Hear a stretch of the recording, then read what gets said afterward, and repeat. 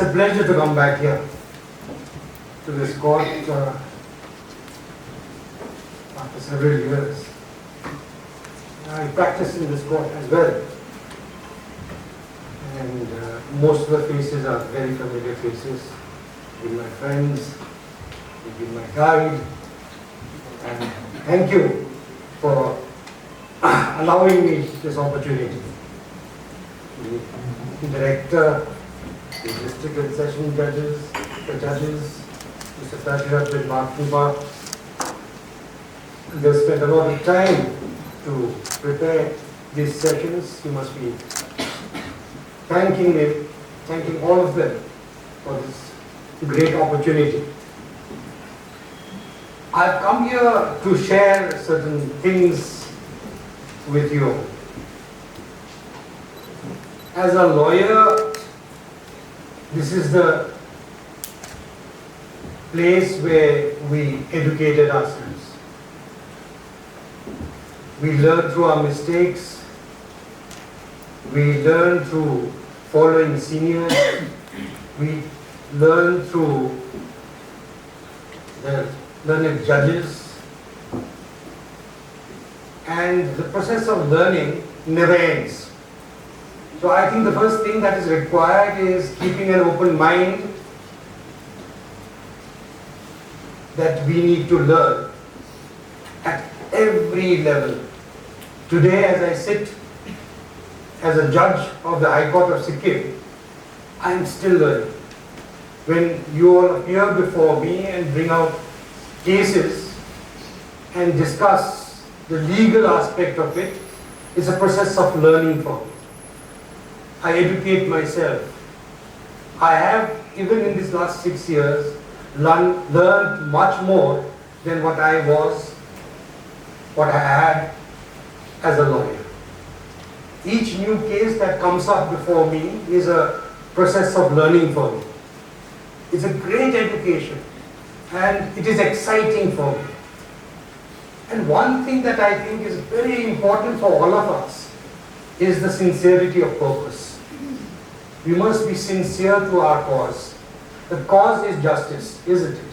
We are all here to render justice, whether you are on this side or on that side or in the center. We are all doing one job of rendering justice, and that is vital. So when you take up a case, that is, I think, paramount to understand that we are here to do justice. You will make money, but money is not the cause. The cause is justice. You may think that it is very easy to say these things. It is easy, let me tell you, let me assure you. Because if you are sincere for the purpose, and if you are absolutely certain that I am in the courtroom to help my client get justice, then nothing else matters. Now, how do we render that justice? By following the law, isn't it? Law is vital because in an adversarial system of justice dispensation, we follow the law. In a lawless society, there is chaos, there is anarchy. So therefore we must follow the law, isn't it? So when a cause comes before us, the first thing that we need to question ourselves is, what is the law? What is the statute? We, on the other day, I conducted a program in Pleading. And through that deliberations that we had out there, a couple of things occurred in my mind, and I must share that with you. If a case comes to you, what is the first question that you ask yourself? About problem के हो, होइन? त्यहाँदेखि तपाईले एउटा माध्यम निकाल्नुहुन्छ, एउटा त्यो सिचुएसनलाई कसरी डिल गर्ने भनेर तपाईले सोच्नुहुन्छ है। अब यो प्रब्लम कसरी रिजल्भ गर्नु? एउटा क्लाइन्ट आएको छ, उनीहरूले तपाईको अगाडि दुःख पोकाएको छ, न्याय माग्नुको लागि कोर्ट जाउँ भनेर भन्दैछ है कोर्ट जाँदाखेरि के माग्ने कसरी माग्ने त्यो राइट छ कि छैन त्यो राइट कहाँ छ अन्याय त भयो तर अन्याय मात्रै भएर हामीले एज अ लयर अन्याय त भयो भनेर क्लाइन्टले भन्छ हैन क्लाइन्टले भनिसकेपछि राइट कहाँ छ भनेर खोज्नु पर्यो नि त हामीले त्यो राइट खोज्नुको लागि कहाँ जाने कता हेर्ने क्लाइन्टले त भन्नु सक्दैन त्यहाँ ले पिपल हैन त्यो तपाईहरुले भन्नु पर्यो तपाईको राइट चाहिँ यहाँ छ अब what kind of disputes that we do civil disputes and we do criminal disputes. In a civil dispute you are asking for a person what is your problem तपाईको problem के हो take for example a landlord tenancy dispute a tenant comes to you and says that my landlord is trying to evict me putting pressure on me or trying to illegally extract money from me what do I do अब problem त छ देख्नुभयो problem अब यसलाई कसरी solve गर्ने कुन चाहिँ कानुन हेर्नु पर्ने त्यसमा तपाईहरुको त्यहाँ साथ चाहियो हैन अब त्यो कानुन त सिक्नु पर्यो नि त यसमा कुन चाहिँ कानुन हो which is that law सिक्किममा the sources of law are different a little different than the rest of India and I must deal with it in a little detail. You know, we became a state of the Union of India in 1975. But much prior to that, we were a kingdom. We were controlled by our own laws. You are all aware of that. Most of you are very senior members of the bar. 371 F भनेको चाहिँ हामी सबै उफ्रिन्छौँ हैन त्यो 371 F के भन्छ हाम्रो पुरानो कानुनहरूलाई protect गरेको छ तर त्यो पुरानो कानुनहरू कहाँ छ कता छ त्यो सोर्स त हो नि तर कता छ कहाँबाट खोज्नुहुन्छ तपाईहरुले Do you have access to those old it's a question I'm asking you do you have access to that information if there is a case relating to old laws of Sikkim, where do you search for that old law? Because old laws are found in different places. So where do you go and can you give me an answer?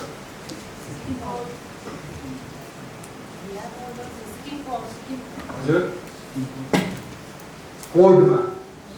So you are Sikkim code. So you have access to that. Where is that available? Law department. Sorry? Law department. Law department. Where else is it available? In courts. In the Sorry? library. In the courts library. In the courts library. Where else is it available? In our chambers. In your chamber. Fantastic. Where else is it available? For the younger lot of people. Website. Absolutely. So we have access to that information. Get that information. Make it available to everybody. If Mr. Kumar has the senior members of the bar have it, share it with your younger lot, to your juniors, so that they also have access to information. Access to information is vital for our justice system. If you do not have access to information, half the battle is lost. Right? मेरो चेम्बरमा छ मैले मात्रै राखेर हुँदैन share गर्नुपर्छ director साहबले भन्नुभयो अहिले sharing of knowledge that is the reason I am here I am not here to come and tell you that I am great that I know much more than you मेरोमा थुप्रो ज्ञान छ त्यो ज्ञान तपाईहरुको माथि थिचोमिचो गर्नुको लागि म आएको होइन है तपाईको नलेज कति छ शेयर गर्ने मेरो नलेज कति छ शेयर गरेर के हुन्छ एउटा माहौल क्रिएट हुन्छ त्यो माहौल जस्टिस को लागि राम्रो हो that is the only mahal that we need to create I feel there is and I must be very blunt with all of you this sharing of knowledge is not up to the mark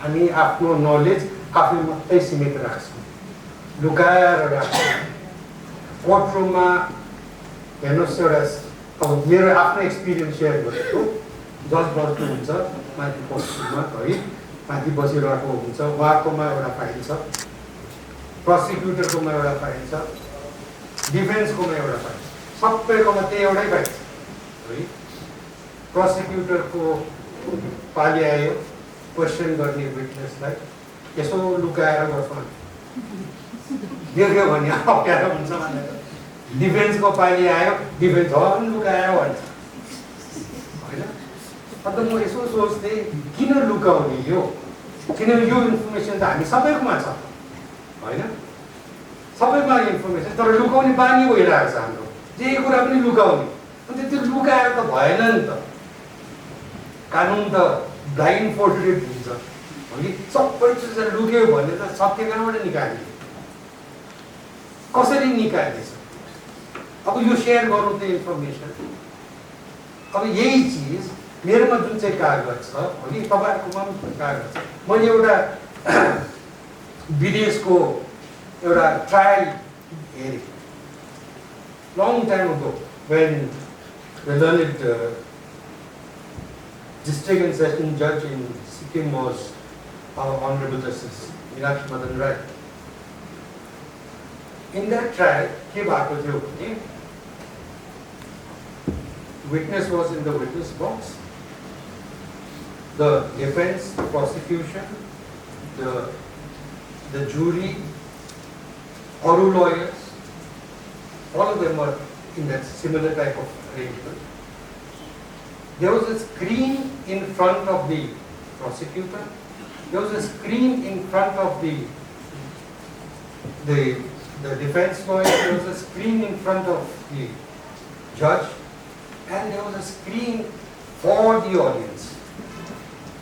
And there was a central coordinator in the middle who was ready with the documents. Every time the prosecutor discussed a document, it was kept in a scanner, and immediately all of us, all of the participants, the stakeholders in the administration of justice had the same document. Questions were asked by the prosecutor with regard to that document. The defense could see it right in front of them. They knew exactly what was happening. The court knew exactly what was happening. The witness knew what was happening. Now, when this process happens, what happens? There is absolute clarity. सबैको दिमाग clear भयो नि त है सबैको यो document तपाईहरुको focus त्यो डकुमेन्टमा पुग्यो त्यो डकुमेन्ट देख्दाखेरि डिफेन्सले अब आफ्नो डिफेन्स क्रिएट गर्दैछ सोच्दैछ है सोचेर त्यसको बारेमा हामीले मौका पाउँदैछौँ क्वेशन गर्ने सत्य त त्यसरी पनि निस्किन्छ लुकाएर यसो गरेर कसरी अब यो system I think should go away. I don't know whether you do it or no. It's been 6 years since I left, but as long as I was there, this was the system. सबै लुकाएर जे कुरा पनि लुकाऊ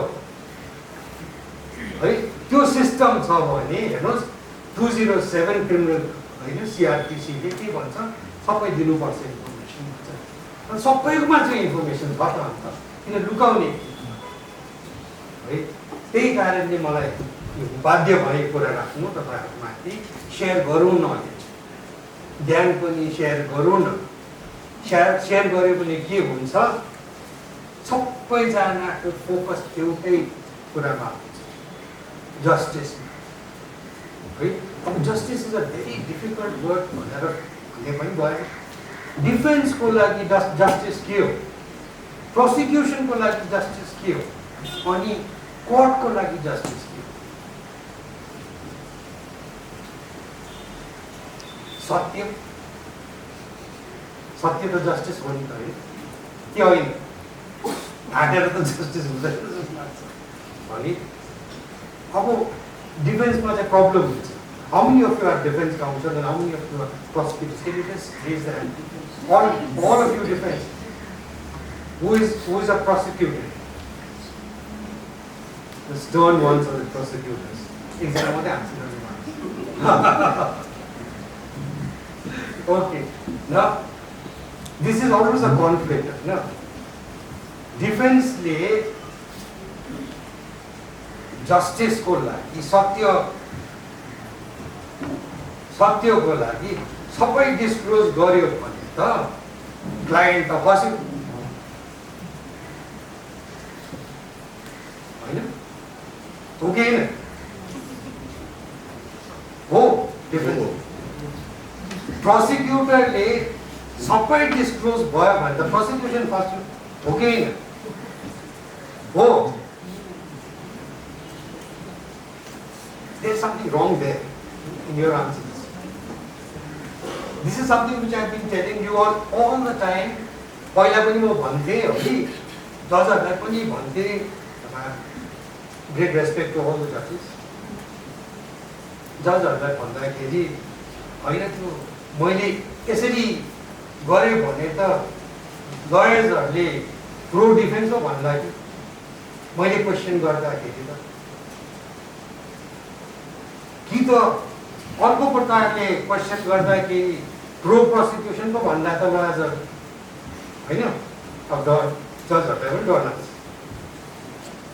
प्रोसिक्युसनले 15वटा कागज निकालिरहेको छ है त्यो केसमा investigation पछि। त्यो 15वटा कागजमा 6वटा कागज चाहिँ डिफेन्सको फेभरमा छ। अब त्यो 6वटा कागज निकाल्यो भने त केसै खतम भयो होइन। अनि किन निकाल्यो त्यो राख्दिउँ न।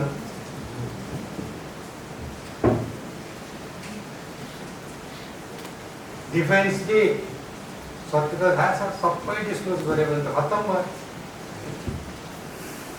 अन्त मेरो विचार के थियो भने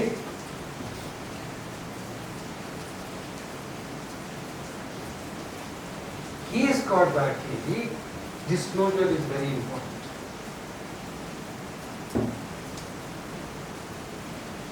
Judge needs to be actively participating in the process of trial.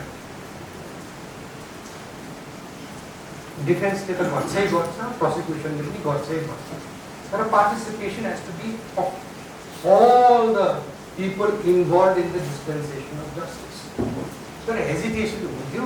अहिले हालैमा तपाईले पढ्नु भयो होला मुन्नी देवीको जजमेन्ट आयो सुप्रिम कोर्ट। सुप्रिम कोर्टले के भन्नुहुँदैछ? सुप्रिम कोर्टले भन्नुहुँदैछ कि judge needs to participate. Judge needs to ask the question. If the prosecution is not asking the right question, you must ask the questions. If the defense is not asking the question, you must ask. Because ultimately what we are all doing is getting the truth out. अब यो मलाई किन म बाध्य हुँदैछु तपाईहरुलाई भन्नु, किनभने कतिवटा केसमा सत्य के हो तपाईहरुले ट्रायल सक्नुभयो, अपिलमा आएको छ मेरो कोर्टमा, म हेर्दै छु सत्य खोज्नु परिरहेको छ। सत्य कहाँ छ? प्रोसिक्युसन यता गइरहेको छ, डिफेन्स उता गइरहेको छ, जजले जजमेन्ट दिइरहनु भएको छ, बिचको बाटो छ उहाँको। सत्य चाहिँ के हो? सत्य नै देखिँदैन।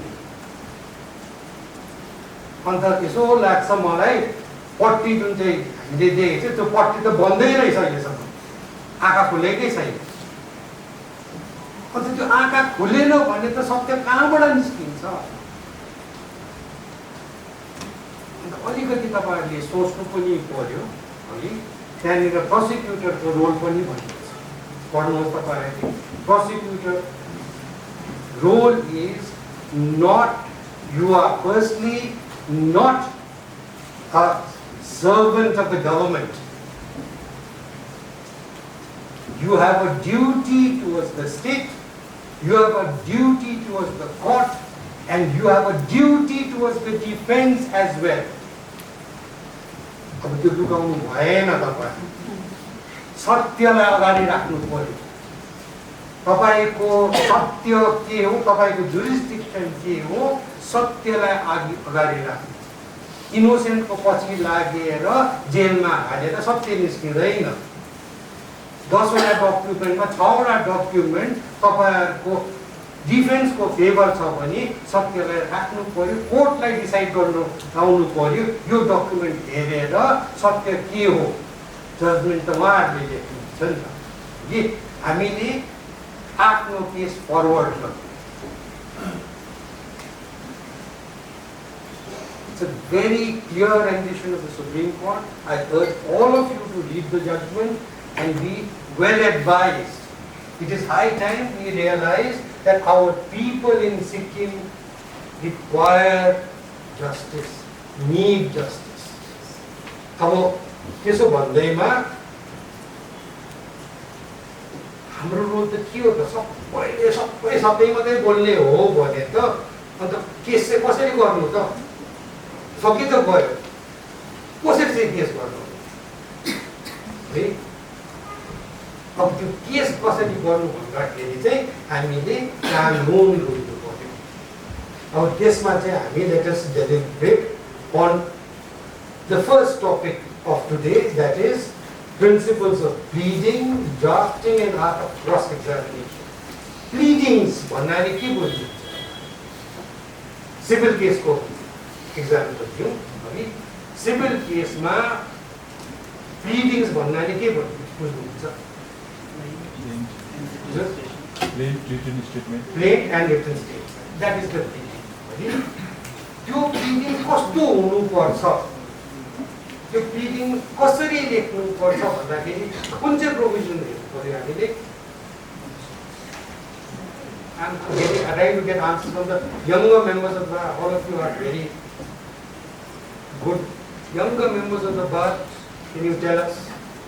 Who are the younger members? Anybody out here with 2-3 years of experience only?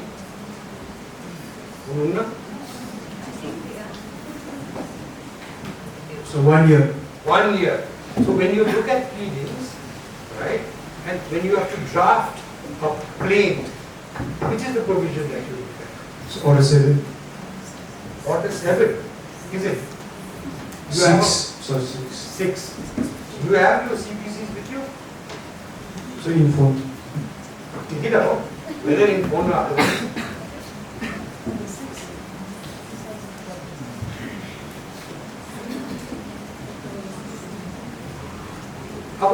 Why am I dealing with this is, I realize that many of you still indulge in drafting plain as if it was a writ petition. यति मोटो हुन्छ plane, 50 प्याराग्राफको plane. अब 50 प्याराग्राफको plane, let's take a hypothetical example. Landlord tenancy dispute, the maximum तपाईँहरुको त्यस्तै हुन्छ होला हैन? What kind of dispute do you actually get? Maximum तपाईँहरुको 450 वटा case छ भन्दैछ। कतिवटा case चाहिँ landlord tenancy dispute or maximum number of case केसमा छ? The district judge can tell us. Okay, so land dispute and tenancy dispute. So take for example a tenancy dispute, a landlord tenancy dispute. तपाईँहरुले एउटा plane file गर्नु पर्यो कि कसरी draft गर्नु? How do you start by drafting? Take for example a landlord tenancy dispute. How would you start drafting? The young lawyer. So for that, first I'll negate like what are the issues and what are the cause of action and all, and I'll try to draft plaint in a very simple, in a very concise and precise language, and not use very hyper words in the plaint and all. Fantastic, that's a brilliant idea. Now, but in a landlord, now I'm focusing you on a landlord tenancy dispute. Landlord tenancy dispute, it is a suit for eviction. In a suit for eviction, what is it that you will have to state in your plaint? So first I'll try to like what are the statutory provision like on which I'm protected. First I'll read the statute and then protected, you mean you are for the landlord. I'm focusing more on this. You are the landlord, you want to evict a tenant. So what will you do?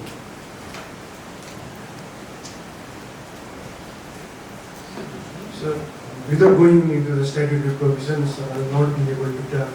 Correct. So which is the statute which controls a landlord tenancy dispute in Namchi? So, as far as I know, like Rent of Rent Controls Act, I'm talking about Namchi. Sikkim eviction. Sikkim? So, I'm not able to Okay, recall. that's all right. Absolutely. You're just 1 year and you've got so much of information. That's fantastic. Anybody else who can guide, help us? Which is that law which controls the landlord tenancy dispute for Namchi?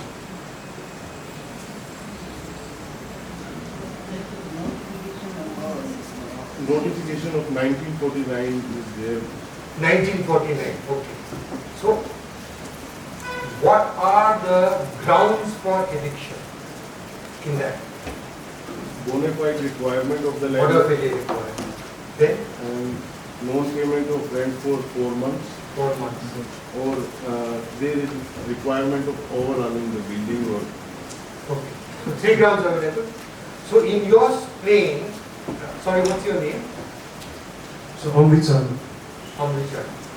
Mr. Hon'ble, in your plate, there are, this is the 49th legislation. So what are you going to, how are you going to draft it?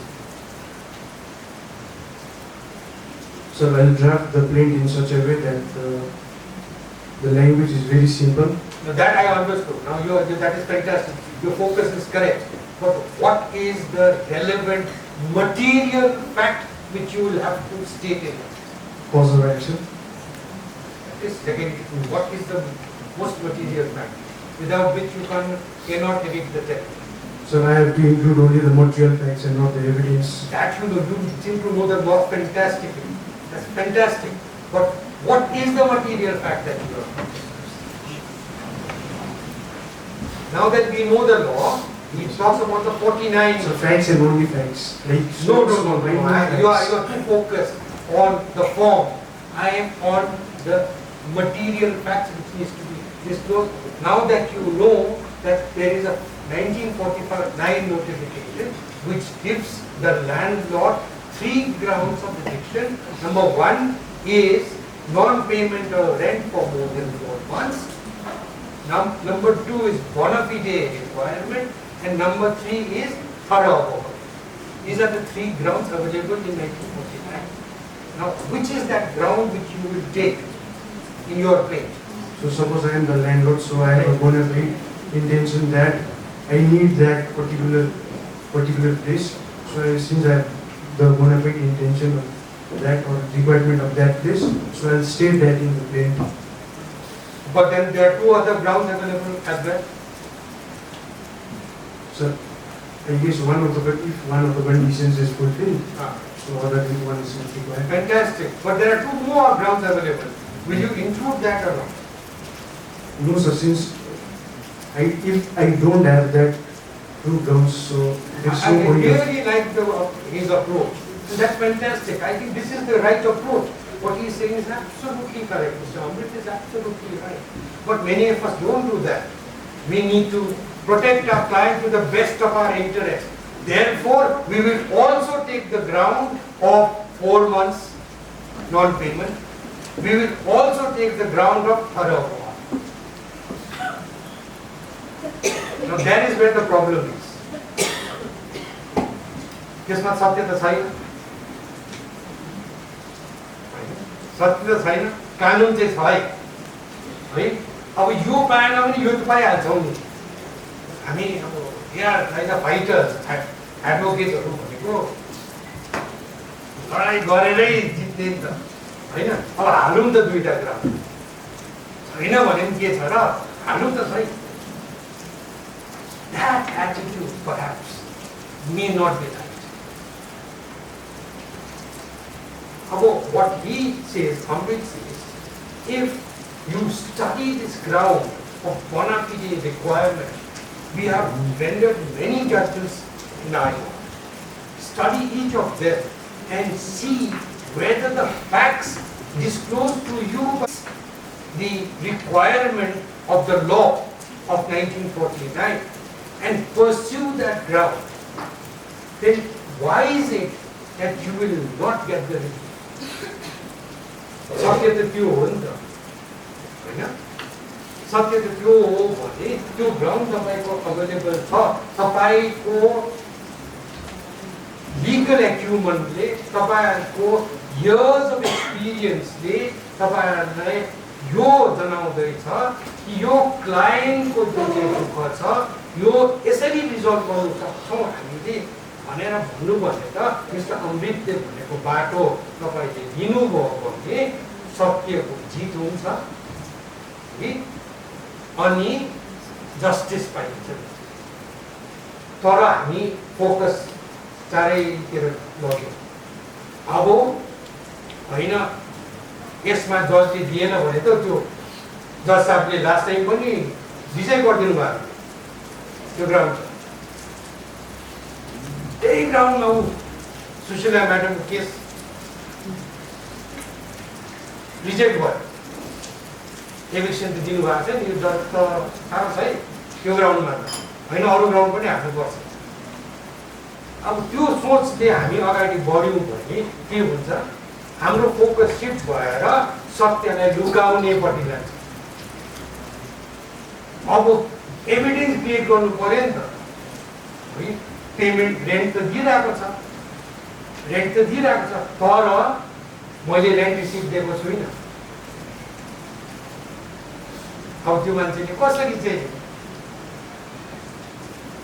Project गर्छ कि rent दिएको थिएँ भनेर म होइन भनेपछि सकिगयो होइन लु अब मेरो बुद्धि घरको बुद्धि हो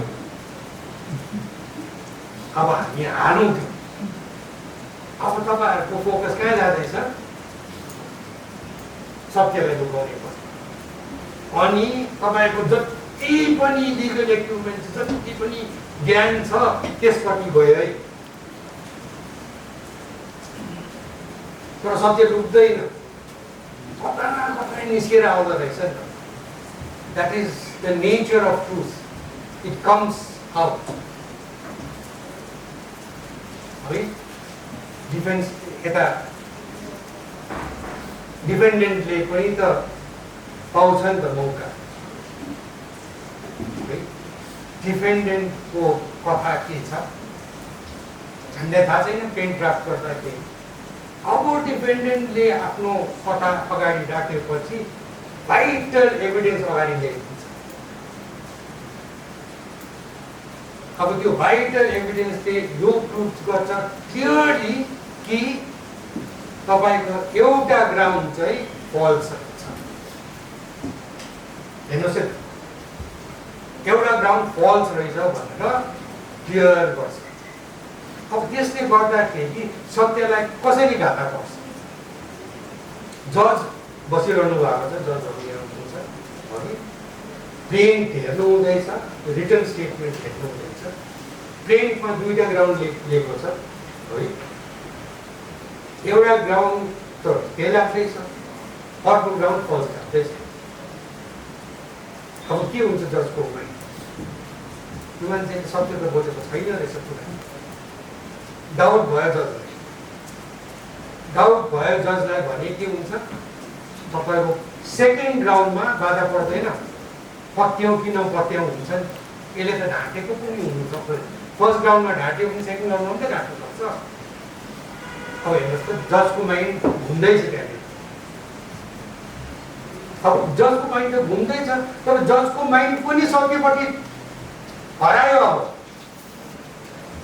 तपाईहरुको एटिट्युड पट्टि जाँदैछ तपाईहरुको इलिगल एक्ट पट्टि जाँदैछ सत्य कहाँ लुकेर बसिरहेको छ कसरी निकाल्ने त्यो सत्यलाई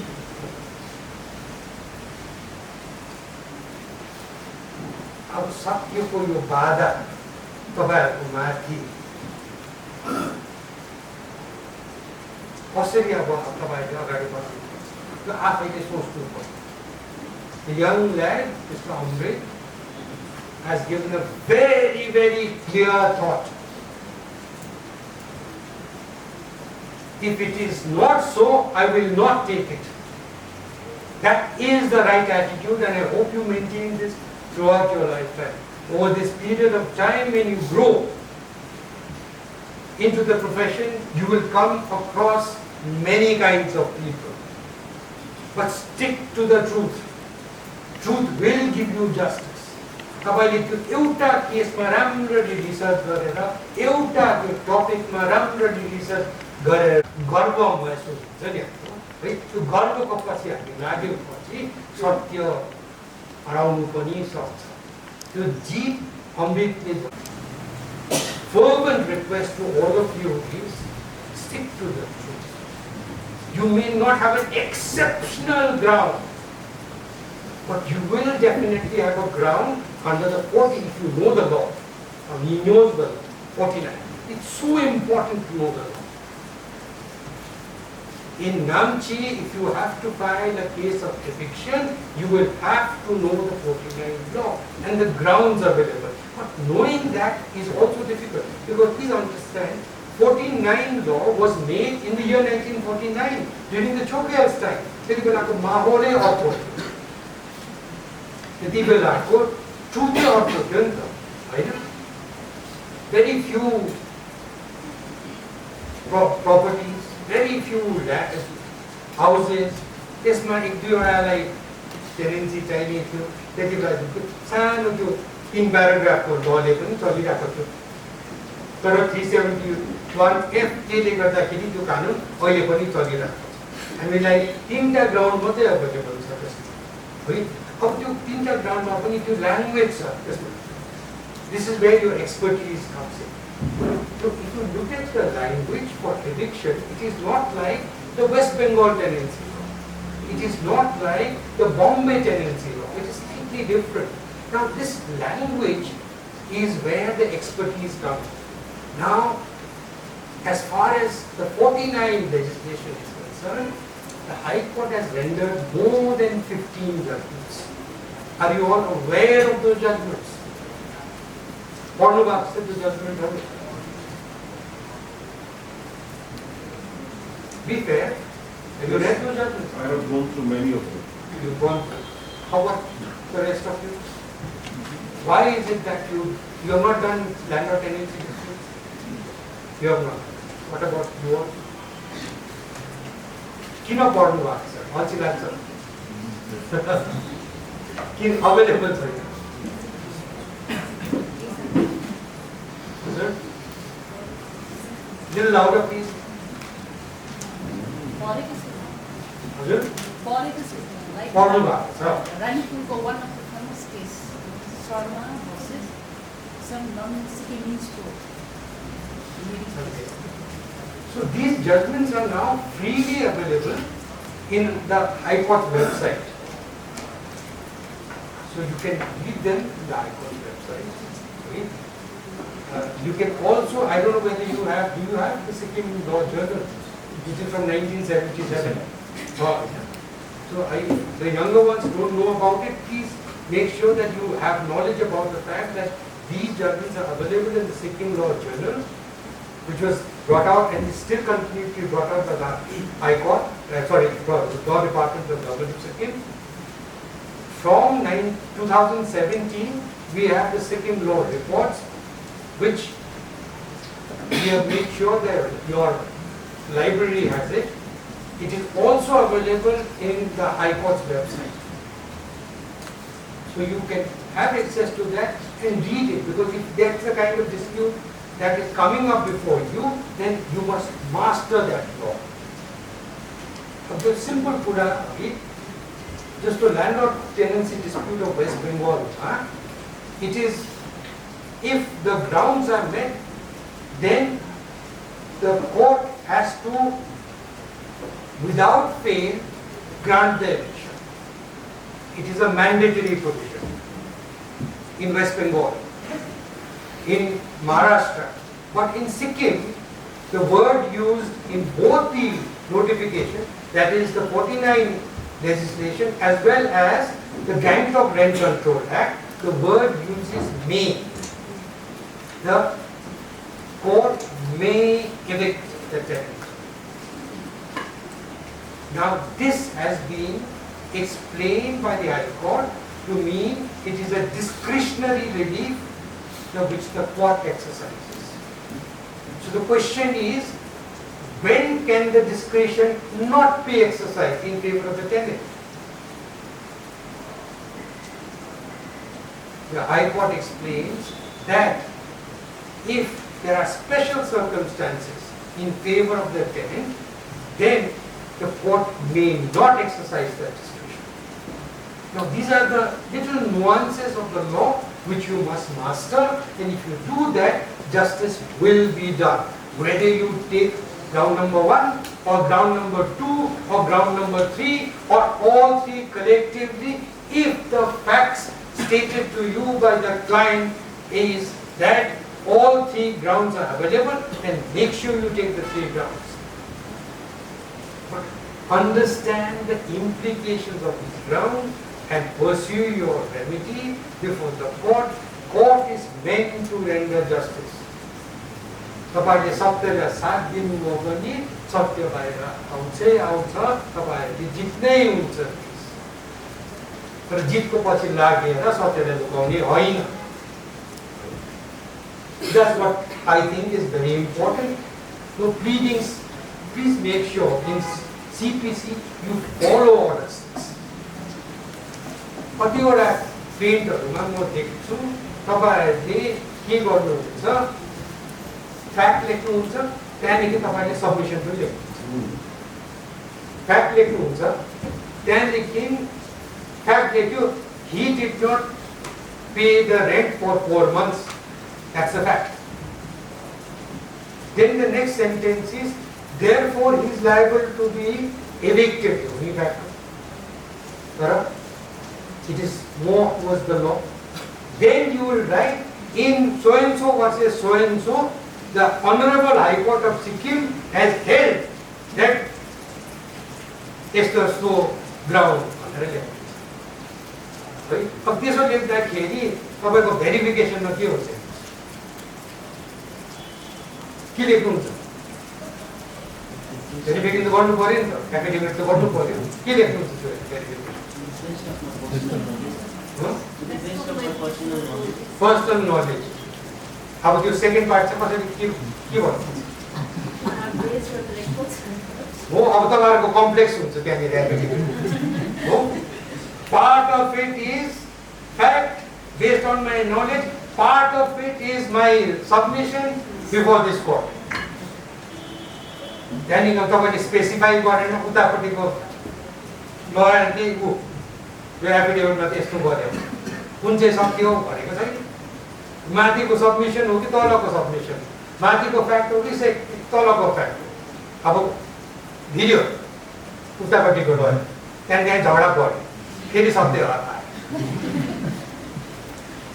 अन्त क्लियरली लेख्नुहोस् fact. Order 6 very clearly says, you shall state the facts, the material fact, and not the evidence. हाम्रोमा प्र्याक्टिस छ, के लेख्छौं? So and so is annexed here to and marked as annexure 1. Plane पर लेख्नु तपाईहरु है, त्यो practice त writ petition, त्यो प्र्याक्टिस त रिट पिटिसन। अब राम्रो रिट पिटिसन पहिला कसैले देख्नु भएको थियो, होनहार वकिलहरु हाइकोर्टमा थियो, त्यो पायौं हामीले, त्यसलाई कपी गर्नु। अब यो प्र्याक्टिस हामीले चलिआएको छ। यहाँ मात्रै भनेको होइन, मैले सबैतिर all over the country it is like this. राम्रो ड्राफ्ट देख्नु मजा लाग्छ नि त पढ्दाखेरि, ओहो यस्तै म पनि लेख्नु पर्यो भनेर सुरु हुन्छ। अब रिट पिटिसनको ड्राफ्टिङ तपाईहरुले प्लेनमा हाल्दिनु हो, फेरि कन्फ्युजन त्यहाँ।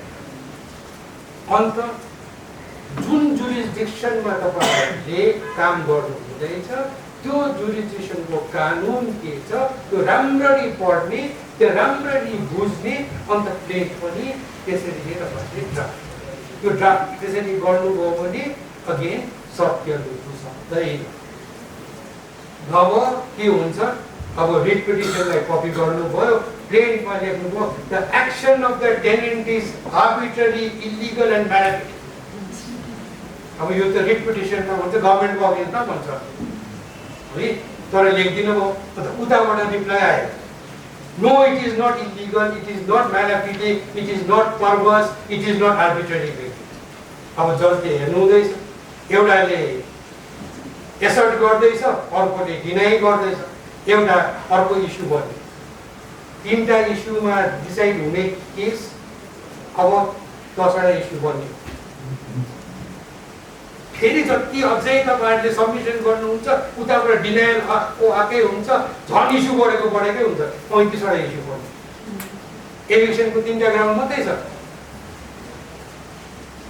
फेरि सत्य लुकेर जान्छ अब तपाईहरुको मेहनत हो तपाईहरुको सबै जति पनि ज्ञान छ 35वटा इस्युमा डिस्ट्रिब्युट भयो 35वटामा अब तपाईहरुले जी जान लगाएर त त्यहाँ झगडा पर्नु पर्यो नि त हैन अन्त झगडा पर्दाखेरि त यता पनि एभिडेन्स ल्याउनु पर्यो उता पनि एभिडेन्स ल्याउनु पर्यो त्यहाँदेखि जजमेन्ट देखाउनु पर्यो जजमेन्ट देखाएर कोर्टमा जानु पर्यो रिटन सबमिसन 15 पेजको फाइल गर्नु पर्यो 15 पेजको फाइल गरेपछि जजले कपाल समात्नु थाल्यो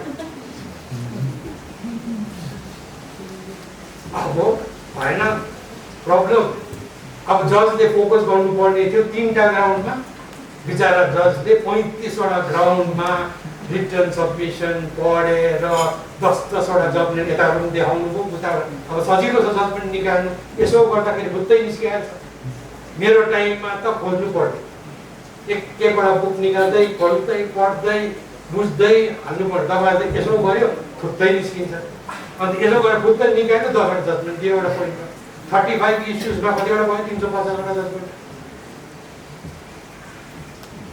जज बिचारा रातभरि बसेर जजमेन्ट लेख्नु हुँदैछ 35वटा इस्यु सत्य हरायो So focus, my fervent plea to is focus on the cause.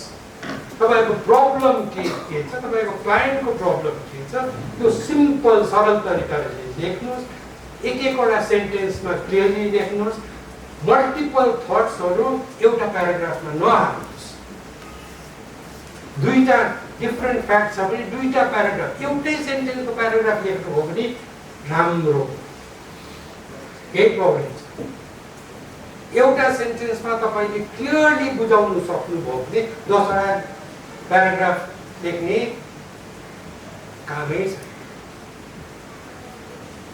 The defendant number 1 failed to pay the rent for the month of October, November, December and January of the year 2022 and 23 भनेपछि एउटा सेन्टेन्समा तपाईको ground clear भयो अरु लेख्नै परेन त्यहाँदेखि चाहिँ गार्निशिङ हुन्छ त्यो क्लाइन्टको लागि गार्निशिङ भनेको चाहिँ के हो भने केक बनायो त्यहाँदेखि माथिबाट मजाले बुट्टा भर्छौँ नि त हैन मजाको देख्छ नि त्यो कसलाई देखाउनु पर्यो हेर्ने मान्छेलाई आफ्नो लागि त त्यो केकको भित्र खाए भइहाल्यो हैन तर देख्ने मान्छेलाई त मजाको गार्निशिङ भर्दाखेरि मजा आउँछ अन्त गार्निशिङ गर्यो त्यो आधा पेजको प्लेन ड्राफ्ट गरेर क्लाइन्टले कति पैसा दिन्छ हैन अब बनाउन त 20 पेजको बनायो भने त मजाले निकाल्न सकिन्छ नि है त्यो गार्निशिङ गर्दाखेरि सत्य फेरि लुकेर त्यो सत्य कसरी लुक्दो रहेछ हेर्नुहोस् है त यो मेरो इयर्स अफ एक्सपिरियन्स मैले पनि गरेको नगरेको होइन मैले पनि गरेको नि त है तर अब सिक्नु बाध्य भयो कसरी सिके भने सुप्रिम कोर्टमा एउटा केस गरेँ सुप्रिम कोर्टमा म प्र्याक्टिस गर्दाखेरि एउटा केस गरेँ त्यो केस ल्यान्डलर्ड टेनेन्सी डिस्प्युट क्यालकाटा त्यो केस गर्नुको लागि मेरो सिनियरकोमा आयो सिनियरले मलाई सोधिदियो मैले पढेँ मैले सिनियरलाई पनि यसमा केसै छैन हामी त टेनेन्ट थियौँ हो कि हाम्रो इलेक्सन एकदम क्लियर छ अब नगरे पनि हुन्छ सुप्रिम कोर्टमा फाइट नगर क्यालकाटा हाइकोर्टको जजमेन्ट थियो मेरो सिनियरले पनि मलाई पत्याउँथ्यो हुन्छ भने क्लाइन्टको चिठी लेख्थ्यो। क्लाइन्टले भन्यो होइन 6 महिनाको लागि भए पनि मलाई चाहिँ टाइम चाहिन्छ, एउटा एसएलसी चाहिँ फाइल गर्नै पर्छ भने क्लाइन्ट मेरो सिनियरले भास्कर तेरो दिमाग लगा, अब यस्तो गर्नै पर्छ भने अब मैले खोज्नु थालेँ क्रममा खोजेँ, रातभरि खोजेँ, 2 दिन खोजेँ, 3 दिन खोजेँ, 3rd दिनमा ग्राउन्ड पनि पाएँ, एसएलपी ड्राफ्ट गरेँ, ठुलो सिनियर वकिललाई लगेँ, केस गर्दाखेरि केस टिप्ने पनि भयो, स्टिप पनि पाइहाल्यो। अब जब त्यो फाइनल स्टेजमा आर्गुमेन्ट भयो, यति इन्ट्रेस्टिङ आर्गुमेन्ट भयो एउटा लिगल पोइन्टमा हो नि। अन्त जुन चाहिँ मैले केस छैन भनेको थिएँ त्यो केस त होला होला जस्तो पनि हुँदाखेरि हो। अब त्यहाँनिर यति इन्ट्रेस्टिङ लडाइँ भयो सुप्रिम कोर्टमा, सानो टेनेन्सीको केस, तर त्यहाँनिर जुन चाहिँ माहौल क्रिएट भयो त्यो केस हुँदाखेरि सुप्रिम कोर्ट जति पनि होनहार वकिलहरू त्यो सबै आएर सुन्नु आउनुभयो, आएर मजाले सुन्नुभयो, मजाले सुनेर त्यहाँदेखि नोट्सहरू पनि लेख्नुहुन्थ्यो। त्यहाँदेखि 3-4 दिन आर्गुमेन्ट भयो, उताको वकिल पनि केही भन्दा है, मलाई लिड गर्ने पनि त्यही भन्दा, यति मिठो आर्गुमेन्ट भयो, नोट्सहरू पढियो, जजमेन्ट 1 महिनापछि आयो। मैले जुन चाहिँ इनिसियल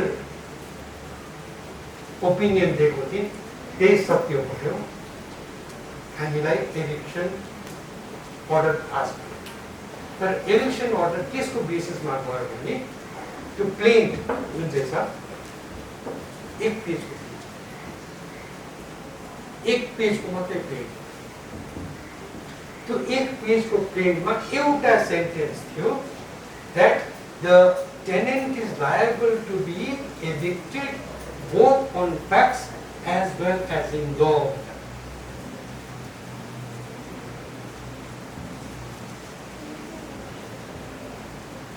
मलाई एभिक्सन भयो, अन्त ट्रान्सफर भयो। एउटा सानो सेन्टेन्सले पनि सत्य क्लियरली अगाडि ल्याउँछ।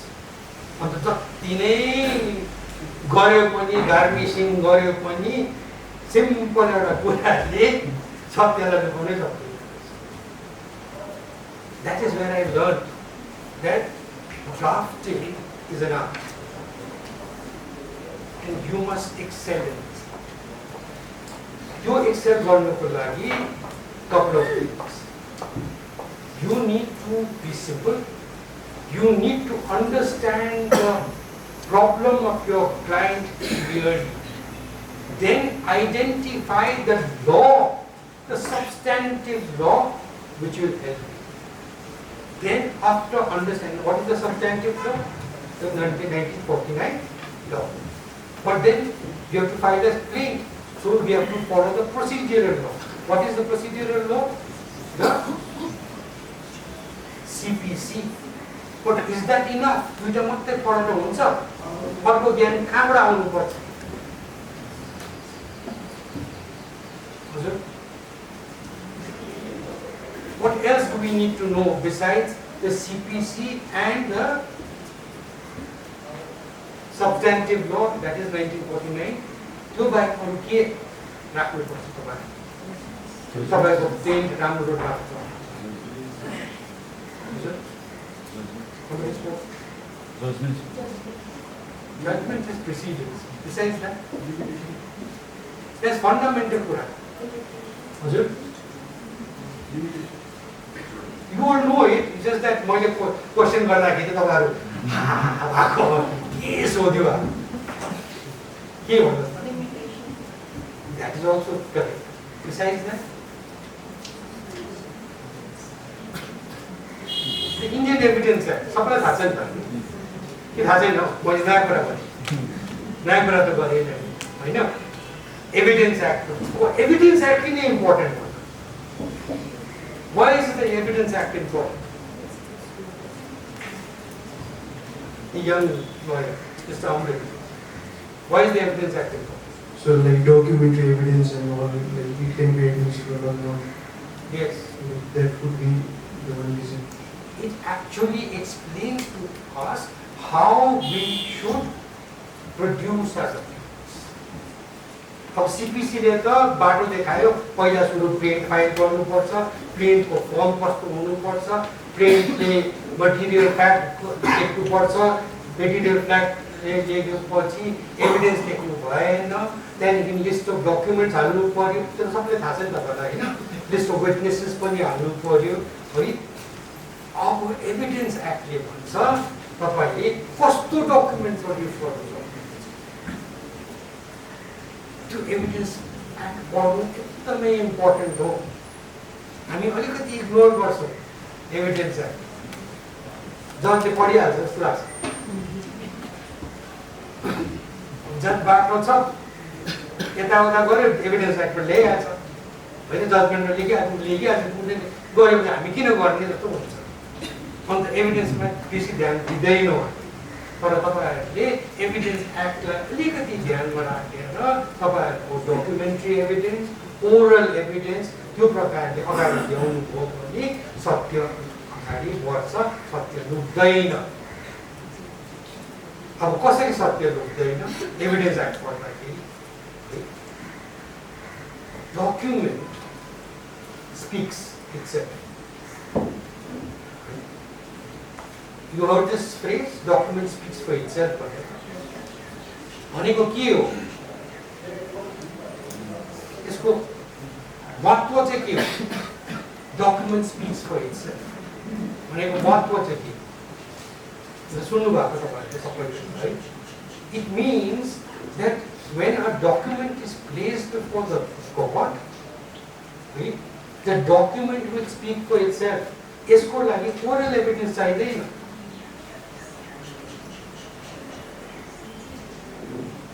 सत्य त यो एग्रिमेन्ट साइन गर्नु भएको छ एग्रिमेन्टले भन्दैछ क्लजेसमा केमा एग्री गर्नु भएको छ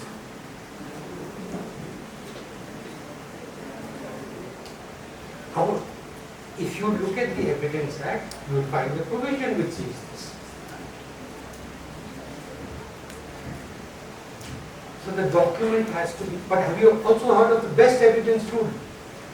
What is the best evidence rule? So primary evidence. Correct.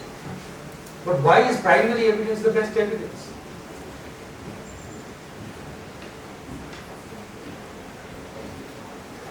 Take for example, criminal case ma post-mortem reports. Okay. Which is the best evidence? Post-mortem bhayo, to prove the post-mortem, which is the best evidence? The doctor who prepared it. But that is the second part. The post-mortem report. That's the best evidence, isn't it? Now to prove the best, the post-mortem report, who will prove it? Who conducted the postmortem? The doctor, the author. अब तर चार्जसिटमा कतिवटा केसहरुमा हाम्रो हाइकोर्टमा आउँछ प्रोसिक्युटरहरूले postmortem report is being proved by the investigating officer किन हुँदैछ प्रोसिक्युटर why is the doctor not examined and why is the postmortem report being तपाईले गर्नु भएको हैन तर मैले भनेको त्यस्तो केसहरु पनि आउँदै रहेछ आरोप लगाएको हैन त्यस्तो केस पनि आउँदै रहेछ कि आयोले प्रुभ गर्दैछ अब सत्य कहाँ गयो पोस्टमार्टम त मरेको पोस्टमार्टम पनि भएको report has been proved by the IO, marked by the IO also, exhibited also. Why that exhibition कसरी भयो त्यो जजलाई भनेको हैन जजले सुन्नु इम्पोर्टेन्ट हो एक्जिबिसन कसरी भयो त्यो आयोले त पोस्टमर्टम त गरे उ त थिदै पनि थिएन हैन कानुनले के भन्छ एभिडेन्स एक्टले के भन्छ जसले देख्छ उसको एभिडेन्स अगाडि आउनु पर्यो जसले सुन्छ उसको एभिडेन्स अगाडि आउनु पर्यो हैन जसले पर्सिभ गर्छ उसको एभिडेन्स अगाडि आउँछ।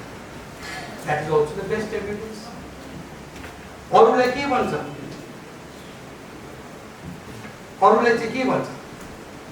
सुन्ने मान्छेले नभनेर अर्को मान्छेले त्यो सुनेको कुरा गर्यो भने चाहिँ के भन्छ? हेर्से। सबैलाई थाहा छ, सबैलाई थाहा भइ पनि हेर्से एभिडेन्स चाहिँ किन रेकर्ड हुन्छ?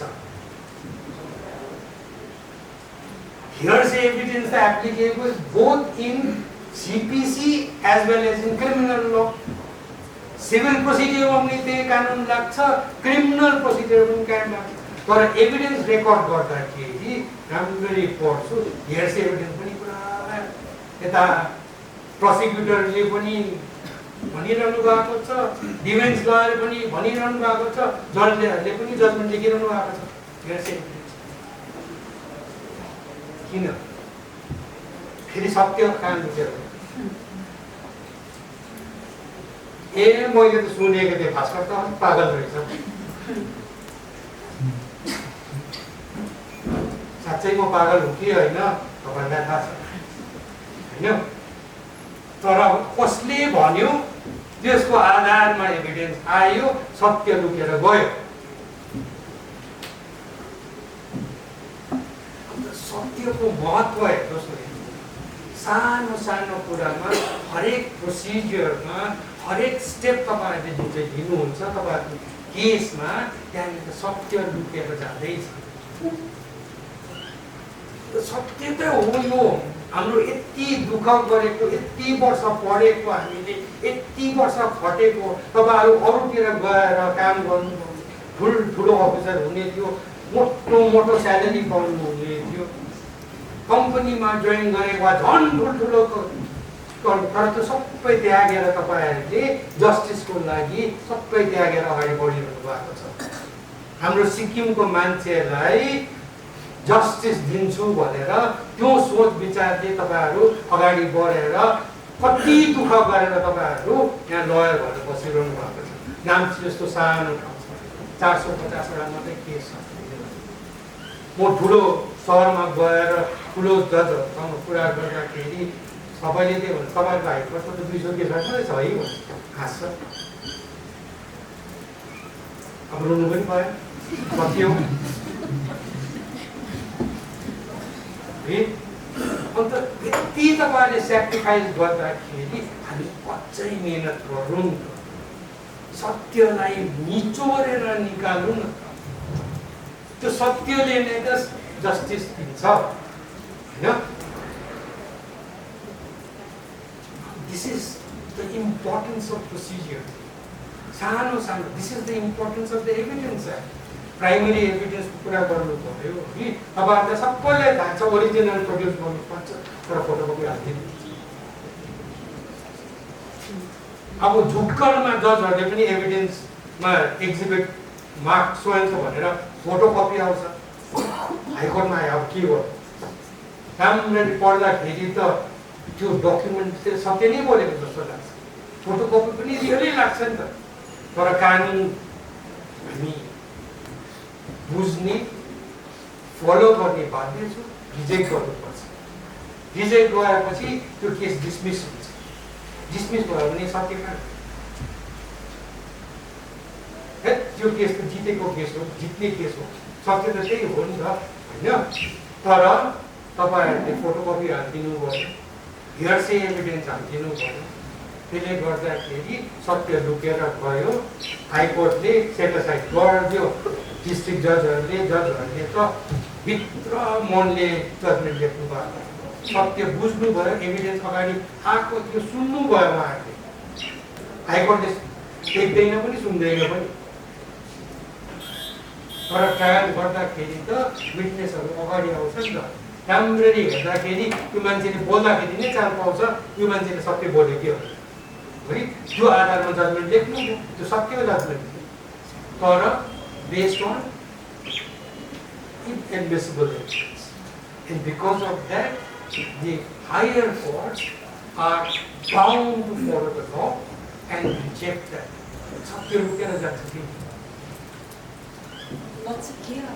my query, especially in criminal law,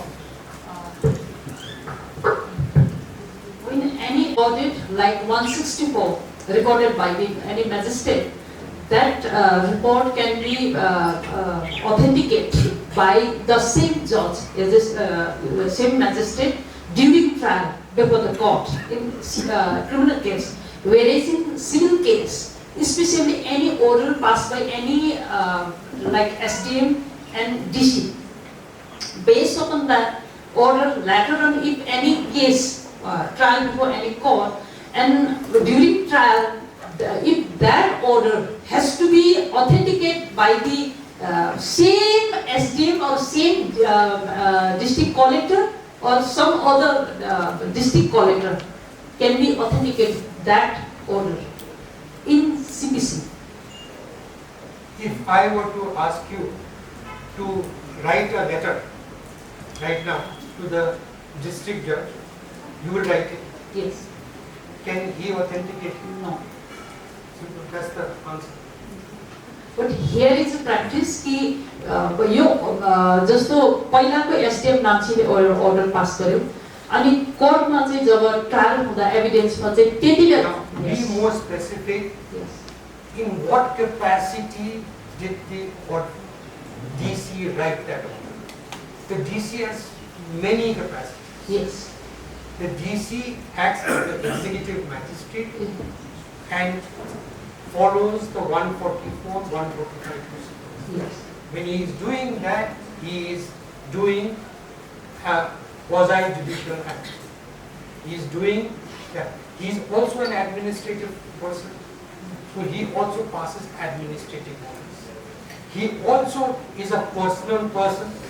He has his own personal. In his capacity, he may write personal letters. Yes. In what capacity is that document prepared is the question that you need to answer first. If it is pertaining to the office that he holds, Yes. and suppose the DC, it's a transferable job, Yes. and that person has been transferred somewhere else, then for the purpose of showing to the court that this document exists, the officer who is holding that post can produce it. But the truth or veracity of that document will come only from the maker of that document. Thank यो you. Document अफिसले गरेको भनेर त produce गर्नु सक्नुहुन्छ, तर produce गरेर मात्रै सत्य आउँदैन। सत्य चाहिँ त्यहाँ भित्रले लेखेको छ, Yes. त्यसमा के लेखेको छ? अब त्यहाँ डीसीले लेख्नु भएको छ भने कि I came to know that Yes. so and so has caused immense problem of law and order, and because of that I am taking this action. भनेर I came to know भनेपछि त उहाँ आफैले भन्नुभयो नलेज न भनेपछि personal knowledge. So you have to know the capacity the person is writing. He may write a personal letter. He may write a letter to me in his personal capacity, saying certain things. Now that's a personal capacity. Then he will have to be produced to prove that letter was written by him. So it depends on the type of letter it is. Thank So you. you have to think that.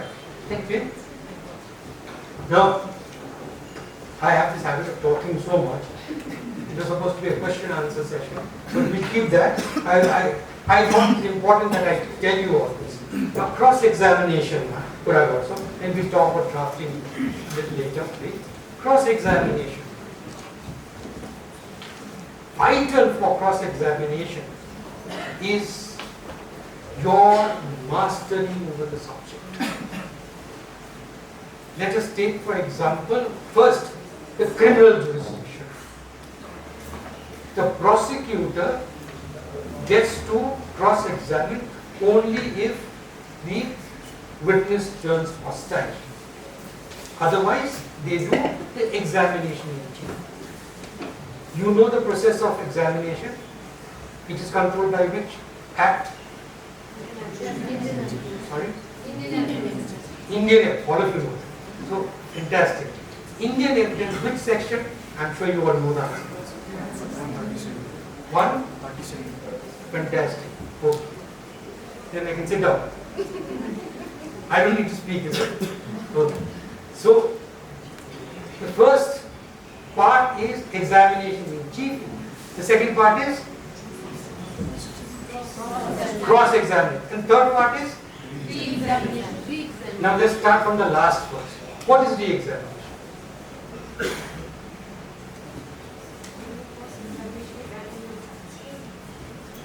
What is re-examination? To examine any witness who has already been examined. And that's the straight answer. But why re-examination? When will the judges allow re-examination? So if there is any like contradiction in regards to cross-examination, the PP can again re-examine in regards to like. But cross-examination is the purpose of cross-examination is the purpose of contradiction, isn't it? Yes, sir. We need to contradict. So for every contradiction, if re-examination is given, then there is no end to it. But re-examination will only be confined to whatever the contradiction is there in the cross-examination. But when you cross-examine, why do you cross-examine? For contradictions, isn't it? Yes. So let's take for example, in a criminal case, there is a 161 statement of a witness, right? And he has come to the witness box and made a statement.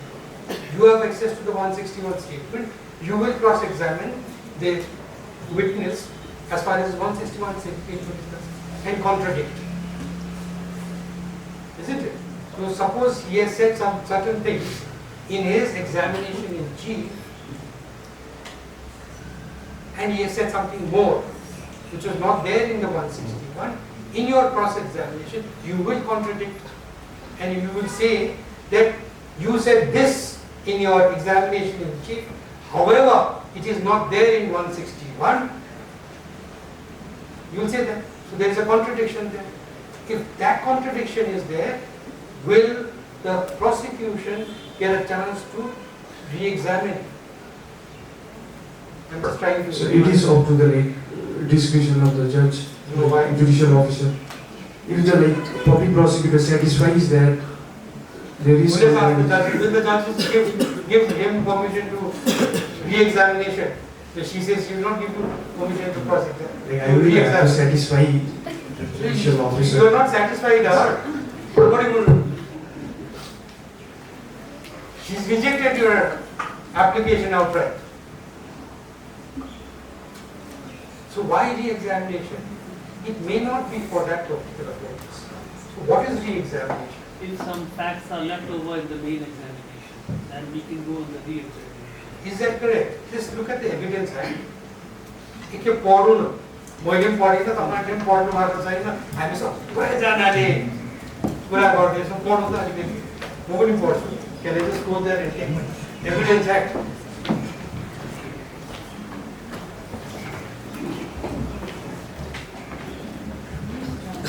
कुन चाहिँ provision अरे हजुर 137 no 137 the examination chief for it 38 पढ्नुहोस् त who will read it since I have the mic movie पढ्नु पर्छ है यहाँ त रिभर्स हुँदैछ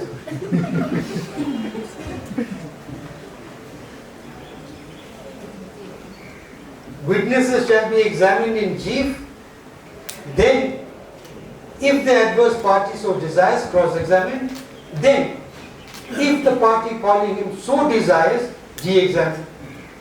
यहाँ त very wide छ उहाँको अलाउ गर्नुपर्ने थियो उहाँले अलाउ गर्नु भएन यो त रङ भयो फर्स्ट पार्ट गर्दाखेरि हैन त्यसो अमृतले भन्नुभएको त एकदम वाइड छ नि त यहाँ त if the party desires I desire to re-examine किन त तर अझै लेखेको रहेछ the examination and cross-examination must relate to relevant facts but the cross-examination need not be confined to the facts to which the witness testifies on his examination in chief.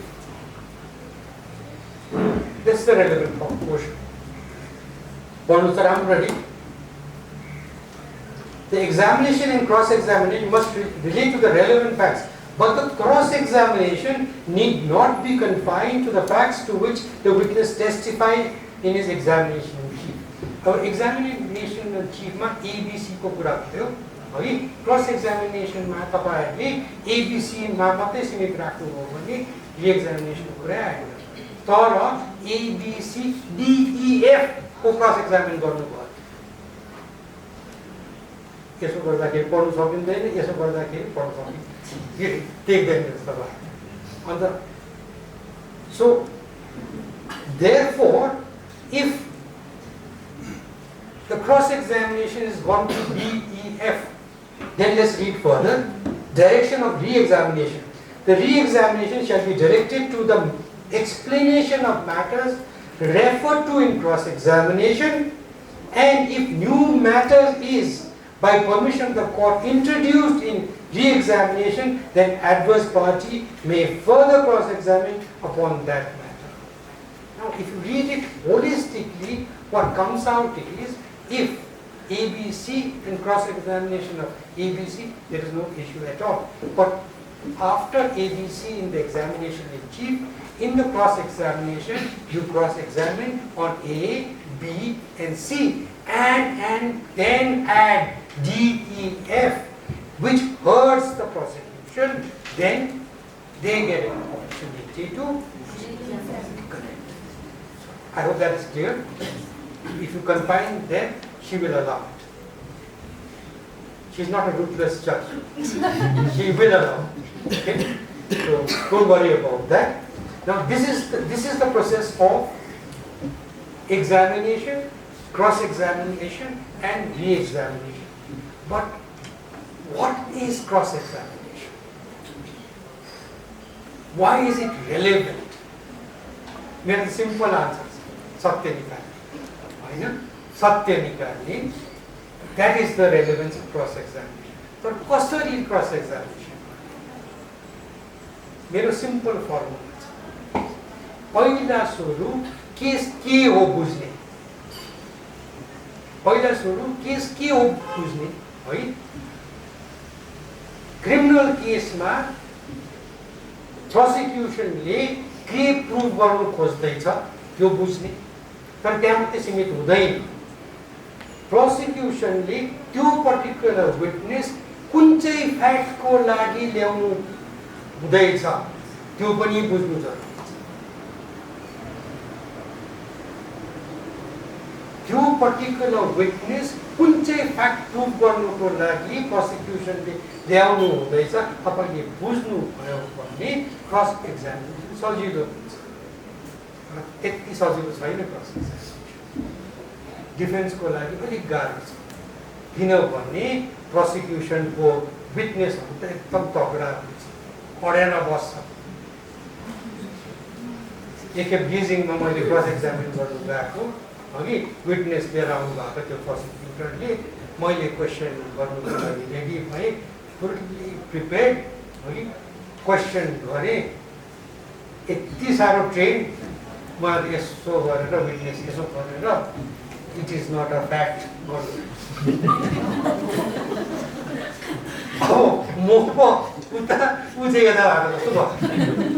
It is not a fact गर्दा एकछिन त म नै चकमक्क भएँ. अब त्यस्तो विटनेसहरु पनि आउँछ नि त हैन. फुल्ली ट्रेन सबै थाहा भएको ज्ञानी फ्याक्टमा पनि ज्ञानी कानुनमा पनि it is not a fact.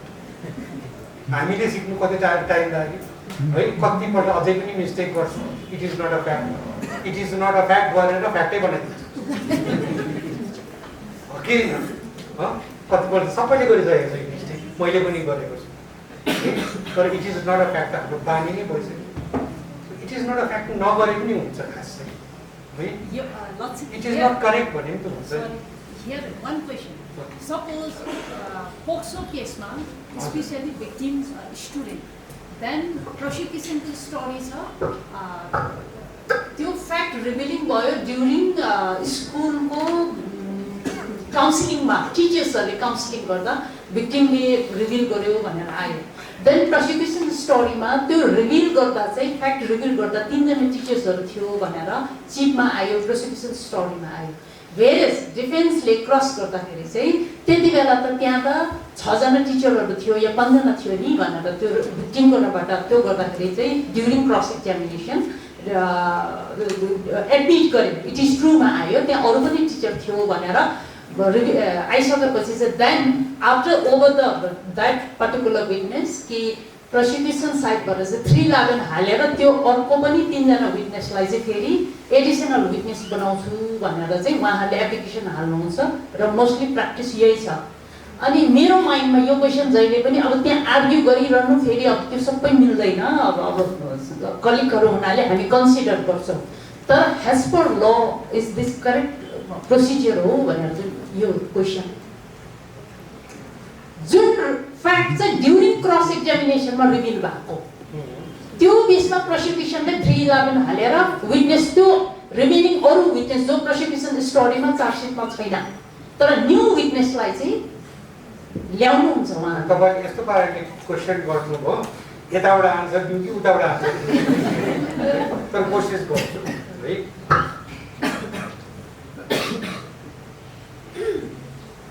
Simple प्रकारले बुझ्नुभयो भने यसमा प्रब्लमै छैन है। अहिले यहाँनिर तपाईँहरू कति 50 जना हुनुहुन्छ है, मैले बोलिरहेको छु 50 जनाले सुन्नु भएको छ है। अब यो कोर्टमा केस गयो अरे उहाँको यो 50 जनै आउनुपर्छ पर्दैन नि त। उहाँले पनि सुन्नुभयो, उहाँले पनि सुन्नु, उहाँ आएर एकजना भन्नुभयो भने त 50 जनाले सुनेको एउटै त होइन। मैले सुने भने it does not matter whether there were 6 or not. It is for the prosecution to bring only 3 witnesses if they want. If they want to bring only 1 witness, that is their desire. Merely because there were 6 other teachers doesn't change the situation. But if the 3 teachers which you brought out in cross-examination were to be brought by you to disclose to the court that she did not disclose what the 3 other teachers have said they disclosed, then that would be relevant. But your question ended with, I brought out that there were 6 teachers. Yes. It has no relevance. So there was no need for the prosecution to bring anybody else to prove that. It doesn't make the difference at all. This is where I want you to understand the relevance of cross-examination. तपाईहरु कि Mount Everest चढ्नु त जानु भयो तर base camp मात्रै फर्केर आउनु हो भने माउन्ट एभरेस्ट चढे सक्नुहुन्न है। माउन्ट एभरेस्ट चढ्नुको लागि माउन्ट एभरेस्टको माथि समिटमा पुग्नुपर्छ अनि मात्रै तपाईहरुले भन्नु सक्नुहुन्छ माउन्ट एभरेस्ट चढे। त्यसै पनि क्रस एक्जामिनेसन पनि तपाईको त्यहाँनिर छ ट्रुथ चाहिँ अब हिँड्दै हिँड्दै त्यहाँसम्म जानु खुत्तै फर्केर आउनुभयो भने सत्य रिभिलै हुँदैन। On the relevance of cross-examination, I will come back to this. It is very important to understand what is the witness brought forth. Once you understand what is the relevance of that witness, then the second step is to study the case in its entirety. Chargesheet देखि पढ्नुस् दिमाग बुझ्नुहुन्छ पुलिसको, chargesheet देखि पढ्नुस् दिमाग बुझ्नुहुन्छ है यो मान्छे त यसको लागि ल्याएको रहेछ है। अब यो सबै कथा एभिडेन्स आउँदैछ 160 छ 164 स्टेटमेन्ट हुन्छ डकुमेन्टहरु छ। यो कुन चाहिँ डकुमेन्ट यो कुन चाहिँ विटनेसहरु चाहिँ यो कथाको अगाडि बढाउनुको लागि ल्याएको रहेछ त्यो बुझ्नु हुँदैछ है। त्यो सबै बुझ्नु भएपछि now the most important part of your process end यहाँ हामी धेरै पल्ट गर्छौँ। अब यो सबै तपाईले पढ्नुहुन्छ, विटनेसलाई तपाईहरुले इन्टरभ्यु दिनुहुन्छ, ज्ञान थुप्रो पाउनुहुन्छ, एभिडेन्स एक्ट पनि पढ्नुहुन्छ, सीआरपीसी पनि पढ्नुहुन्छ, सबै सब्स्टेन्टिभ ल पनि यति थुप्रो ज्ञान आइसक्यो। अब त्यो उत्सुक भइरहेको छ तपाईको यहाँभित्र कहाँ निकाल्ने यो सबै कुरा अन्त विटनेस अगाडि आएपछि त पट्टाभर क्वेसन सुरु हुन्छ. First important, if you want to write it down, write it down. First important thing about cross-examination is what not to ask. We falter there. हाम्रोमा प्रब्लम छ, हामी ज्ञान यति थुप्रो पाइसकेको छ, अब सबै निकाल्नुपर्छ. अब त्यो विटनेस आयो, तपाईहरुले पक्का वक क्वेसन. अन्त हाइकोर्टमा के हुन्छ थाहा छ? हाम्रो प्रोसिक्युटरहरूले, यो सत्य हो यो चाहिँ, प्रोसिक्युटरहरूले अपिल आर्ग्यु गर्दैछ. कहाँबाट सुरु गर्छ थाहा छ? डिफेन्सको प्रोसेस. डिफेन्सको cross examination. Lordship, kindly look at the cross examination of witness number 1. उनले त यसो पो भनेको छ, यसो पढ्छु, अफेन्स त त्यहाँ पो एडमिट गरिरहेको छ. अब यो के भयो, किन भयो? यो किन भएको? किनभने तपाईँहरूको ज्ञान बेसी भयो. अब त्यो ज्ञान कहाँ निकाल्नु, कसरी निकाल्नु, उत्सुक भइसक्यो. क्लाइन्ट पनि पछाडि बसिरहेको छ है, बोलेन भने यो त के वकिल ल्यायो, मैले त्यसै बेरमा पैसा खर्च गरेछु भन्ने हुन्छ. अन्त बरु सोधु न, तपाईँको नाम के हो? त्यो दिन घटनाको बेलामा तपाईँ त ऊ माथि हुनुहुन्थ्यो होइन, त्यहाँदेखि त्यहाँ ओह्रालो ओह्रालो आएर कान्छी छेमाको घरमा आइपुग्नुभयो होइन. त्यहाँदेखि त्यो आएपछि त्यो कान्छी छेमाले त्यति बेला भाडा माग्नु हुँदै थियो है. त्यहाँदेखि अलिकति आउँदाखेरि त्यति बेला घटना भएको होइन, सकियो. प्रोसिक्युटरले के गर्नै पर्यो. अब त्यो ज्ञान कहाँबाट पाउनुभयो? तपाईँले इन्टरभ्यू करेक्टली गर्नुभयो, तपाईँले इन्टरभ्यू गर्नुभयो, क्लाइन्टलाई इन्टरभ्यू गर्नुभयो, सबै कथा बुझ्नुभयो नि है. तर अब सबै कथा बुझेर कथा भन्नु थाल्नुभयो भने त सकिगयो त. त्यहाँ प्रोसिक्युसनले काम नगरेको काम तपाईँले गर्नुभयो. अब हेर्नुहोस्, यो सत्यको खोजमा अर्को important thing, if all of us did our job the way we are required to do, then this place would be a beautiful place. कुनै पनि सानो हुँदैन, कुनै पनि ठुलो हुँदैन, कुनै पनि मान्छेहरू आफ्नो आफ्नो काम आफ्नो आधारले आफ्नो सत्य अगाडि राखेर तपाईहरुले काम गर्नुभयो भने सत्यको चित्त हुन्छै हुन्छ. तर प्रोसिक्युटरले डिफेन्सको जब, डिफेन्सले प्रोसिक्युटरको जब, जज कन्फ्युज, कताको जब गरौँ गरौँ. सबभन्दा इम्पोर्टेन्ट कुरा तपाईहरुले के बुझ्नु पर्यो, के नसोध्ने. क्लाइन्ट छोडिदिनुहोस्, क्लाइन्टले तपाईलाई ट्रस्ट गरिसक्यो, केस जित्नु हो भने त्यो ट्रस्ट झन् इम्पोर्टेन्ट हुन्छ. त्यो क्वेसन गरेर यसो हेर्दाखेरि जजतापट्टि क्लाइन्ट मुस्क हाँस्दाखेरि तपाईँ एकछिनको लागि खुसी हुनसक्छ.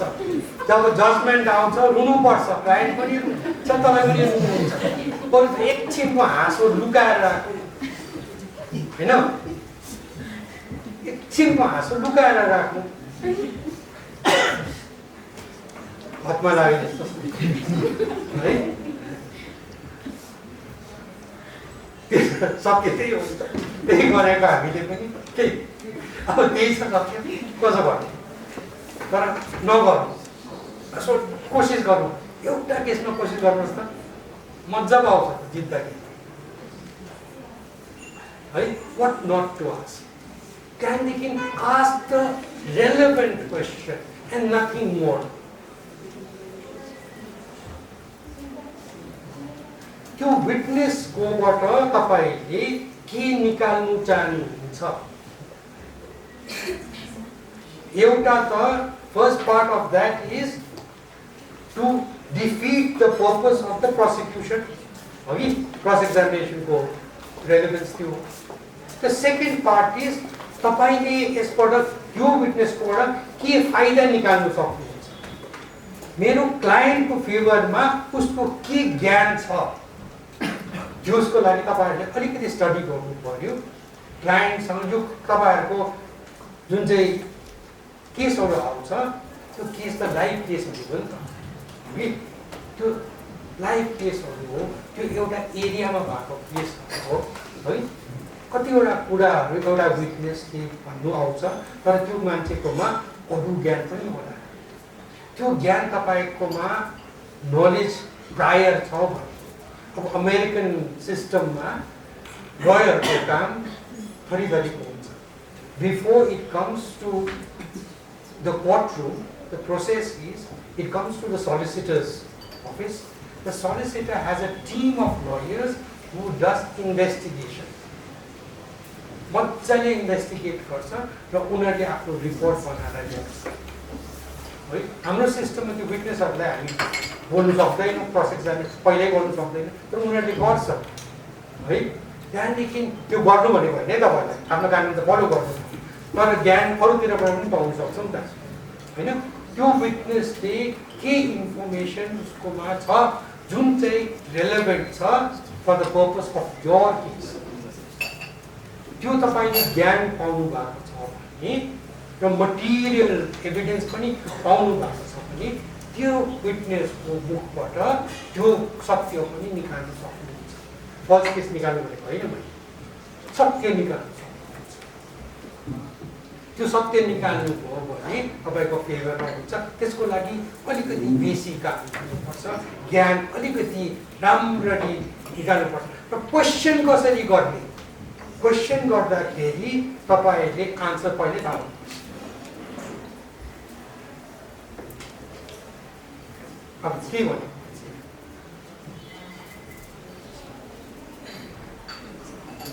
मैले के भनेछु केसको फ्याक्ट थाहा भयो भने क्वेसन र आन्सर त्यो त सिम्पल हो. तर क्वेसनको आन्सर कसरी थाहा पाउनु? Sure question. स्योर क्वेसन कसरी हुन्छ, कसरी हुन्छ ट्रुमा आउने होइन, तर कसरी चाहिँ त्यो निकाल्ने. Witness it is fact. I'll give you an example. In a case, in a criminal case, a very important person was to be examined in a case. Your case, what we did was we studied the entire file. It was based on documentary evidence. It was based on documentary evidence, and it was about government processes. It was about tender.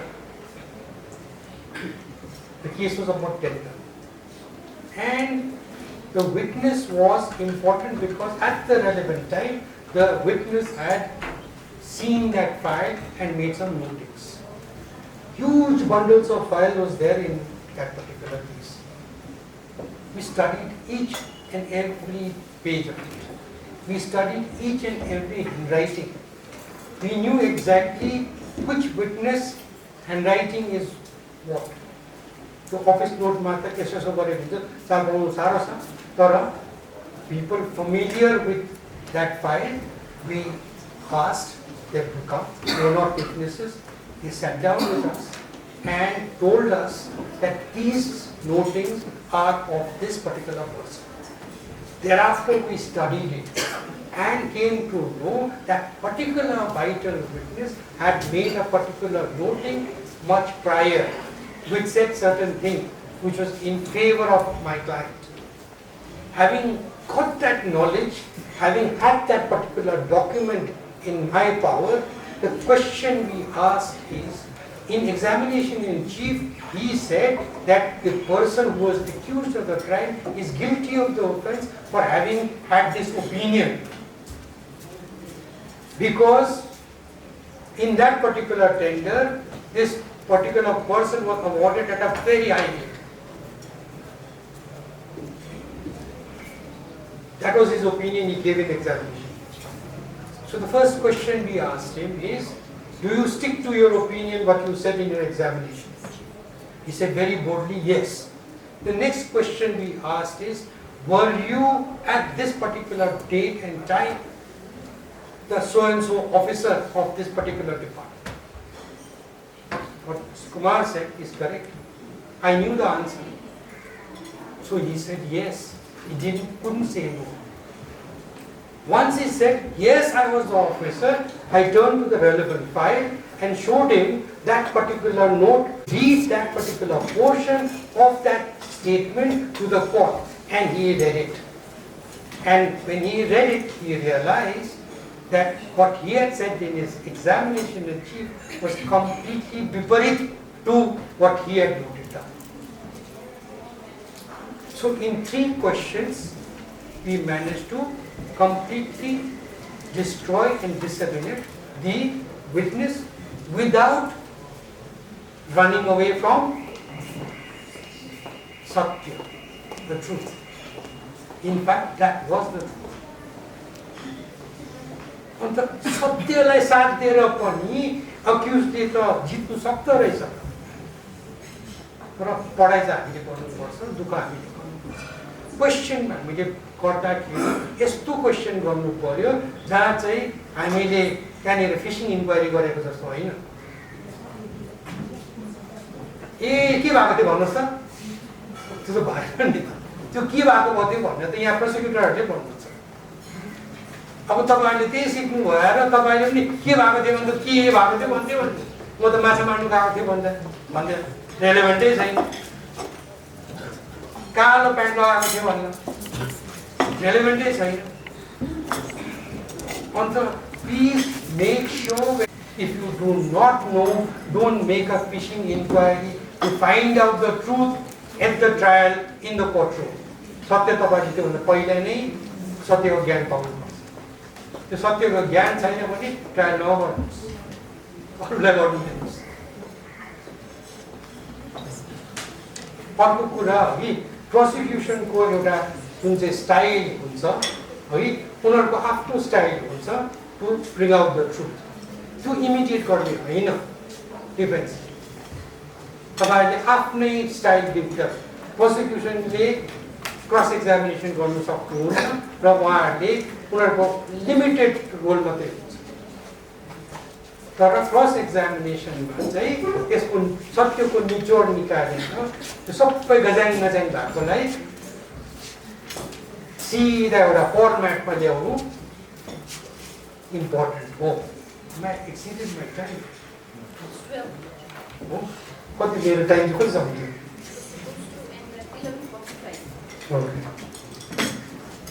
Okay, I'll just end it. And because the second portion is not too long, so I will therefore, emphasize this is very important to all of you. So I spend more time on this. I hope you're not getting bored. If you're getting bored, tell me so. I'll stop and sit down and have my coffee. They're offering. So it is therefore very relevant that you know the purpose for which you. Yes, the file we take matter होइन त्यसलाई अगाडि बढाउनु पर्छ।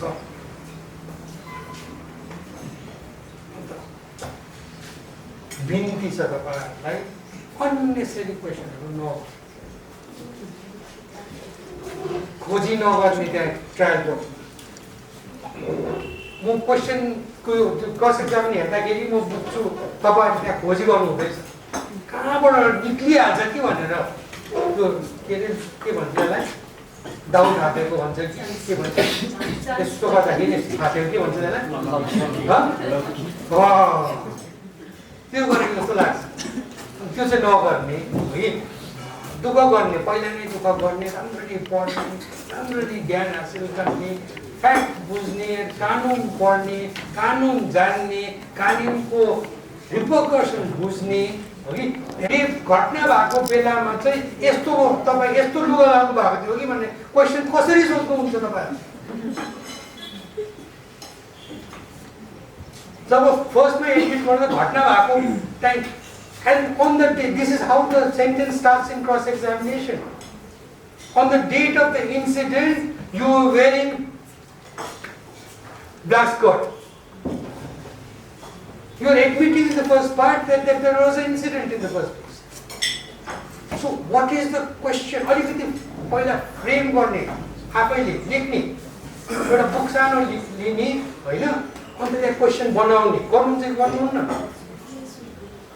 अन्त question त्यहाँदेखि question लेखेर answer पनि लेख्ने त्यो गर्नु चाहिँ हुँदैन सबै जान्नु भएको त्यसो भए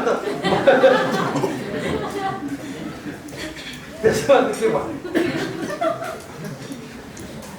त्यो गर्ने है राम्ररी क्वेसन गर्ने राम्ररी आन्सर लेख्ने आन्सर बुझ्ने त्यो इङ्ग्लिस भनेको हाम्रो मदर टङ त होइन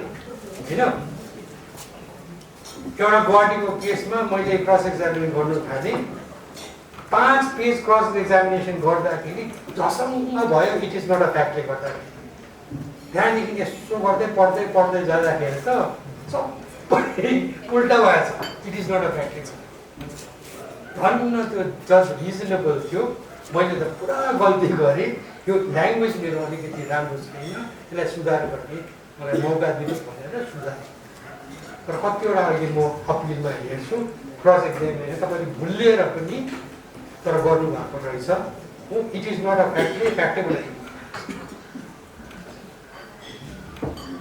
डबल नट आएपछि त फ्याक्ट भइहाल्छ it is not a fact that it is not भनेपछि त गयो प्रोसिक्युसनको केस इस्टाब्लिस भयो है अर्को कुरा यो इट इज नट अ फ्याक्टको अगाडि पढाउँदै गयो भने it is not a fact it is not a fact it is not a fact it is not a fact भयो अन्त तिनै सक्यो it is not a fact त्यसो पनि देख्छु म क्रस एक्जामिनेसन अब it is not a fact it is not a fact it is not a fact भनेर एन्ड गऱ्यो भने त के हो it is not a fact भनेको के हो त्यो सत्य होइन भनेको नि त अन्त विटनेसले त्यो सत्य होइन तपाईँले जे भन्दैछ त्यो सत्य होइन भन्दैछ त्यो सत्य होइन त्यो सत्य होइन त्यो सत्य होइन त्यो सत्य होइन 5 खेप भनेपछि चाहिँ सत्य के भयो त्यो सत्य होइन नै सत्य भयो नि त अनि त्यसको नेक्स्ट क्वेसन चाहिँ के हो त सत्य चाहिँ यो हो भनेर त्यो पनि त पुटअप गर्नु पर्यो नि कि पर्दैन त्यो चाहिँ अनि तपाईँ गर्नै हुन्न त्यो चाहिँ इट इज नट अ फ्याक्टमै एन्ड हुन्छ अन्त it is not a fact भनेपछि तपाईँले प्रोसिक्युसनले चाहिँ हाँस्दै हुन्छ यहाँनिर बसेर ज्ञानीहरू हुनुहुन्छ उहाँहरू पहिला पनि हाँस्नु हुँदैन अहिले पनि हाँस्नु हुँदैछ यही मान्छे आएर त बिगार है मलाई भन्नु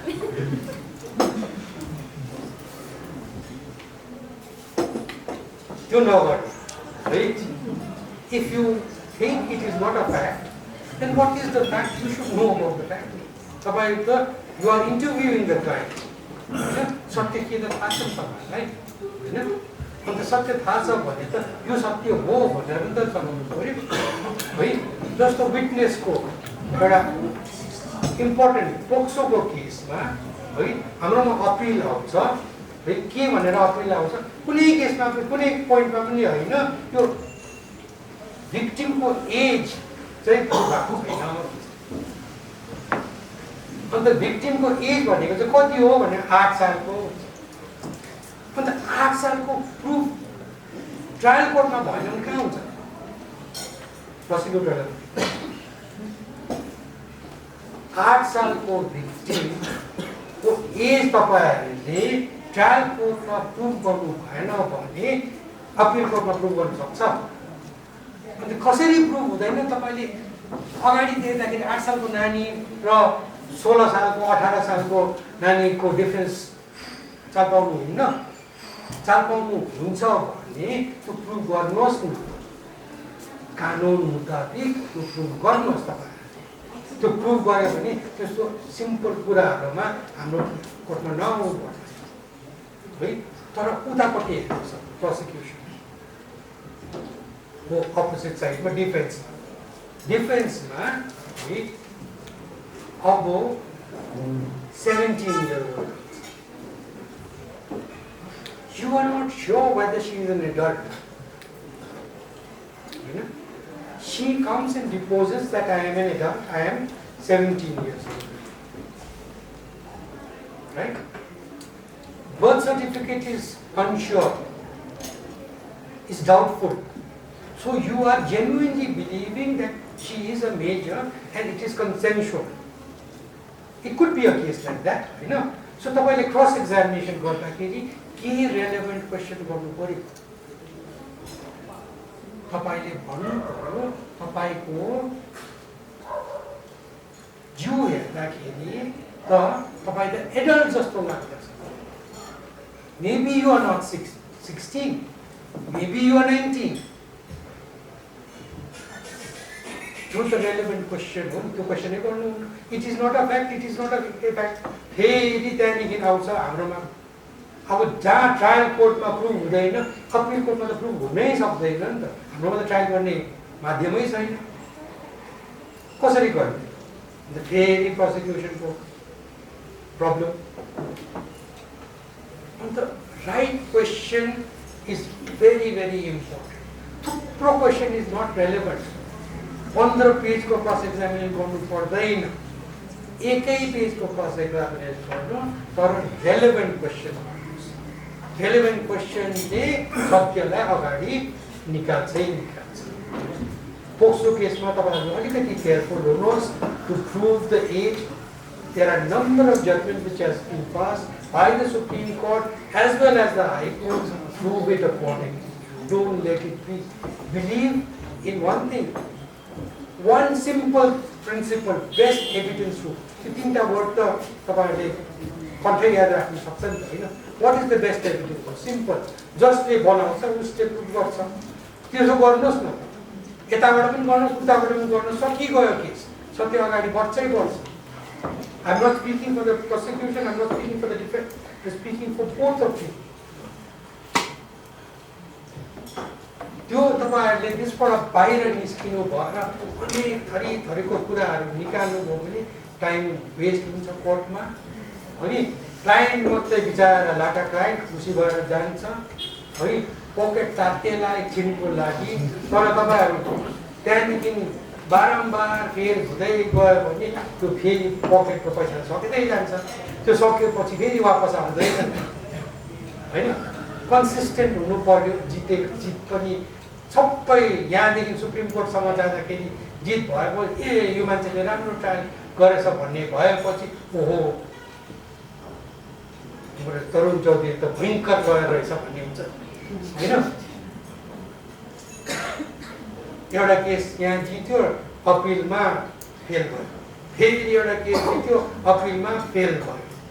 कि त सुप्रिम कोर्ट फेल भयो भन्दाखेरि ए हे यही त भएन भन्ने हुन्छ. अन्त त्यो सर्ट टर्म गेनको लागि लङ टर्म बेनिफिट नदेख्ने, सत्यलाई नछोड्ने, राम्ररी काम गर्ने, राम्ररी काम गरेर हामी यो सानो ठाउँमा हाम्रो सिक्किमको जनतालाई जस्टिस दिने एउटा गम्भीर रूपले सोचेर प्रयास गर्नु. It is very, very important that you all participate in the justice dispensation program of the courts in which you are an active member. Just because I am a judge, I am not high heart. मलाई किन म मन पर्दैन तू यसरी माथि राख्छ. I want to be with you. It is not important. जस्टिसमा त हामी साथ साथ गर्नु पर्यो नि त. तपाईहरुले साथ दिनुभयो भने म पनि राम्रो जजमेन्ट दिन्छु, है? अन्त तपाईहरुले राम्रो गर्दाखेरि मजा पनि त आउँछ नि त, हैन? ज्ञान पनि बाँडिन्छ, नलेज सेयरिङ हुन्छ. त्यसले गर्दाखेरि राम्रो माहौल क्रिएट हुन्छ, है? झगडा पर्नु पर्दैन, लाफा पर्नु पर्दैन. उसको केस कसले लाने, उसको केस कसले लाने पर्दैन. सबै राम्रो हुन्छ. तपाईले पनि राम्रो काम गर्नुहुन्छ, उहाँले पनि राम्रो. थुप्रो केस थुप्रो सेयर हुन्छ. अलिअलि मनमा भएको कुराहरू तपाईँहरूले जनाएको मैले. अब in the next session you can ask me questions and I will attempt to answer with the knowledge that I have. Okay? Thank you so much and thank you for being very, very patient. In Sikkim, यसमा problem छ, हैन? तपाईँहरूलाई problem हुँदैछ के problem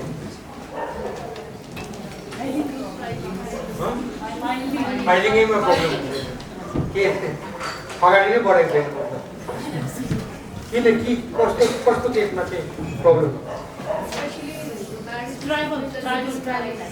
tribal हो किन चाहिँ problem हुँदैछ Because they are already delayed. Marriage before the Hindu marriage, as per the provision of Hindu Marriage Act, and the clear can zero problem. Registrar basically, they have registered the marriage as per the provision of Hindu Marriage Act. यहाँ पनि त्यस्तै हुँदैछ The same year. They come with the marriage certificate which is registered as per the provision of Hindu Marriage Act. And now they are tribal and as per section 2 of Hindu Marriage Act, the act does not apply to them. So, I mean, like, we are facing problem, especially the Bhaskar, like this. long time ago, this is Gandhi used to tell us, this is, knowledge is dangerous. मलाई अलिक एराबिक पनि लाग्छ त्यसो भन्दाखेरि है तर सत्य रहेछ भएको नि and we need to strive to get our knowledge very very important. Well, I have studied this. I think I've shared this with you all. I don't know. The director, right? So, धेरै पढेर मैले देखेँ गल्ती छ भने माफ गरिदिनुहोस् तर मैले चाहिँ के बुझ्दैछु भने सिक्किमको कथा छोटो पाराले भन्छु तपाईँहरूलाई है Sikkim was a kingdom prior to 1975, right? But way back in 1931, the Christian Marriage Act was brought into force in Sikkim. You know, Christian Marriage Act was brought into force, I don't know. But they were not part of India. Christian Marriage Act was part of the Indian law, but it was brought into force by a notification by Rupnarayan. Rupnarayan who is Rupnarayan? But history also is important. सबै खिचडी बनाएर information दिन्छु. Rupnarayan he was a person who came from what is now known as Pakistan. Rupnarayan came to Sikkim in the early 1900s, 1913, 14, 15 as the judicial secretary of the Chogyal. But within a short time, he, I think, impressed upon the Chogyal that he had a lot of legal knowledge. So he became, in the later years, he became the chief judge. 20s my chief judge of the chief court. And then he continued like that till 1954 when the Diwan came. 54 ma Diwan aaya, Diwan did and he started viewing the judicial powers. But what is important is Rupnarayan 1931 in the Christian Marriage Act. So it governed the Christian marriages in Sikkim. But if you know, the Indian Christian Marriage Act talks about marriages but does not talk about divorce. Divorce is controlled by the Indian Divorce Act. But Indian Divorce Act and सिक्किममा यही परिस्थिति चल्यो 1963 सम्म 1963 मा हाम्रो राज्यमा त्यति बेला किङडममा राजाले त सिक्किमको आफ्नै म्यारेज रेगुलेसन ल्याउनुभयो 63 त्यो म्यारेज रेगुलेसन 1963 को रेगुलेसनले it controlled all areas of marriages, registration as well as divorce. Under that regulation, what was very very important is that it was religion neutral and community neutral. Therefore, anybody who was settled in Sikkim could solemnize their wedding under this regulation of 63, register their wedding under this regulation 63 and get divorce. Hindu Marriage Act ma कतिवटा grounds छ divorce को? हजुर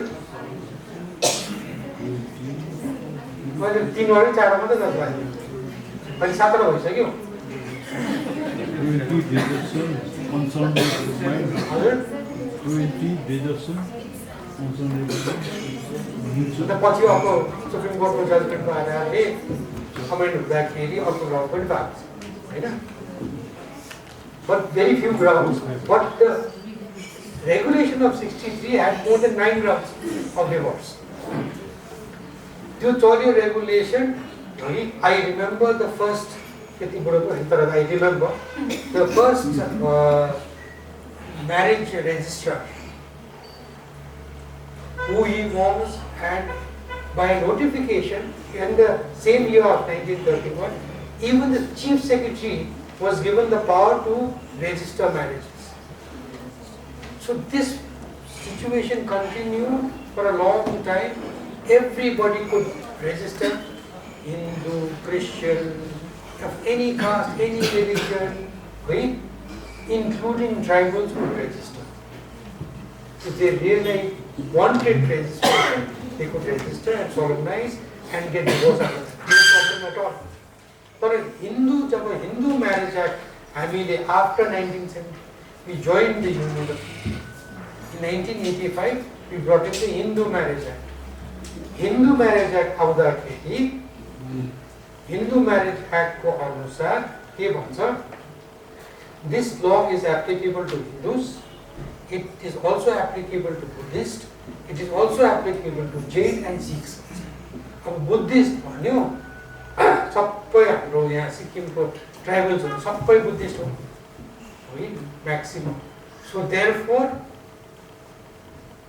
they are also covered by the Hindu Marriage Act भनेर हाम्रो एक्जिक्युटिभहरुले कहाँबाट ज्ञान ल्याउनु भयो, ताबाट ट्राइबल्सहरु सबै रेजिस्टर भयो on the Hindu Marriage Act. There is where the problem started. Because if you read that law, Hindu Marriage Act, clearly the next provision which says, however, scheduled tribes are not covered. तर त्यो पढेन, Buddhist पढ्यौं, त्यही मैले पहिले भनेको, जस बाङ्गीले भन्नुभएको कस्तो सत्य रहेछ. Little knowledge is dangerous. अब हामी अल्छी लाग्छ, कोही बेला प्रोभिजनहरु लामो हुन्छ, पढेर पढ्यो यति ए त बुझिहाल्यो भनेको. त्यही सेकेन्ड पार्ट पढ्दैन प्रोभाइजो भन्नेहरु है, अन्त कानुन विपरीत हुन्छ. अब त्यो राम्ररी पढिदिएको भए रेजिस्टर गर्नु नै थिएन. फर्म निकाल्यो, फर्म ल्यायो. अब यहाँनिर अर्को सिस्टम पनि छ हाम्रो सिक्किममा है. पहिला लयरहरु काम गर्दैन थियो, काम अलाउ गर्दैन थियो, अन्त भेन्डर्सहरुले काम गर्नुहुन्थ्यो. भेन्डर बाउले रेजिस्टर गर्नुहुन्छ, सेल डिडहरु बनाउनुहुन्थ्यो. सेल डिडहरु बनाउँदा गर्दा गर्दा उहाँहरु बाहिर हुनुभयो, राम्रो ज्ञानी हुनुहुन्थ्यो, मजाले लेख्नुभयो. तर त्यहाँदेखि के भयो, बढ्दै गयो यो ट्रान्ज्याक्सन र फर्म बनाउनु भयो. अब फर्ममा सेल डिड माथि देखेर फर्म भर्यो, फिल गर्नुपर्ने क्लाइन्टहरूले फटाफट फिल गर्यो, छिटो पनि भइहाल्यो, रेजिस्टर भयो. त्यो फर्म चाहिँ अब भेन्डर बाउले बनाउनु भएको फर्म चाहिँ अब देख्दा देख्दा हाम्रो डिस्ट्रिक्ट कोर्टमा चाहिँ अब यही फर्म मात्रै चालु हुन्छ. धेरै पहिला म दिल्लीबाट फर्केर आउँदाखेरि एउटा सेल डिड रेजिस्टर गर्नुपर्ने थियो. भानी मेरो कम्प्युटरमा बसेँ, फटाफट सेल डिड बनाएँ, गएर रेजिस्टर गर्ने, मेरो त रिजेक्ट भयो, फर्ममा फिल गरेर आउनुहोस् भन्यो. त्यहाँदेखि रियलाइज भयो यहाँ यस्तो रहेछ. अब एउटा पानी लागेको नि त, गरेकै चाहिँ गरेको. अब त्यहाँदेखि सेल डिडमा त त्यो फर्म छ, गिफ्ट डिडको फर्म भने एक दुईवटा गिफ्ट डिड हुन्थ्यो, माथि सेल काट्यो, गिफ्ट लगाइदियो हो. त्यहाँदेखि अब त्यहाँनिर कन्सिडरेसन छ. अब कन्सिडरेसनमा के गर्नु भने तल डिसीको अफिसले भने होइन त्यसमा त बेसी लाग्दैन, 500 रुपियाँ लेखिदिनुहोस् न भने 500 रुपियाँ लेखिदिनु. अब त्यो गिफ्ट कसरी गिफ्ट 500 रुपियाँ कन्सिडरेसन छ, त्यो सेल डिड भयो होइन. तर अब अझै पनि त्यस्तो चलिआएको छ. माथि काटिदिन्छ, तल कन्सिडरेसनमा 500 रुपियाँ लेख्छ, 500 रुपियाँको पनि के भ्याल्यु पनि तिर्छौँ, के भन्छ त्यसलाई कोर्ट फिसहरू, स्ट्याम्प पनि लगाउँछौँ. 500 रुपियाँ त हो, कति जान्छ भनेर लेख गरिदिन्छ. तर त्यसको महत्त्व नै चेन्ज हुन्छ. अन्त अलिकति तालिनी जज म जस्तो भेट्यो भने तपाईँहरूको मुस्किल हुन्छ. यो कन्सिडरेसन छ यहाँनिर. है अन्त let us understand the implication of this. We are talking about marriages. अब त्यो फर्ममा तपाईहरुले फिल गर्नुभयो, ट्राइबल्सहरुको पनि रेजिस्टर भयो, हिन्दू म्यारेज डिभोर्स जाँदाखेरि कोर्टले दिँदैन, Hindu marriage is not applicable. कसरी यो प्रब्लम आयो, कसरी रिजल्भ गर्ने हैन सबैभन्दा प्रब्लम. अब if the tribals of Sikkim is not controlled by the Hindu Marriage Act, then it is controlled by what law is the question which you need to question yourself and answer yourself. तपाईहरुको के हो कानुन tribal कतिजना tribal भुटियाजहरु कतिजना 1 2 3 4 5 अन्त what is the law तपाईहरुले हामीलाई ज्ञान दिनु पर्यो. What is the law which governs it? कानुनै नभएको त होइन होला नि त. कानुन त छ, के हो कानुन?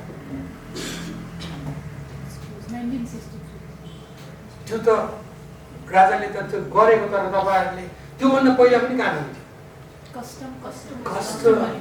And that's so important. The customary law. हाम्रो not only Bhutias and Lepchas, but every community of Nepalis. बाहुन, क्षेत्री, नेवार, तामाङ सबै जतिजना छ, सबैजना नेपाली कम्युनिटीको सबैजनामा आफ्नो आफ्नो कस्टम्स थियो. हामी प्र्याक्टिस गर्थ्यौँ. अब बिहा भनेको के हो भन्नुहोस् त? हामी बिहा गर्दाखेरि कसो गर्छौँ? आफ्नो कस्टमको कुरा गरौँ न. बिहा हुँदाखेरि के हो? यहाँ अलिकति it's important for us to realise what is marriage and what is registration. What is marriage? Customary अब नेवारको कुरा गर्छौँ है, हामी एउटा तरिकाले बिहा गर्छौँ. आफ्नो बाजे ल्याउँछौँ, त्यहाँदेखि गेस्टहरू हुनुहुन्छ, मामाको रोल इम्पोर्टेन्ट हुन्छ है. मामाले पहिला मङ्गनी हुन्छ, त्यहाँदेखि बिहा हुन्छ, सबैको अगाडि बिहा हुन्छ. आजकल त फोटो पनि खिच्छौँ, पोज गर्छौँ होइन, फोटो खिच्छ, राम्रो राम्रो फोटोहरू हाल्छौँ है. That is the ceremony of marriage.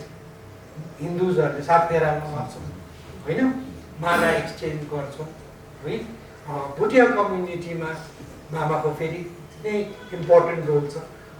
मामा आउनु पर्यो होइन, त्यहाँदेखि आफ्नो सेरेमनी हुनु पर्यो. मोरलेस हिन्दू र भुटियाको हेरे पनि सिमिलर छ होइन. मासु बोक्ने त्यो मात्रै अलिकति फरक छ. Very important. डल्लै सुँगुर ल्याउनु पर्यो होइन. अन्त इट्स सो इम्पोर्टेन्ट. त्यो सबै गरिन्छ.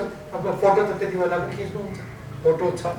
अन्त त्यो गरेपछि कस्टमरीले त तपाईँहरूले त बिहा भयो नि त होइन कि भएन? सबै सक्यो नि त. छोरी दियो होइन, छोरी ल्यायो, बिहा भयो. अब एउटै घरमा बस्दैछौँ हामी होइन. अब त्यो पनि गर्नु पर्यो है. त्यो सबै गरिसकेपछि बिहा त भयो नि त होइन. Very important. These are customs. Serious.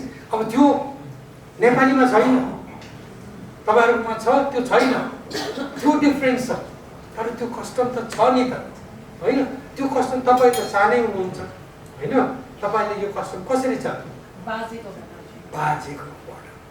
होइन. अब बाजेले कसरी जान पायो? So a system which has been prevailing over a long period of time gets the sanctity of law, and it is called customary law. It is a separate branch of law. हाम्रो सिक्किममा त्यो customary ल थियो, तर हामी जस्तो वकिलहरूले त्यो customary ललाई इम्पोर्टेन्सै दिएन. I have to accept the fact. तपाईले कस्टमरी लको बारेमा कतिवटा जजमेन्ट पढ्नु भएको छ, कतिवटा केस गर्नु भएको छ. गर्नै हुन्छ. बाटो अलिक डिफिकल्ट छ नि त होइन. हिन्दू म्यारेज एक्टबाट फुत्त बिहेको के अरे सर्टिफिकेट निकालिदियो, म्यारेज देखाइहाल्यो, सकिगयो. त्यहाँदेखि डिभोर्स बेला पनि हाल्यो, जसले दिइहाल्छ, सकिगयो. अब त्यो सिस्टम चल्यो. अब जब यो इस्यु रेकअप भयो, प्रब्लम भयो। प्रब्लम पहिला थिएन, डिभोर्स त पहिला पनि हुन्थ्यो, तर त्यति बेला प्रब्लम थिएन, पट्टी लागिरहेको थियो। पट्टी खोल्दाखेरि छर्लङ्ग भयो, अरे कानुन जस्तो पो रहेछ भनेर। अब कसो गर्ने होइन, प्रब्लम त्यहाँ छ। अन्त कस्टमरी म्यारेज हुन्छ भने कस्टमरी डिभोर्स हुँदैन त, कि जब कानुन थिएन डिभोर्सै हुँदैन? डिभोर्स त हुन्थ्यो होला नि त होइन, सेपरेसन त हुन्थ्यो होला। बुढी पुट्ने कुराहरू त्यति बेला पनि थियो होला होइन, रक्सी खाएर दुध पाएर पिट्ने त्यति बेला पनि थियो होला कि थिएन? अन्त त्यति बेला थियो भने सेपरेसन पनि त हुन्थ्यो। सेपरेसन कसरी गर्छ सबै थाहा छ तपाईँहरूलाई, फेरि मलाई किन सोध्नुहुन्छ? त्यही हो त कानुन त होइन। अन्त कानुन त्यो म्यारेज पनि हुँदो रहेछ, डिभोर्स पनि हुँदो रहेछ त, अन्त किन सोधिरहनु भएको? अब what is important for you to realize is सीमा विश्वास की सीमा के भन्ने एउटा केसमा supreme कोर्टले for the first time consider the relevance of and the importance of registration of marriages. Now registration is another thing. Marriage is something else. Marriage the ceremony हो नि त, हामीले एक्सेप्ट गरेको एकतालाई त्यो को म्यारेज होइन। The union of a male and a female and now between a male and a male and a female and a female is also a union that is accepted as marriage होइन। त्यो union त भइसक्यो नि त। अब कानुनले हामीलाई बाध्य गर्दैछ, हामीलाई कम्पलसरी बनाएर आएको छ कि रेजिस्ट्रेसन हुन्छ। अन्त रेजिस्ट्रेसन गर्नुपर्छ भनेपछि त्यहाँदेखि रेजिस्ट्रेसन कम्पलसरी भयो। कतिवटा कुरामा अलिक पढि लेखेको मान्छेहरूले पहिला, म त अब प्र्याक्टिकल कुरा गर्दैछु है, पढि लेखेको मान्छेहरूले है, पढि लेखेको लेडिजहरू पनि होइन, त्यो कस्टमरी पाराले मात्रै गरेर हुँदैन, एउटा मलाई एस्योरेन्स पनि चाहियो भनेपछि लु सोधपुछ गरेर रेजिस्ट्रेसन हुँदो रहेछ भनेर रेजिस्टर गर्थ्यो, कम्पलसरी थिएन। हिन्दू म्यारेज एक्टमा पनि रेजिस्ट्रेसन इज प्रोभाइडेड फर है, क्रिस्चियन म्यारेज एक्टमा पनि इट इज प्रोभाइडेड फर। हाम्रो 63 को रेगुलेसनमा पनि रेजिस्ट्रेसन इज प्रोभाइडेड फर, तर म्यान्डेटरी थिएन। कसैले गर्थ्यो, कसैले गर्दैन, चलिरहेको थियो। खालि डिभोर्स हुने बेलामा मात्रै ला अब के गर्ने, कागज पनि छैन, कसरी प्रुफ गर्ने? बुढाले फोटोहरू थियो सबै लुकाएर जलाइदियो, अब के प्रुफै छैन। अन्त कसो गर्ने भन्दाखेरि दे वर एडभाइज होइन, अब registration is important, they should do it भनेर रेजिस्ट्रेसन गर्नु, तर कम्पलसरी थिएन। For the first time supreme कोर्टले त्यहाँदेखि त्यो सीमाको केसमा डाइरेक्सन दिनुभयो कि रेजिस्ट्रेसन चाहिँ कम्पलसरी हुनुपर्छ भनेर। is compulsory under the 63 regulation of Sikkim. Although Hindu Marriage Act was applicable, right? The Christian Marriage Act was also applicable, but all marriages of in Sikkim is to be compulsorily registered under the 63 regulation whenever notification issued by Sikkim, which means that now it is compulsory. Now marriage भनेको ceremony, function हो है, union हो, registration भनेको एउटा documentary proof. What is the relevance of this documentary proof? Because it will first protect the woman. It will make it easy in case there is a dispute. That is why it was found relevant to register, and now registration is compulsory. So we have to understand the distinction between the function or the ceremony of the wedding, the marriage, the union of the two, and the registration. Registration is not marriage, it is proof of marriage. Right? Now, if we understand the difference between the two, then there is no issue at all. नयाँ म्यारेजेसहरू तपाईहरू whether you belong to any community, you can have yourself registered, solemnized, registered and divorced under the 63 regulation which is prevailing.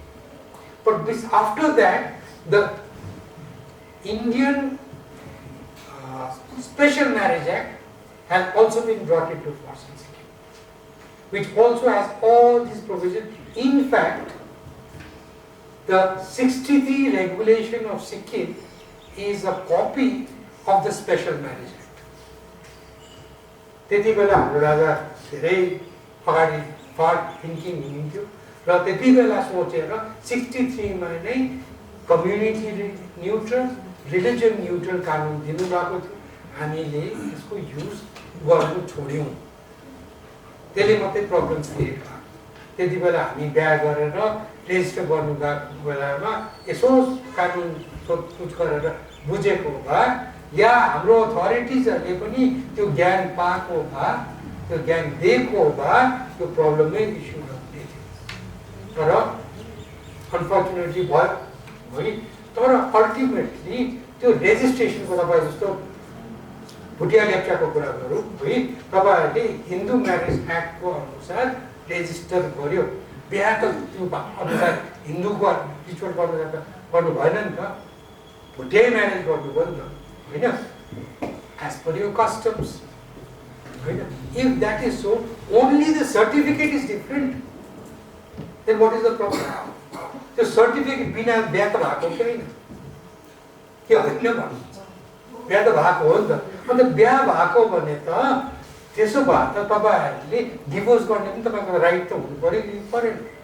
कि त बुढाले पिटेको मेरो चाहिँ अब डिभोर्सै हुँदैन भनेर बसेर भयो होइन? त्यस्तो बुढा पनि हुँदो रहेछ unfortunately. It's very sad in today that we still find people who indulge in all these things, and the women are oppressed even now, which is a very, very sad thing. But it is happening, and therefore nobody can tell you, least of all you advocates, that you don't have recourse to law. अब कसरी गर्ने त्यसो भए? यसमा यो नोटमा तपाईहरुले पाउनु भएको छ। I have also cited judgments of the Supreme Court as to how customary law is to be proved. Customary law तपाईले राम्ररी भन्नुभयो, बाजेको बाजे over a period of time तपाईहरुले गरि चलिआएको गरिरहेको एउटा कस्टम प्र्याक्टिस बारम्बार गरेकोले गर्दाखेरि यसलाई कानुनको दर्जा दियो है। तर कानुन अरु कानुनहरु त सबै special marriage act, Hindu marriage act सबै लिखित रूपमा छ है, यो त छैन। अन्त अलिकति साह्रो पर्छ त्यसलाई प्रुभ गर्ने, तर साह्रो बाटोले नै लयरको काम हो त हैन। सजिलो बाटो त किन लयरले गर्यो? साह्रो बाटो गर्यो भने पो सजिलो हुन्छ अरूलाई, हामीलाई साह्रो पर्छ तर अरूलाई त सजिलो हुन्छ नि त। तपाईले रिलिफ दिलाउन सक्नुहुन्छ। अन्त त्यो कस्टमरी ल पनि प्रुभ गर्नुहोस् न। कसरी प्रुभ गर्ने? पहिला सुरु प्लिडिङ्समा तपाईले क्लियरली लेख्नु पर्यो कि एज पर आवर कस्टम्स यस्तो छ प्रिभिलेज है। अब त्यति मात्रै भनेर हुँदैन, pleadings has to be supported by proof, evidence हैन। एभिडेन्स कसरी ल्याउने? जसकोमा ज्ञान छ, बुढापाका आफ्नो कम्युनिटीको ज्ञानी मान्छेहरू जसले बुक्स लेखेको छ भने बुक्स निकाल्ने। हामी लयर भएको कारण हामी ज्ञानी हैन, लर्नेड भएको कारण नै त्यही हो नि त। अन्त लर्नेड भएको देखाउने अब है, बुक्स निकाल्ने। आई एम श्योर एभ्री कम्युनिटीमा there will be somebody who has written a book on their culture Hahn.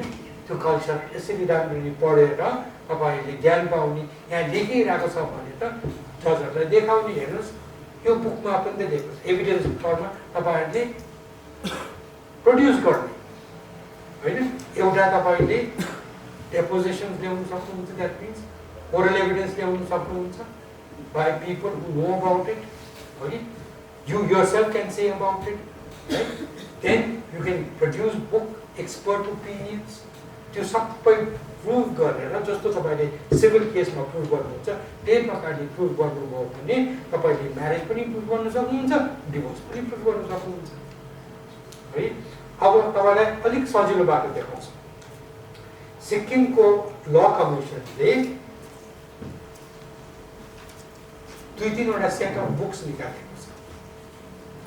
It will be available with the law department. It is available in the High Court library. If your library does not have it, please talk to our Mr. Inderjit and get a set for yourself. Otherwise, I have a personal copy. Have it photocopied and get a set for yourself. It should be with the courts. It should also be with the lawyers. Now, this set of drafts which have been made by the Law Commission, Nepali community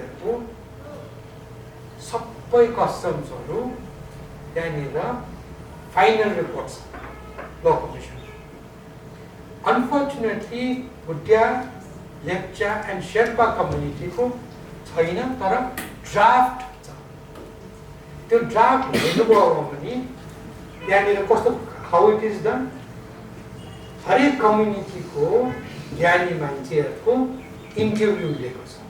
interview लिएर question सोधेको छ, तपाईहरुको कम्युनिटीमा marriage कसरी सलग्नाइज गर्छ, त्यसको answer छ। थुप्रो मान्छेहरु, group of people have been interview, तपाईहरुको कम्युनिटीमा डिभोर्सको प्रबन्ध छ कि छैन, त्यसको आन्सर छ। तपाईहरुको कम्युनिटीमा म्यारेजको बेलामा गिफ्ट दिन्छ कि दिँदैन, त्यसको, तपाईहरुको म्यारेज कसरी हुन्छ, त्यसको आन्सर छ। All this is available in the question and answer. Many of those officers who were interviewed, people who were interviewed, are still alive. They can be your experts. You can't cite that draft or that book to the court as if it is a statute, but it can definitely be a guidance to you to do the right thing, to get the right cause and get the relief. So make sure that you have these things, and once you do that, have your cases proved as per the customs. The new marriages, please advise them to register, to solemnize their wedding. Customary पनि गर्नुस्, एकखेप solemnization as per the 63 regulation गरेपछि त्यसको 63 को regulation आधारमा तपाईहरुले divorce पनि, God फरबिड त्यस्तो सिचुएसन आयो भने त्यो डिभोर्स पनि हुन सक्छ। But I don't think there is any problem. अलिकति गडबड भयो, अलिकति हैन धेरै नै गडबड भयो है, तर यसले गर्दाखेरि वकिलकोमा आन्सर छैन, कोर्टकोमा आन्सर छैन भन्ने चाहिँ हुन्छ। Court is there to give justice. Lawyers are there to ensure that your clients get justice. And कसैले पनि तपाईहरुकोबाट चाहिँ सुन्नु नपरोस्, अब यसको चाहिँ केही उपाय नै छैन, लानुहोस् वापस भनेर भन्यो भने त्यो कोर्टको पनि गलत अप्रोच हो। बाटो त निकाल्नु पर्यो नि त, हैन?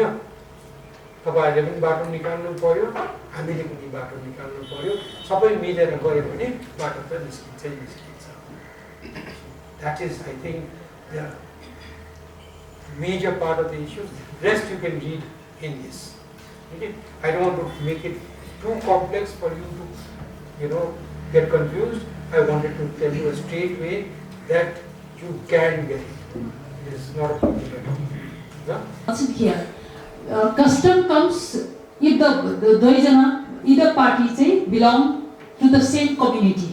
हो भने मात्रै custom comes end perform well. तर यहाँ प्रब्लम अहिले प्रब्लम के छ भने जो कम्युनिटी सेम कम्युनिटीको पनि होइन, पार्टी म्यारेज ब्रोकन भयो, उहाँहरू सेपरेट लिभिङ छ, उहाँहरूलाई लिगल क्लेम चाहियो, रिलिफ चाहियो, तर के छ भने चाहिँ उहाँहरू कस्टमरी भित्र पनि पर्दैन। उहाँले यो 1963 म्यारेज पनि उहाँहरूले रेजिस्टर गरेको छैन, किनभने कहिलेदेखि उहाँहरू अलग अलग छ। हस्बेन्ड वाइफ त सुन्नु चाहँदैन, बिहाको लागि त आउनै चाहँदैन दुईजना जोडी। अर्को कुरा, दुईजना पार्टी चाहिँ रिलिजन पनि they practise follow different religion, एउटा क्रिस्चियन एउटा हिन्दू या त बुद्धिस्ट। यो प्रब्लम चाहिँ देन हाउ टु सल्भ यो प्रब्लम आउँदैछ लयर्सको। It's a very interesting question. Goodbye. What's your thought? हामी यतिजना ज्ञानीहरू छौँ, हामी रिजल्भ गरौँ त यो यस्तो कम्प्लेक्स इस्युलाई कसरी रिजल्भ गर्ने लु भन्नुहोस् त, कसो गर्ने? दुईटा कम्युनिटीको मान्छेहरू बिहा भयो, झगडा पऱ्यो, धाक्का पर्दैछ, एकअर्कालाई भेटघाट पनि गरेको छैन, डिभोर्स चाहिँ चाहियो। अब डिभोर्स वकिल चाहिँ कसरी दिन्छ, कसो गर्ने भन्नु त? तपाईँहरूको थट्स हो। तपाईँले मलाई तपाईँको बिहामा बोलाउनु भयो भने मैले देख्छु है, तर कसरी तपाईँले बिहा गर्नुभयो तपाईँले भन्नुहुन्छ नि त। मेरो बिहा कसरी भयो म भन्छु, कोसँग भयो म भन्छु। अब यो सबै ज्ञान पाएपछि अनि सजिलो हुँदैन त। If suppose I married a person outside my community and as mister Tarun pointed out, मैले त्यो बिहा चाहिँ मेरो नेवारी तरिकाले गरेँ र मेरो वाइफले पनि त्यो स्वीकारेर त्यो नेवारी तरिकाले नै बिहा गर्यो भने त त्यो बिहा त नेवारी तरिकाले गर्नु पर्यो नि त। यस्तो भयो भने त्यो त सत्य हो नि त, होइन? Suppose in your case you married outside of the community, but you insisted, like he says, that no, why should I follow the ceremony or the function of the man's customs, but you have to follow my custom. And the husband agreed. Again, that's a question of fact. But the solemnization of the wedding is a question of fact. त्यो त प्रुभ गर्न सकिन्छ कि सकिँदैन? बिहा भएको हो कि होइन प्रुभ गर्न सकिन्छ कि सकिँदैन? अहिलेको कुनै पनि जेनेरेसन जसको डिभोर्स चाहिएको छ, कुनै पनि अहिलेको एक्जिस्टिङ पपुलेसनमा फोटो नखिच्ने त कोही पनि छैन, होइन? फोटो खिचेको पनि हुन्छ कि हुँदैन? जति जहाँ पनि जानुहोस्, जसको वेडिङ होस्, अहिले त हालैमा त मोबाइलले पनि खिचिरहेको हुन्छ, फेसबुकमा पनि बिहा सुरु भएको हुँदैन, फेसबुकमा लाइभ हुन्छ। All these are digital records. You have photographic evidence. Before that, you have albums, invitation card पठाउनुहुन्छ, होइन? त्यसको पछाडि तपाईँले सेलिब्रेट गर्नुहुन्छ नि। हरेक बिहामा त हुन्छै हुन्छ। These are common things across the board, होइन? बाहुन, छेत्री, नेपाली, सबै भुटिया, लेप्चा सबैमा हुन्छ नि त। आफ्नो आफ्नो सुँगुर ल्याउनुहोस् कि खसी काट्नुहोस् कि जेसुकै गर्नुहोस्, त्यसको पछाडि पछि त फोटो खिच्नुहुन्छ। अब त्यसमा मान्छेहरू एक दुईजना सानो वेडिङ भयो भने पनि चाहिने मान्छे त हुन्छै हुन्छ, होइन? हरेक कम्युनिटीमा चाहिने मान्छे त हुन्छ नि त, होइन? त्यो चाहिने मान्छेहरू आउँदाखेरि उहाँहरूको एभिडेन्स छ, उहाँहरू इम्पोर्टेन्ट विटनेसेसहरू हुन्छ। So this question of fact needs to be proved. Once that question of fact is proved, then after that the law will follow. So if it is according to Bhutia custom, then divorce according to Bhutia custom. You have to understand how to segregate in your mind what is fact and what is law. If you intermingle the two, confusion will come. Fact को अर्कै दर्जा हुन्छ, कानुन को अर्कै दर्जा हुन्छ। Different, तर मर्ज हुँदाखेरि चाहिँ सत्य अगाडि निस्किन्छ। You understand? So it's not a complex issue at all. राम्ररी सोच्यो भने, as a good thinking lawyer, there is no problem. Anything else? I think that also resolves your thing. I'm talking about Mr. Taru. Maybe in your community, it is a practice, right, that you follow the husband's thing. And you may be absolutely right, but it may not be across the board. There are societies in the world who are very matriarchal. They follow what the women follow. That's why what she says, for 3 years, the husband will have to come in. Understand shortly?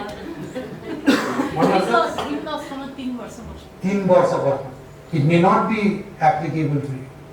You understand? So while it may be applicable to you, and you must prove your case according to what is applicable to you. It can't be applied to her though.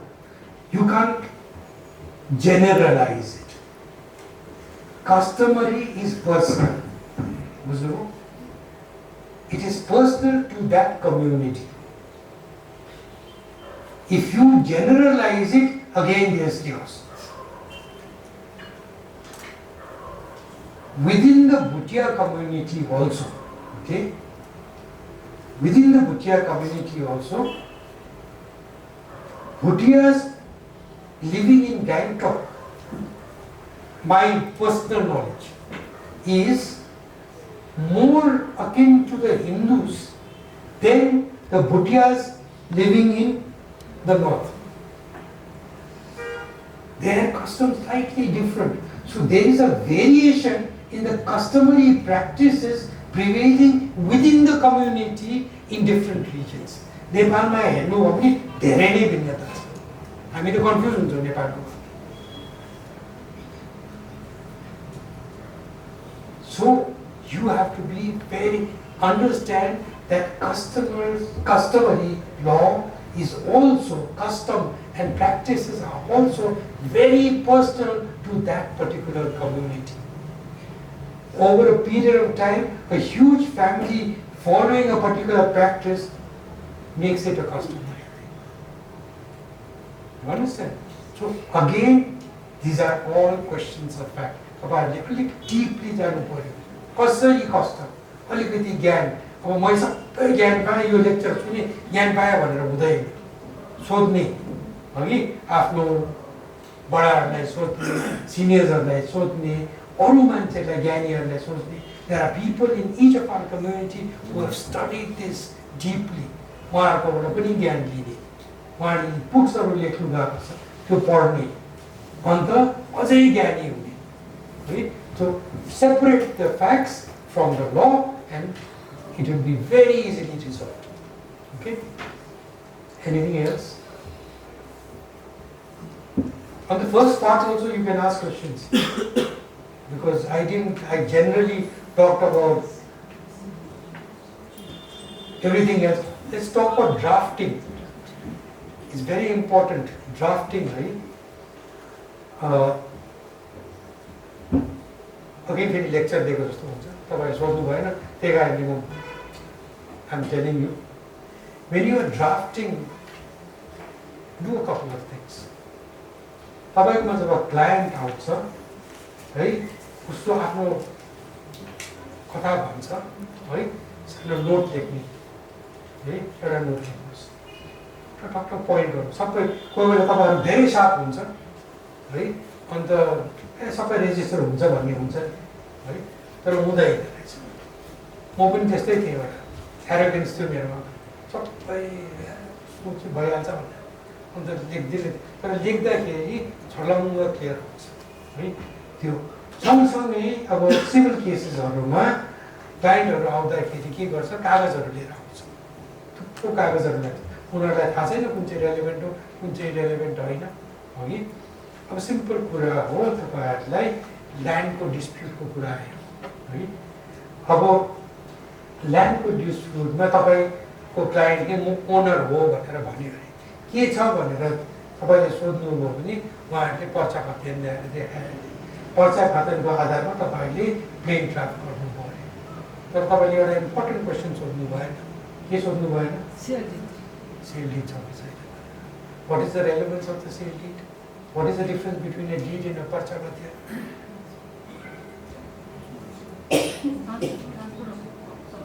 Correct. In one there is a transfer. In पर्चा खतिन there is no transfer. राम्ररी पढ्नुहोस् त पर्चा खतिनमा के लेखेको हुन्छ भन्नुहोस् हजुर के लेखेको हुन्छ अन्त तपाईँको नाम पनि त लेखेको हुन्छ नि त तपाईँको नाम चाहिँ के को कलममा अन्डरमा लेखेको हुन्छ तपाईँको दर्जा चाहिँ के हो त्यसमा बस्तीवाला बस्तीवाला त ओनर छैन बस्तीवाला होइन त्यहाँ ओनरसिप लेखेको हुँदैन तर हामी हाम्रो सिक्किममा के छ भने त्यो पर्चा खतियानलाई यति इम्पोर्टेन्स दिन्छौँ त्यसलाई चाहिँ ल्यामिनेट गरेर राख्छौँ सेलसिट चाहिँ कहाँ कुनामा हालिराख्छौँ कतिवटा त्यहाँदेखि पुरानो फाइलबाट कुच्चेर फाटेको डकुमेन्ट आइपुग्छ है अब यहाँनिर त्यही प्रब्लम छ कतिवटा मैले प्लेन्टहरू डिसाइड गरेँ म्याक्सिमम केसेस अन पर्चा खतियान when I asked even in the appeal stage that do you have a transfer deed or do you have a property deed in your favor, the answer is a blank and not I do not have it. निक्लिनु पर्ने कुरा होइन अन्त त्यो डकुमेन्टहरू आउँदाखेरि नै तपाईहरुले question गर्ने client does not know the relevance or the difference between a parcha khatiyan and a deed of transfer. But you are learned advocates, you know the difference. Please ask the relevant question and get that document. It has a completely different connotation. It has a completely different power. Parcha khatiyan कसरी बनिन्छ DC को अफिसमा एकजना अफिसरले form fill गर्छ के को लागि पर्चा खतियान बनिन्छ भन्नुस् त What is the relevance of parcha khatiyan? For revenue collection. For revenue collection. That's right. त्यो तपाईहरुलाई आइडेन्टिफाई गरेको कसले चाहिँ ट्याक्स तिर्नु पर्छ कति तिर्नु पर्छ त्यो एरिया लेखेको कारण तपाईलाई राइट दिएको होइन तपाईहरुकोबाट ट्याक्स कलेक्सन गर्नुको लागि त्यो एरिया क्वान्टिफाई गरेको 2 एकर जमिन छ भने 2 लाख रुपैयाँ तिर्नु पर्छ 1 डेसिमल छ भने 5000 तिर्नु पर्छ त्यति मात्र डिफरेन्स बुझ्नुभयो त तर it does not give you any right except a presumptive right in your favor. There is a presumption in your favor that you may be the owner. हाम्रो कोर्टले अहिलेसम्म त्यो इस्युमा ड्वेल गरेकै छैन के इस्युमा त्यहाँ कलम त्यसको अन्डरमा आउँछ बस्तीवाला ओनर भनेर त आउँदैन कुनै पनि कोर्टले त्यसमा अहिले जजमेन्ट दिएको छैन त्यो रेकअप भयो भने जजमेन्ट पनि आउला त्यो जजमेन्ट आयो भने it has its own relevance. You understand what I'm trying to say? So ask the right questions and get the right documents first. Next, huge collection of documents. तपाईले first thing के गर्नुस् त्यो document एउटा serially राख्नुस् छरपष्ट हुन्छ है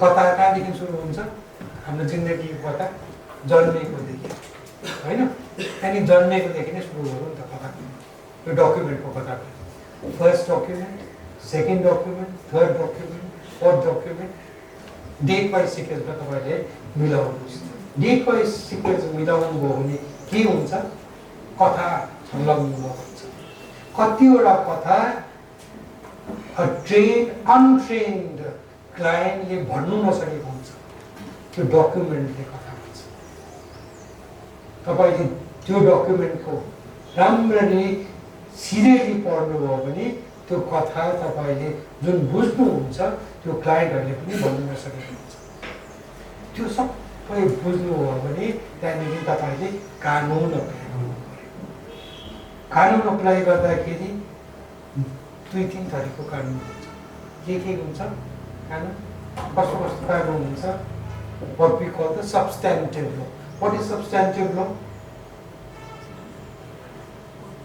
So, which decide rights and Correct. तपाईको right कहाँबाट flow हुन्छ हैन त्यो राइट त्यो चाहिँ सबस्टेन्टिभ ल भन्छ जस्तो यो पर्चा खतियानको कुरा आयो है right hammer house with the property right client. So right hammer house, what is the substantive law then? If it is relating to transfer of property, right? Suppose it relates to a case in which it is mutation. Whatever under the sun, Lordship is the one whom you should discuss with, and he will always wreck your brains. He will persuade you to think, to work, to research. And thank you so much for this opportunity to the academy, because then a little research which I have done, that has made me more wiser. And I'm thankful to the academy again, to NG sir, because then मेरो compilation मा चाहिँ उहाँले अझै NX गरेर चाहिँ I hope Jun compilation तपाईहरुलाई दिनुभएको छ, that says it all. And I've only dealt with section 45 of Indian Evidence Act. Though if you look at the compilation Jun academy ले तपाईहरुलाई provide गर्नुभएको छ, त्यहाँनिर अरु सेक्सन्सहरु पनि दिनुभएको छ. For example, CRPC मा कसरी deliberate गर्नुपर्ने, and Indian Evidence Act may or कुन topic ma which you can, sections wherein you can focus on it. Right? So it's there in the compilation. So I'll not take long. So what section 45 I understood is what is an expert. The definition which is given here is person specially skilled in the field of foreign law, science or art, in questions as to identity of handwriting, finger impressions, and examiner of electronic evidence as referred to in section 79A of the Information and Technology Act 2000 are experts and their opinion are considered relevant. Okay, so when I was just doing my research, the judgment of the Honorable Supreme Court of India, which defines expert and which deals with the definition of the expert, these are the judgments which I found out. And what the Honorable Supreme Court says is an expert is, that is number one is, this is a limited thing because this research can be vast if you go and तपाईले हेर्नुभयो भने पनि चाहिँ यसमा अझै vast पनि तपाईले pound सक्नुहुन्छ. And अघि मैले भनेको जस्तो यो चाहिँ मेरो, it is my research and it is limited, so it can be expanded, right? You see. The one case I found is Balakrishna Das Agrawal versus Radha Devi, 1988, SSC online. Your compilation, I think it has already been provided. So, इसमा चाहिँ कसरी define गरेको रहेछ भन्दाखेरि चाहिँ an expert in any science, art or trade is one who by practice and observation has become experienced therein. An expert therefore really means a person who by reason of his training or experience is qualified to express an opinion, whereas an ordinary evidence is only opinion evidence which is based on his special skill or experience. In view of the language of section 45, it is necessary that before a person can be characterized as an expert, it is necessary there must be some material on record to show that he is one who is skilled in that particular science and is possessed of peculiar knowledge concerning the same. He must have made special science of the subject or acquired special experience therein. Thus, before the testimony of a witness becomes admissible, his competency as an expert must be shown, maybe by showing that he was possessed of necessary qualification or that he had acquired special skill therein by experience. The other judgment which I found was State of HP versus Jailan, that is 1999, 7 SSC. In this, the Honorable Supreme Court says an expert witness is one who has made the subject upon which he speaks a matter of particular study, practice or observation, as he must have special knowledge of the subject. Okay, so these two were the definitions. Who is an expert as per the Honorable Supreme Court of India. Now the admissibility of expert evidence. As far as the admissibility of experts' evidence in the courts are concerned, these are the judgments which I have found. The one is Ramchandra Agrawal versus Regency Hospital Limited, 2009, 9 SSC 709. The importance of the provision has been explained in State versus HP Himachal Pradesh versus Jailan. It was held that Section 45 of the Indian Evidence Act, which makes opinion of experts admissible, lays down that when the court has to form an opinion upon a point of foreign law or of science, or art, or as the identity of handwriting or finger impressions, the handwriting or finger impressions are relevant facts. Therefore, in order to bring the evidence of a witness as that of an expert, it has to be shown that he has made a special study of the subject or acquired a special experience therein, or in other words, that he is skilled and has adequate knowledge of the subject. The real function of the expert is to put before the court all the materials together with reasons which induce him to come to the conclusion, so that the court, although not an expert, may form its own judgment by its own observation of those materials. An expert is not a witness of fact, and his evidence is really an advisory character, which we all are aware of. The duty of an expert witness is to furnish the judge with the necessary scientific criteria for testing the accuracy of conclusion, so as to enable the judge to form his independent judgment by the application of this criteria to the facts proved by the evidence of the case. The scientific opinion, evidence, if intelligible, convincing and tested, becomes a factor, and often an important factor for consideration along with other evidence of the case. When I'm reading this, I hope I'm emphasizing on the words, and I hope you all are taking a note of that. The credibility of such a witness depends on the reason stated in support of his conclusion and the data and material furnished which form the basis of his conclusions.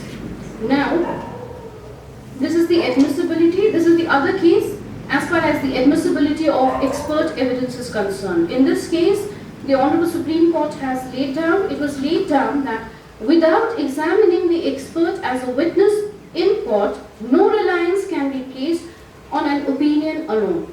In this regard, it has been observed in State Delhi Administration versus Pali Ram 1979 to SSC 158 that no expert would claim today that he could be absolutely sure that his opinion was correct. Expert demands to a great extent upon the materials put before him and the nature of questions put to him. Now, these were the judgments which I found as far as the admissibility of expert evidence is concerned. The other factor which we need to consider when we talk about an expert evidence is the expert evidence is advisory in nature. As I just read in the previous judgment, in these judgments, the Honorable Supreme Court has held that it is only advisory in nature. This is 2017 6 SSC 263. An expert is not a witness of fact, and his evidence is really an advisory character, and his duty to furnish court with scientific test criteria to test accuracy of conclusions. Based on such expert opinion and appreciating facts of each case, the court must give its independent judgment. Court should not subjugate its own judgment to that of expert or delegates its authority to third party, but ought to assess evidence of expert like any other evidence. And in this other judgment, that is 2019 4 SSC 771, the Honorable Supreme Court would hold, it is the duty of an expert witness to assist the court effectively by furnishing it with relevant report based on his expertise along with his reasons, so that the court may form its independent judgment by assessing such materials and reasons furnished by expert for coming to an appropriate conclusion. Be that as it may, it cannot be forgotten that opinion evidence is advisory in nature, and the court is not bound by the evidence of the expert. As Lordship was deliberating in the first session, the ultimate goal is the truth, right? So the other thing which I have dealt with is expert evidence. Again, it is advisory in nature, and this is the other case by which the Honorable Supreme Court of India has held. It is advisory in nature. That is 2020 11 SSC 174. Evidence of experts is not always conclusive. There is a hazard in accepting the opinion of an expert, not because an expert is not reliable as a witness, but because human judgment is fallible. While the science of identification of fingerprints has attained perfection with practically no risk of an incorrect opinion, the science of identification of handwriting is not so perfect.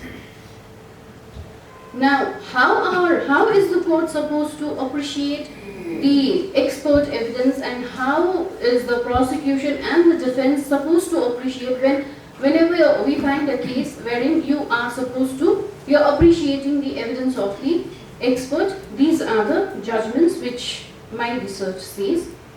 That is 1973 to SSC 86. The opinion of a handwriting expert given in evidence is no less fallible than any other expert opinion adduced in evidence, with the result that such evidence has to be received with great caution. This opinion in evidence may be worthy of acceptance if there is internal or external evidence relating to the writing in question supporting the expert's view. The question in each case calls for determination on the court's appreciation of evidence. And the other case, that is 2005 9 SSC 315, where ocular evidence is cogent and credible.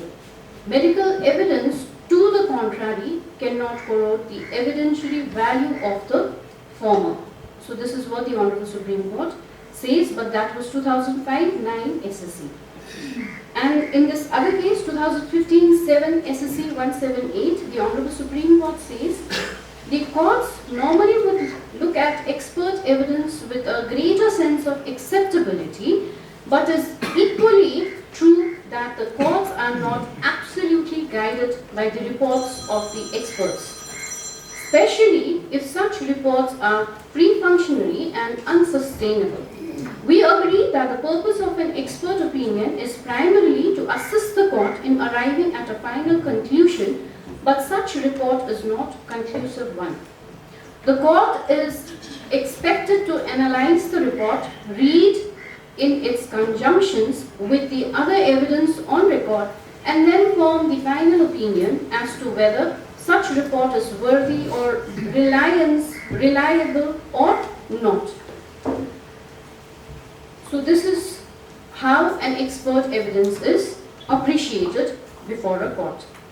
And the other topic is expert evidence is not substantive in nature. It is not a substantive piece of evidence, and this is what the Honorable Supreme Court says in 2019 for SCC 220.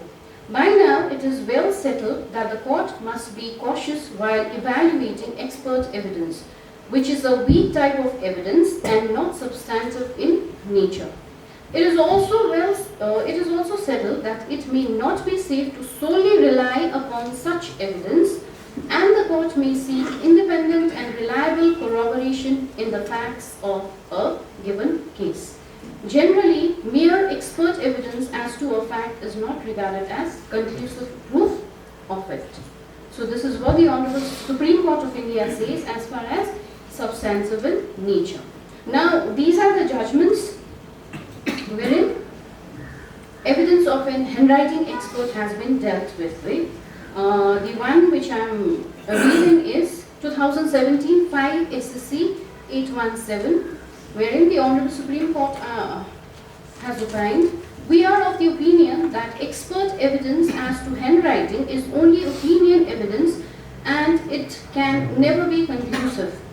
Acting on the evidence of an expert, it is usually to see if that evidence is corroborated either by clear, direct or circumstantial evidence. So this is the very important point which we need to remember, whether it's corroborated either by clear, direct or circumstantial evidence. The sole evidence of a handwriting expert is not normally sufficient for recording definite findings about the writing being of a certain person or not. A court is competent to compare the disputed writing of a person with others which are admitted or proved to be his writings. It may not be safe for a court to record a finding about a person's writing in a certain document merely on the basis of expert produced before it in that regard. The opinion of a handwriting expert is also relevant in view of Section 45 of Indian Evidence Act, but that too is not conclusive. It has also been held by this court in a catena of cases that the sole evidence of a handwriting expert is not normally sufficient for recording a definite finding about the writing being of a certain person or not. It follows that it is not essential that the handwriting expert must be examined in a case to prove or disprove the disputed writing. It is the opinion evidence, and it can rarely, if ever, take the place of substantive evidence. Before acting on such evidence, it is usual to see if it is corroborated either by clear direct evidence or by circumstantial evidence again. Now in this other judgment, that is 2023 SSC 35, as far as the handwriting expert is concerned, the Honorable Supreme Court of India would hold, before acting upon opinion of handwriting expert, prudence requires that court must see that such evidence is corroborated by other evidence, either direct or circumstantial evidence. So I feel as far as the handwriting expert is concerned, the law is clear, it needs to be corroborated. Medical evidence vis-a-vis ocular evidence. So we all know what medical evidence is and what ocular evidence is. And this is what the Honorable Supreme Court of India says when there is a discrepancy or when you have to choose between the two. This is 2019 8 SSC 359. Opinionative evidence of doctor is primarily evidence of opinion and not of fact. It is only a corroborative piece of evidence as to the possibility that the injuries could have been caused in the manner alleged by prosecution. Unless medical evidence rules out such possibility of injury being caused in the manner alleged by the prosecution version, testimony of eyewitnesses cannot be doubted on the ground of its inconsistency with medical evidence. And I remember on this topic as well, Lordship has given judgments, and we have, whatever I am deliberating, I know these are all Honorable Supreme Court's cases, but I know of many cases of our own Honorable High Court wherein most of the topics Lordship has covered, and this ocular evidence also Lordship has covered. He has a judgment wherein Lordship has given a judgment where medical and ocular evidence has been dealt with. Now these are the two judgments of our own Honorable High Court, and the author of the judgment is with us today, fortunately. So this is one. Criminal Appeal number 40 of 2017, Prem Rai versus State of Sikkim, and the other, as we all know, this is Sushil Sharma versus State of Sikkim, which we usually quote as far as SADA and NDPS is concerned. And Sushil Sharma versus State of Sikkim, I need not elaborate on this judgment because Lordship not only has dealt with expert evidence in this judgment, but he has lucidly described everything, what seizure, what is the process for seizure, search, etc., etc. It's a long judgment, but it is a very enlightening judgment, and I appeal you all to go through these two judgments at least. These two judgments will give a clarity about what an expert is, how an expert evidence is supposed to be appreciated, and what is the evidentiary value, and what are the things the court has to bear in mind when you appreciate this kind of evidence, and for the prosecution and as for the defense are concerned, what are the things you should be bearing in mind. So, apart from this, the Academy has made a compilation, which I said earlier, which was distributed to the and in this, apart from whatever my presentation is as if any elaborately Academy deal and I'm so grateful to the Academy, because then it's my introduction, abstract, type of legal evidence. What are the type of legal evidence? Evidentiary value, consideration, binding force, which I discussed right now. As I elaborately your compilation admissibility. Elaborately your compilation method, which is not my work, and I'm grateful to the Academy. And opinion, when relevant, when not relevant, and literature review, दिएको छ यसमा अनि conclusion पनि दिएको छ है so this was a very limited topic अनि with little research which I could do मैले यति नै पाएँ यसमा and I am thankful because lordship is here because if you bombast with me any kind of questions मलाई आयो भने पनि I am grateful to my mentor that is here to take up those questions because as I said, I have a very limited experience as far as this topic is concerned. Throughout my practice and also in the bench right now, so I cannot discuss any of the case which I have dealt because when I look at it and when I got this topic, academy topic there, and when I thought about it, I was like, have I dealt in any one already? The answer was no, to be honest. But then, fortunately, we have honorable judges of our own High Court who have dealt elaborately.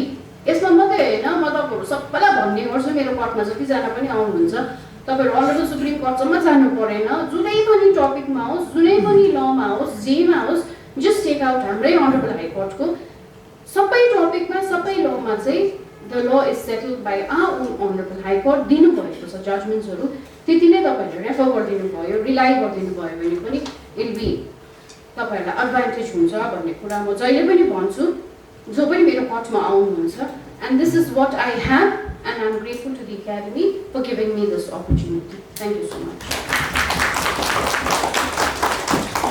He is not able to prove the case. So acquittal हुन्छ your honor.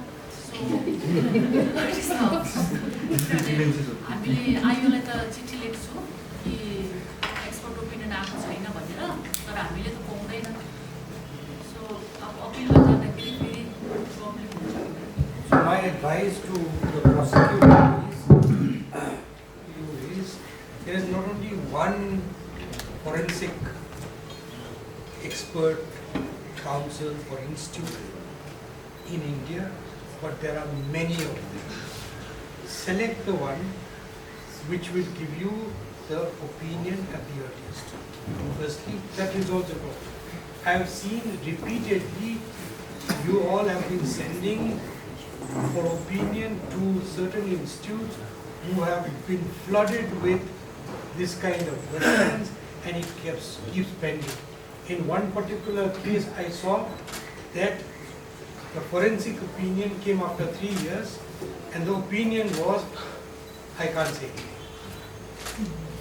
So what is the point of sending it to an institute which has so much of work that you will not get an opinion? The idea is to get an opinion, isn't it? Now, however, I have been told that our own expert body in Sikkim is going to be equipped with all kinds of facilities and most of the opinions can come from Sikkim and it is going to happen shortly. So that problem may be resolved sooner than you believe. But until then, identify the recognized institutes which gives you opinion, ask them to talk to them before sending it and then make sure that you get your opinion as quickly as possible. That's the only way you can resolve it. You can't say, I sent it, it did not come, so there will be an acquittal. That is only doing your desk job. So we need to be a little more proactive and see, get information from various institutes. Every state has multiple institutes. So one of them will be eager to help you and give you an opinion first. Send it to that. Instead of just identifying two and keep sending it as post office. Can we wait for report or we can proceed with the case? You cannot. In some cases, without the opinion, it is useless. Ballistic cases, cases with regard to SADA, with regard to the EPS. Without an expert opinion, you will not prove anything. If you were to allege that this man was in possession of a drug, then you will have to prove that it is a drug. Who else? You can't prove it, I can't prove it. It has to be by an expert opinion, right? So if you don't get an opinion, it is not as if, not as good as filing an FIR or even doing any investigation. It doesn't help you anyway. So in certain cases, opinion will be very, very relevant. You will have to get there. You have to go that extra mile and get the opinion. You have no choice. Our Sikkim, the cases of SADA are being dealt without the RFSL report. So it is correct to, is it as per the principle of natural justice that until and unless the report is received, the cognizance is being taken, the charge sheet is filed, the indefeasible right is being taken away of the accused without the RFSL report. If the report comes with that there is nothing, no control substance was there in that blue colored capsule or whatever it is, then what will be the fate of that person who is lying in the custody for 3 to 4 months just on the basis of an allegation without any proof? Criminal trial, there are different stages. At every stage, the consideration is different. At the stage of cognizance, the consideration is different. At the stage of framing of charge, the consideration is different. At the stage of conviction or acquittal, the consideration is different. Now, your question was very wide-ranging. It dealt with all the three aspects. So you have to be very clear at what stage you are dealing with. Suppose it is a stage at the stage of bail and much prior to framing of charge, right? What are the considerations at that stage? When you are asking for bail, what are the considerations? No, Lordship, The question to you. My question is that the police files a charge sheet against an accused in SADA case without doing the preliminary litmus test. Then that goes to your benefit. Why are you crying?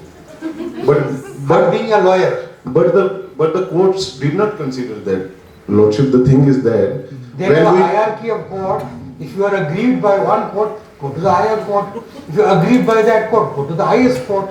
that is their Lordship. But my query is that whether this practice is correct, that a SADA case without the substance being a controlled substance and a person is being arrested and he is being kept in custody without the RFSL report, the preliminary litmus test is not being performed by the police on the spot.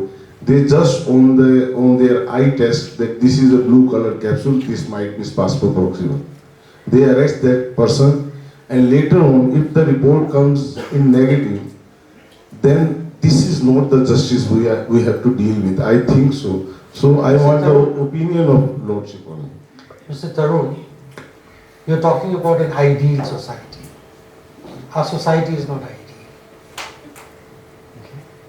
So you have to face harsh reality. You are absolutely right when you say that you should not make an accusation without concrete proof. It's an ideal society. But unfortunately, it doesn't work like that. For years of experience, I have seen that police also needs to work on hunches. Police has a very difficult task of catching the culprit who are always 2 steps ahead. Okay? You are looking at a very narrow lens. As a judge, I don't have that capacity to look at only one lens. I have to have a multiple focus. Okay? Crime needs to be detected. Crime needs to be identified. Crime needs to be stopped. Right? In the process, the police will investigate. The police may not be the perfect police. Like all of us out here, can you very straight face say, all of us are of the same standard. Some of you are better than the others. Some of you have to achieve much more. Some of you have achieved that much more. Police force also has at different levels, different kind of a capacity. The ultimate goal is to prevent crime. That is also the goal of the society, isn't it? So for every little flaw that you see, if you start criticizing everybody in the process of dispensation of justice, perhaps you're not looking at a society with the eye of a human lens, you're looking like a god. That may not be correct. Please understand, you will have flaws. Do you have a perfect system? You do not. Do you have perfect police officers? You do not have. Do you have perfect judges? You do not have perfect judges. We are all flawed. But our goal is very simple, to ensure that justice is to be done. This is why I am trying to impress upon all of you that if you keep things very simple in your way of thinking, maybe you will be able to assist in the dispensation of justice much better.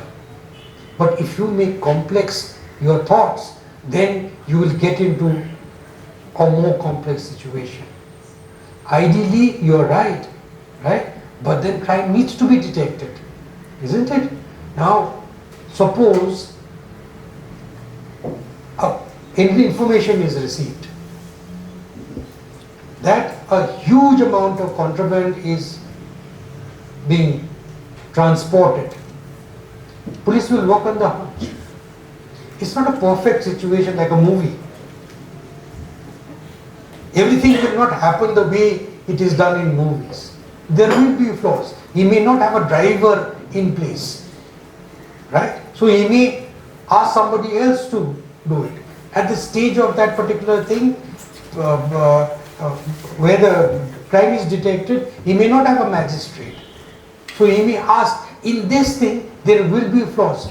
But the system is such, the law is such, that it has been made absolutely mandatory for certain things to happen in a certain way. Section 50, mandatory, isn't it? Search and seizure, mandatory. So the law is there to protect you. But do you mean to say that the police will stop functioning? You are there as the defense to ensure that no person who is innocent will be punished. To prove your innocence, you will ensure that the mandatory provisions are followed. It is of course ideal that the mandatory provision should be followed by the police. But if they have not, you are there to protect their interest. Everything does not happen hunky-dory. At every time this happens, to allege that it is mala fide is wrong. It could be innocent. It could be lack of knowledge of the police officer. It could be lack of knowledge. You understand? So yes, in an ideal society, everything, that's all I'm looking for. I'm asking all of you to be perfect. But do I expect all of us to be, when I am not perfect myself? I'm full of flaws. I make mistakes. But I'm open about it. If I make a mistake, I will correct it tomorrow. I will try not to make a mistake. That's how the society must go on. Okay? So your approach, absolutely right. Be alert. Be alert. But you don't criticize everything as if because this does not happen, it is mala fide. Because this does not happen, it is mala fide. Mala fide, as I said earlier, is a very serious allegation. For mala fide, for fraud, for allegations of that, you have to have positive information that he did it for a purpose. That he made this mistake because he wanted to punish this person and send him behind bars because he had a personal grudge against him. You understand? Otherwise, police is doing their duty like we are doing our duty. Isn't it? They can be flaws. So, change your lens a little bit, be more thing, accept the facts that there are flaws in the society, help the society get out of the flaws. That's a better approach. Before I start, I can see a lot of familiar faces as well as there are a couple of them senior to me. Mr. Amitabh is there, I remember I personally, because when we first initially came from Delhi with just about 3-4 years of practice, and when we were regular in the gazing courts, they were still back then, super seniors in gazing.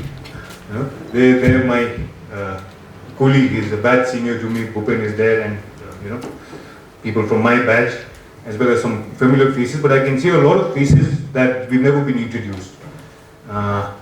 So let me think, because I've been given a very important topic, although it sounds, we don't tend to take it too seriously when it comes to professional ethics, In fact, when a similar program was organized in gazing, the first thing that I realized when I was doing a little research on this topic was, the Advocates Act of 1961. Have we, it's like, let's be very honest to ourselves. Have you guys really bothered to, go through the act in detail? Because detail by your act. Have you made an effort to do that? No, I don't think so. Because to be very honest, even I had never done that. In fact, only when your research got the Kirimade, I went to this act. And that's when I realized that, this is something that governs the manner in which we should be supposed to be discharging our professional duties. And it is very important that each of us go through this act. And the first thing that I would urge all the seniors, those who run chambers here, and when juniors, when young members, those who just passed out of college and join your chambers, the first thing I think we realize we need to do is give them the bare act of the Advocates Act and make them go through it. And it is very important because it's going to be, in the long run, during their professional career, it's going to help them. I would request all the seniors to kindly do that, and it's very important because that's what I have realized. Now coming back to, before I delve into the topic that's been given to me today, let me just share two incidents related somewhat to professional ethics as well, and a personal experience that I've had as a young lawyer. Because this morning when Lordship was discussing about drafting, to pleadings, to giving you ideas of, how to prepare a case, because like the Honorable District Judge mentioned that Lordship's being a mentor to the Honorable District Judge, not just the Honorable District Judge, but His Lordship's been a mentor to a lot of us, a lot of us as the young lawyers back then, and even till the time Justice Lordship was elevated to the judge. Sometimes, not sometimes, many a times I even wish that Lordship was never elevated actually to the High Court, because it's, after this elevation to the bench, it's been a big loss for the bar. And I'm sure a lot of you, those who've been there or attached to the bar for a long time would accept this fact. So since Lordship was mentioning about, drafting to being, the manner in which you should draft your petitions, what are the things that you need to keep in mind, let me just share, an incident, and this has really happened, and in fact, it not just involves me, it somehow involves my lord as well. Because this is a case related, if my lord remembers, Bibla Kazi. There was a client, because this, why I'm relating it to professional ethics, is because one of the main rules framed by the Bar Council of India is, as a lawyer, you've got a duty towards your client as well.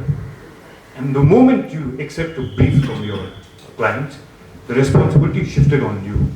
And the client has full faith in you. Client the brief the case usko the headache over. Now the burden shifted on you, and it becomes our duty to discharge our duties properly and sincerely. Now I remember as a young lawyer, we just come back from Delhi. I realized that apart from experience or anything, the only thing that we had back then was confidence. Confidence, but we had zero knowledge about law.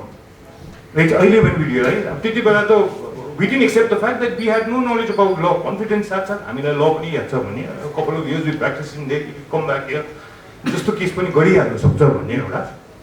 I remember me and my partner then, who was 2 years senior to me, 2 years senior, knowledge, we will manage it.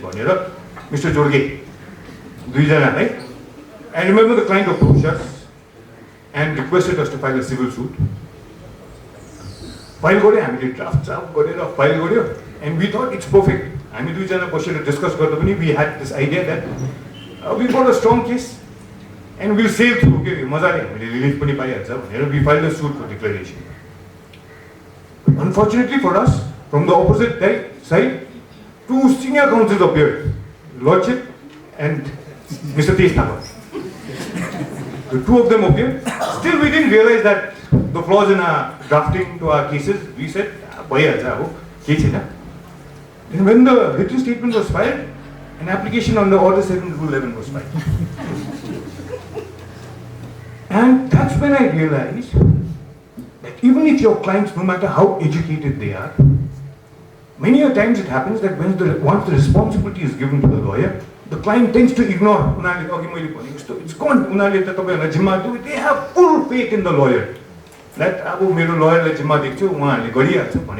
they don't tend to waste it. That's what I realized from this particular case. Because when, along with the written statement, when Order 7 Rule 11 was filed, it was based on a couple of grounds. Wherein first, in our suit for declaration, it mentioned that the cause of action arose way back in the year 1990. And it was 2007, 7 it's like 3 years back. Limitations open. Not just that, the worst part is, we had made the defendant father also a party, father or a mother a party in the suit. And our clients, being educated, hadn't even bothered to see Coco party full faith. And we realized the mother had already died long time back.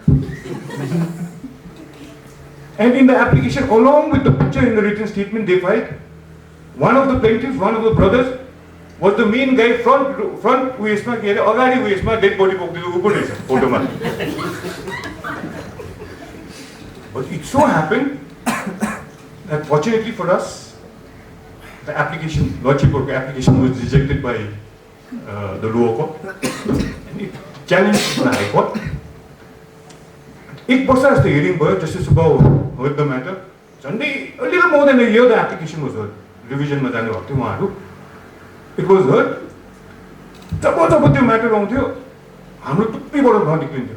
Why the hell did we take up this matter? Because so we realized because it was a mistake on our part.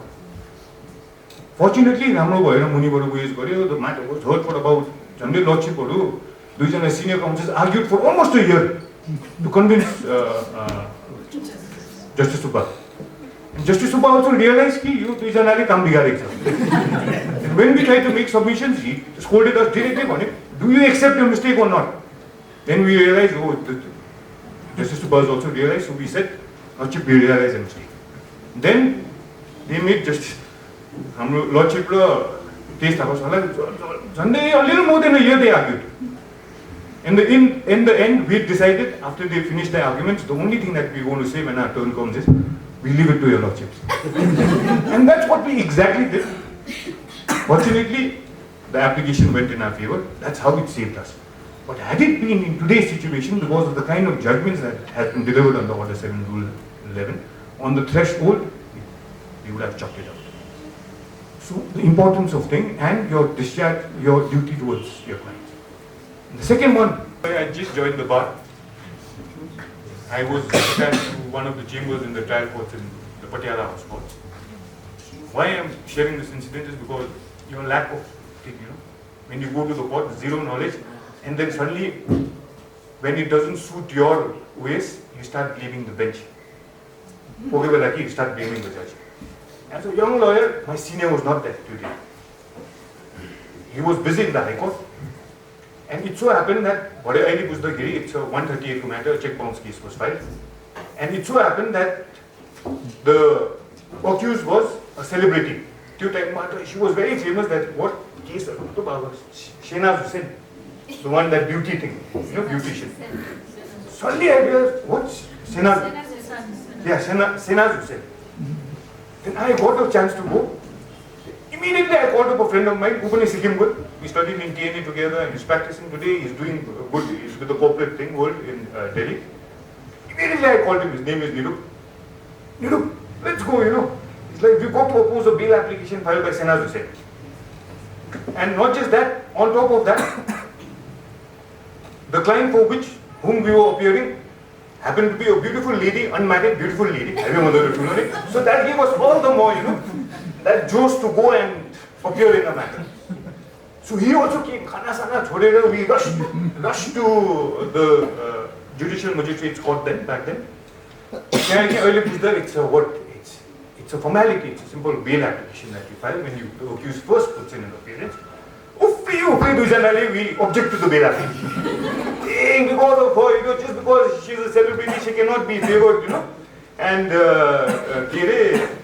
because of her doings, our client has really suffered. The bail was thick, it was a formality. We started blaming the OS. For a couple of months, we started blaming the OS. Judge, see, it's the judiciary. A celebrity, I would say, the court also, there is a favor. So that's, I'm just sharing this. That's today when I realized, see, without the lack of knowledge, you're appearing for the first time, 130, just because is an object we wanted to impress the client.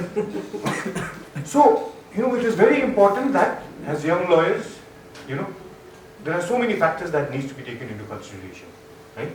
And coming back from a lighter note, coming back to the main topic. See, before I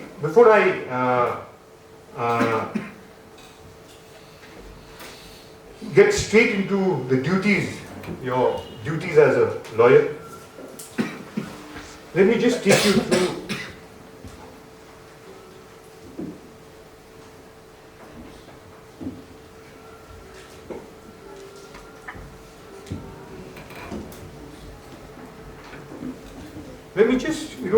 I think before we, to understand professional ethics, it's very important for us to first understand or appreciate the brief perspective, that I would just like to share. It's just a brief perspective. I just want all of us to have a quick peek into the origin and the development of the legal profession in India, and I've just segregated it into 3 parts. Now see, first, pre-British rule. What happened back then in order to decide matters, the administration of justice was in the hands of the king.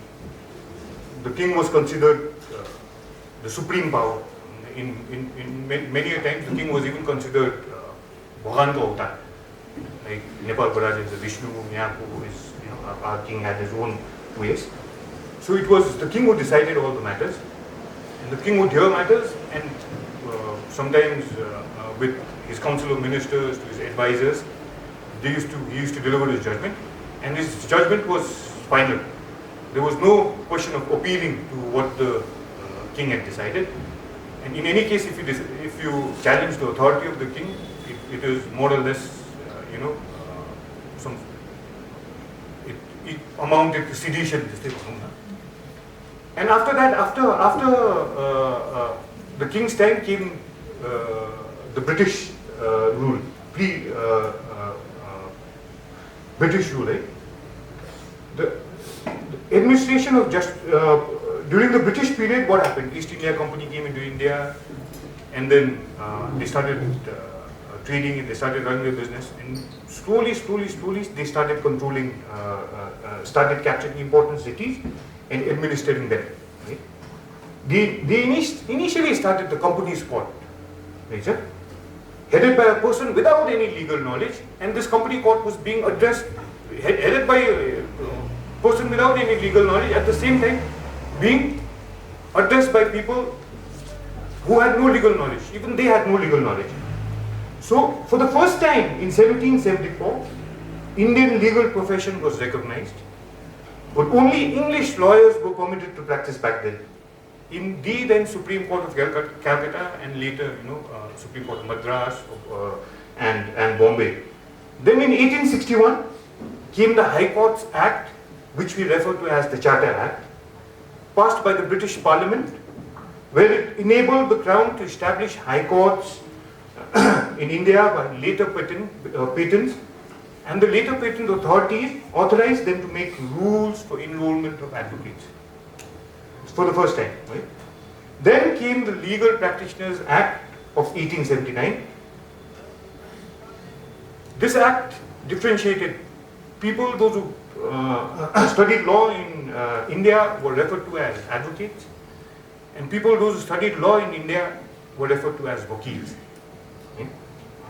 But wakils, unfortunately, were not allowed to practice in the High Courts. It was only the English lawyers those who were allowed to practice in the High Courts back then. Then the next stage is 1923. An advocates committee was appointed under Sir Edwards. Sir Edwards was a judge in the Supreme Court here back then during the British rule, as well as he was a person with legal background and a member of Parliament of the British Parliament then. And Sir Edwards to study legal profession and to make suitable recommendations. For the first time, he recommended creation of bar council in each high courts and allow wakils to practice. In his recommendations, he said wakils should also be allowed to practice in the high courts. The recommendation was accepted in 1926 and the bar council came in force. This was pre-independence. And then after independence in 1951, an advocates committee was constituted headed by Justice C.R. Das to study the problems of legal professions and make recommendations. I'm just giving this history for a reason because all these recommendations, in a way, felicitated in what the system is as of today. So the committee recommended that C.R. Das committee recommended that there be one bar council at all India level, and there will be state bar councils in state levels. Then, for the first time, it recommended that they will have powers to enroll advocates and prescribe procedure for disciplinary action. And it also recommended that once an advocate is enrolled, he would have right to practice throughout the country. These recommendations were accepted and the Advocates Act of 1961 came in effect. So the silent features of that Act of 1961, the difference between wakils and advocates was removed after this 1961 Act came into existence, and common role to practice all over the country was introduced. Creation of bar councils, provisions for designation of senior counsels to things like advocate on record in the Supreme Court, etc. were introduced.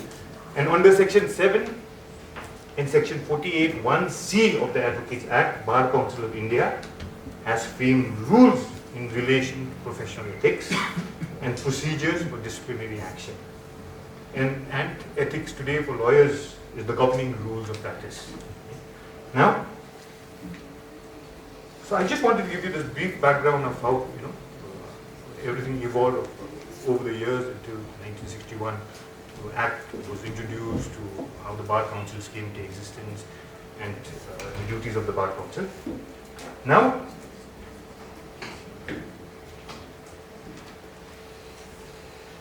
so if you see, you book,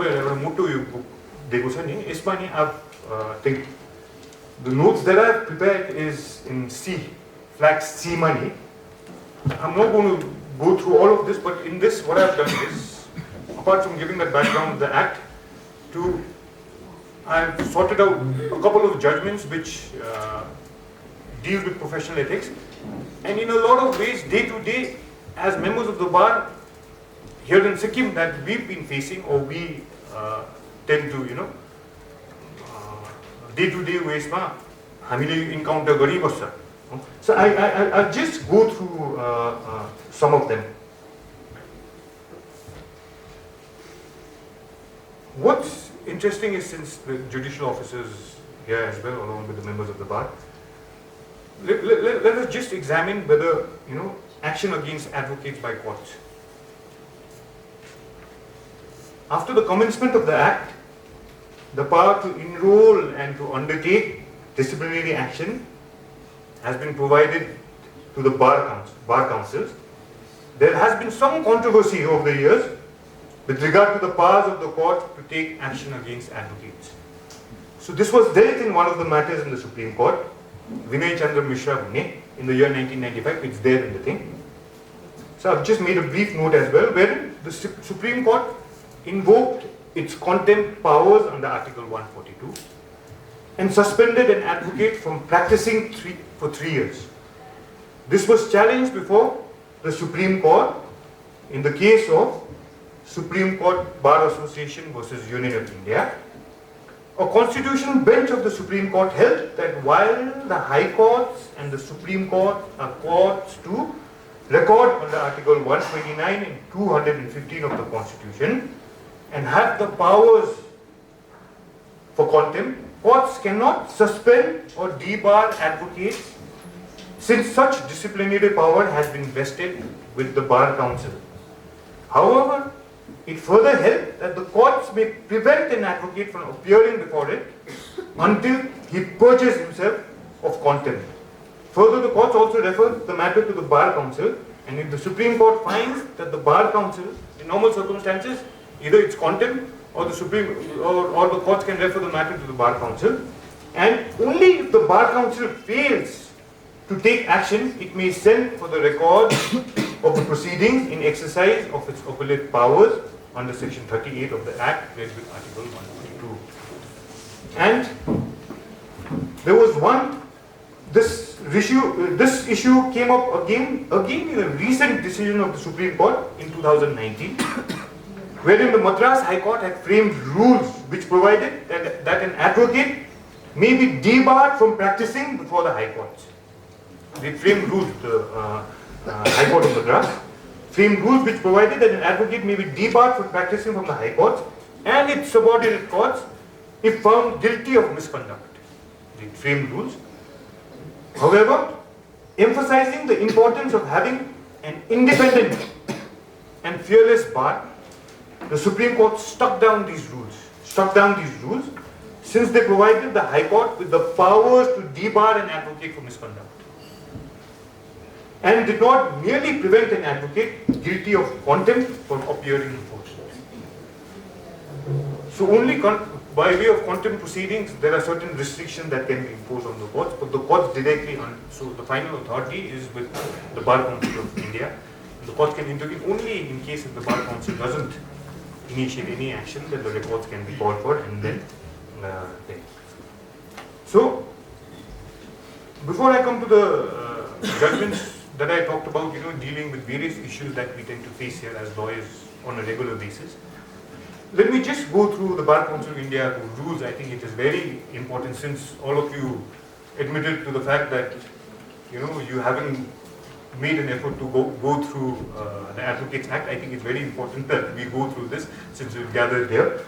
See, under Chapter 4, Chapter 2, the Bar Council of India rules, the duties of advocates have been listed out. They've been divided into 4 subparts.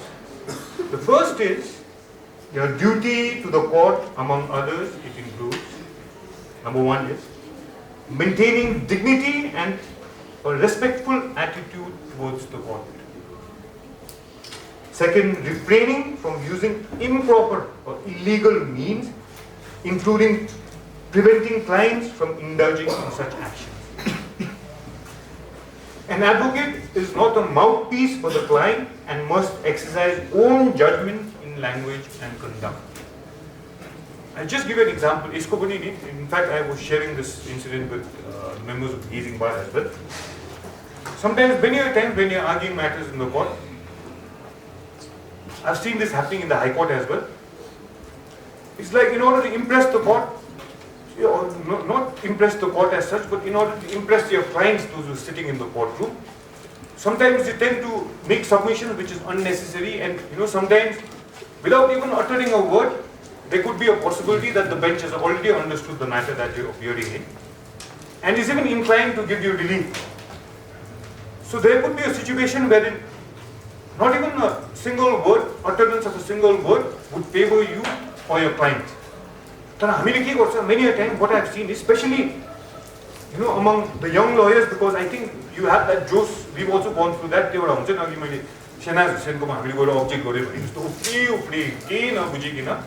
So as young lawyers, you tend to have that thing done. Client pichari boseko cha bhanda, you've got to impress the client.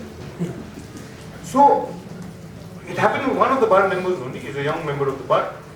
Court is in his favor, but at least the court is saying, has understood this thing and is giving an indication that not to waste. तर यति साह्रो उफ्री चिच्चाइ उयस गरेर गऱ्यो लास्टमा त्यो order पाउने पनि पाएन Then he walked out to the courtroom and the first thing that I told him is, "Bhai ke gareko? We had a good win. The court understood your thing. तिमीले किन उयस गरेको कोर्टलाई इरिटेट गरेको? It's not necessary that तिम्रो कुरा बुझिसक्यो कतै भन्नु पर्दैन नि त्यही कुरा भन्नु पर्दैन उले के भने हैन नि सर त्यो क्लाइन्ट पछाडी बसिरहेको थियो कि क्लाइन्टले यो कुरा चाहिँ भन्नु नै भनेको अब end of the day who lost? It is the client. Probably it was not a final decision, but on that particular day itself, you would have got at least an internet relief. But because of that, too much of juice from the lawyer, therefore, it's very important that you cannot be the mouthpiece, right? Because you are a professional, it is not your client's thing. I can understand, it's easier said than done. As I remember when I was doing a public interest litigation, Samdur mate army le tyo taadharu lagaera when I was appearing. So the first day, after a couple of days when I put in an appearance, the client my boseko pichadi. My client boseko, and the Chief Justice was inclined to give a thing. He understood and he was saying, "Who is not going to do?" So I kept shut. He bonded मैले एक शब्द पनि बोलेन है. But the moment I walked up, everyone gathered me and said, "तपाईले त के भनेन त अर्का गभर्नमेन्टको एडभोकेटले त पुरा अब्जेक्ट गर्यो त. तपाईले के भन्नु भयो?" And in fact, it came through the state legal service authorities. In fact, they even wrote a joint petition addressed to me saying, "We request you to raise these points." They thought I hadn't spoken. म चाहिँ त्यो government एडभोकेटसँग डराएर I couldn't make my submission. But later, once we got the really final judgment, मलाई त्यो बोलाएर गाउँमा बोलाएर felicitate गरेर certificate के खसी मासु दिएर हो भने that's when they realized and they admitted, "Oh, sir, तपाईले भन्नुभएको ठिकै रहेछ." See, and Madhav, we need to see goal score गर्नु पर्यो. It's the result that matters. So sometimes don't get pressurized just because your client says you cannot be a mouthpiece of the bank. I think it's very important that we need to understand this, right?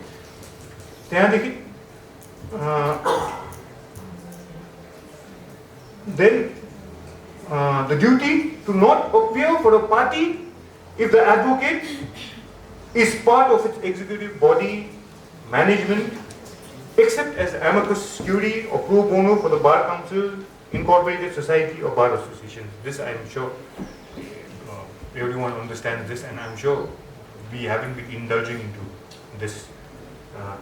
An advocate should not act or plead in case where he has pecuniary interest. Wherever you have pecuniary interest, as per rules, we are not supposed to be appearing. I'm sure we don't do that. Now the second one is duty to the client, among others, duty to the clients. It includes an advocate is bound to accept briefs at the place he practices at fees consistent with his standings at the bar and nature of the case, except in special circumstances. Now this, personally, I find it a quite, quite strange, because when they say you are bound to accept briefs, and I think the Honorable Supreme Court has also time and again said that, your not accepting the brief would amount to misconduct. But I don't know, I somehow feel there has to be, I don't know what your lordship feels, but the choice has to be with the lawyers, that if you are not, because for me personally, let me share, because on my own thing, when I started my profession, since I started off from an organization which had human rights background, to go into the TR jail from Monday to Friday, doing pro bono cases with the inmates there in TR jail and spend time with them. So since I came from that background, I decided that I'm not going to take up any cases related to violence against women and children. And 21 years in my career, I've never, except for one or two in the High Court, in special circumstances, I've done that. But that's my choice, because anyone who comes to me, anyone accused of violence against women and children, I refuse. But sometimes I find a little conflicting when it comes to, because even the Honorable Supreme Court has said that not accepting brief, on what lines I think that is there, but I find it a little conflicting when you say all the briefs that come to you has to be taken and not accepting it would think. Otherwise, that for me, time and again, have been it's a misconduct on my part according to this rule. But I feel it's my choice. That thing again. An advocate is bound to accept briefs at the pace he practices at fees consistent with his standing at the bar and the nature of the case, except in special circumstances. So that except in special circumstances is relevant. His personal problem with regard to a particular type of case, would that be considered as a special circumstance? Is a question which you need to answer. I think there is a conflict in it, and an advocate who takes up a case must do it freely, boldly, with all his might.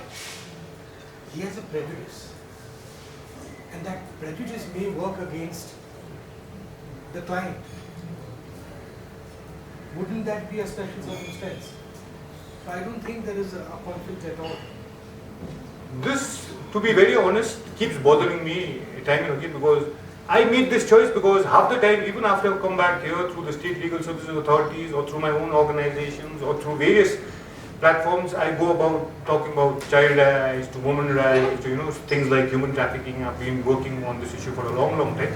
So I feel defending a case like this, appearing in a case and defending someone accused of POCSO or 376 or even domestic violence, I feel it's my take is that I feel that I'm not practicing what I'm teaching. That's the only reason. Nothing against anyone appearing to these kind of cases or people being accused of these kind of cases, but just as a matter of choice, I don't take up these kind of cases. But sometimes when I read this and when you talk about the judgment of the Supreme Court, I find it a little conflicting and I feel, am I?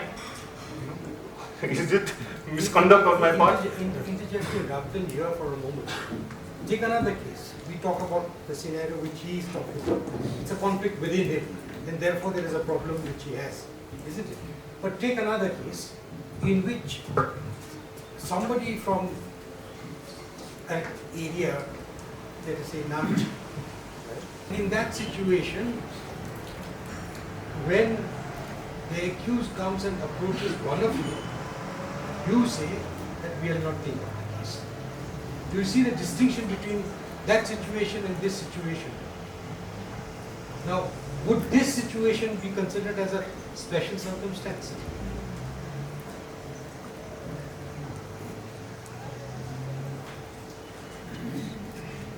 Why?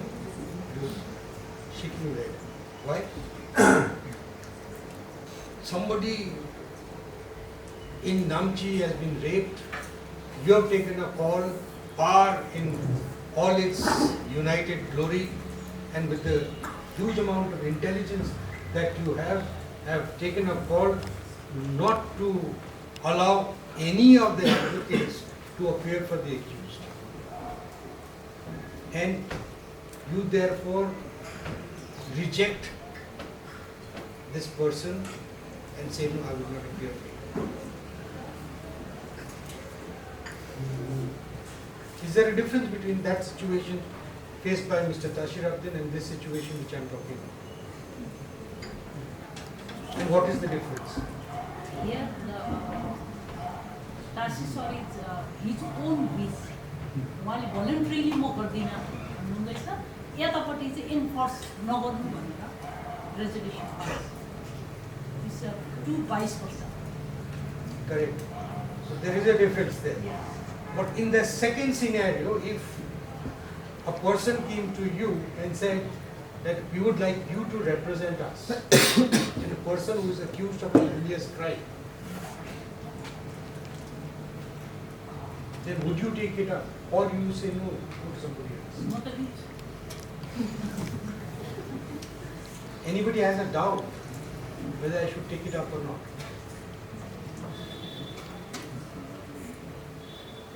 Suppose I, as a lawyer, said, look, I have not done such cases.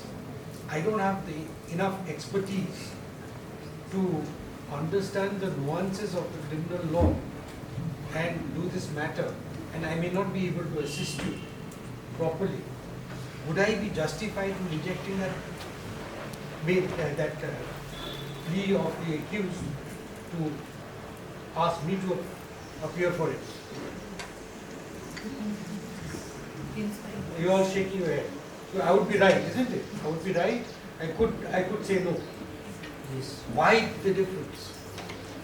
What is the difference? And why in one situation you are allowing Tashi Rapten to not take up the brief, you are allowing me not to take the brief, but you are not allowing one person not to take the brief. The कुनै चीजमा interest छैन भने focus गर्दैन, so prejudice. So therefore the key words which he read out is the special circumstances. Isn't it? It is not as if the Supreme Court is saying or the Bar Council is saying that every case you must take up. But you have to have a special circumstance not to take it up. आफ्नोमै कमी छ, आफ्नोमै गल्ती छ र मैले न्याय दिनु सक्दिनँ भनेर मैले ठाने भने that would be a special circumstance for me. But to be guided by a resolution to oppose because I don't like that person, perhaps that would be wrong, isn't it?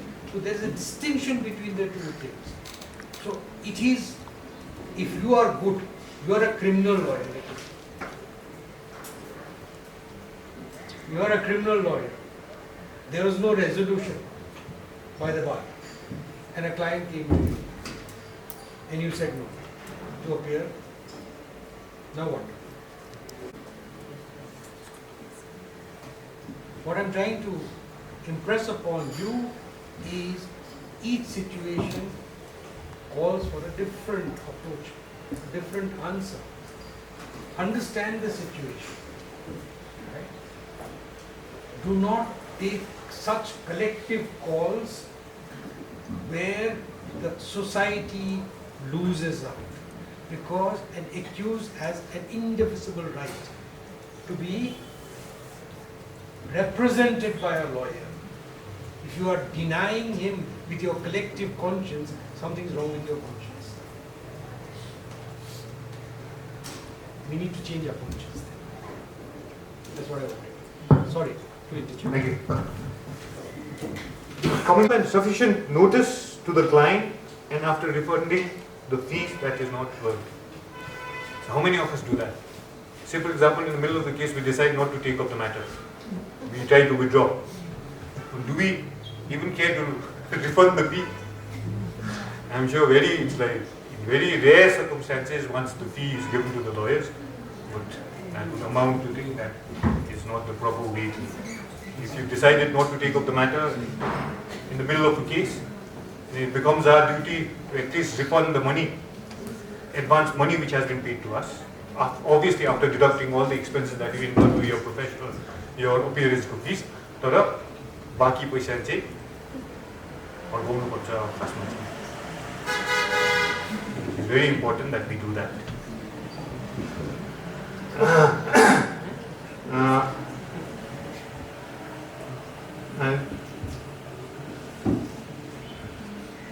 An advocate, this is also very important. I think an advocate should not charge contingent fees or share in the proceeds of the litigation. I think this is one issue that all of us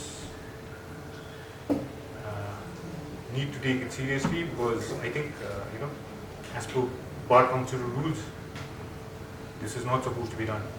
But many a times we end up doing this. Case मिलाइदिन्छु त्यो मिलेपछि त्यो बादमा फिस मैले पाएको गर्नुमा 80% दिनुहोस् न 80% दिनुहोस् न. That's a normal practice that we, especially even in a lot of MACT cases, that's what we've been doing.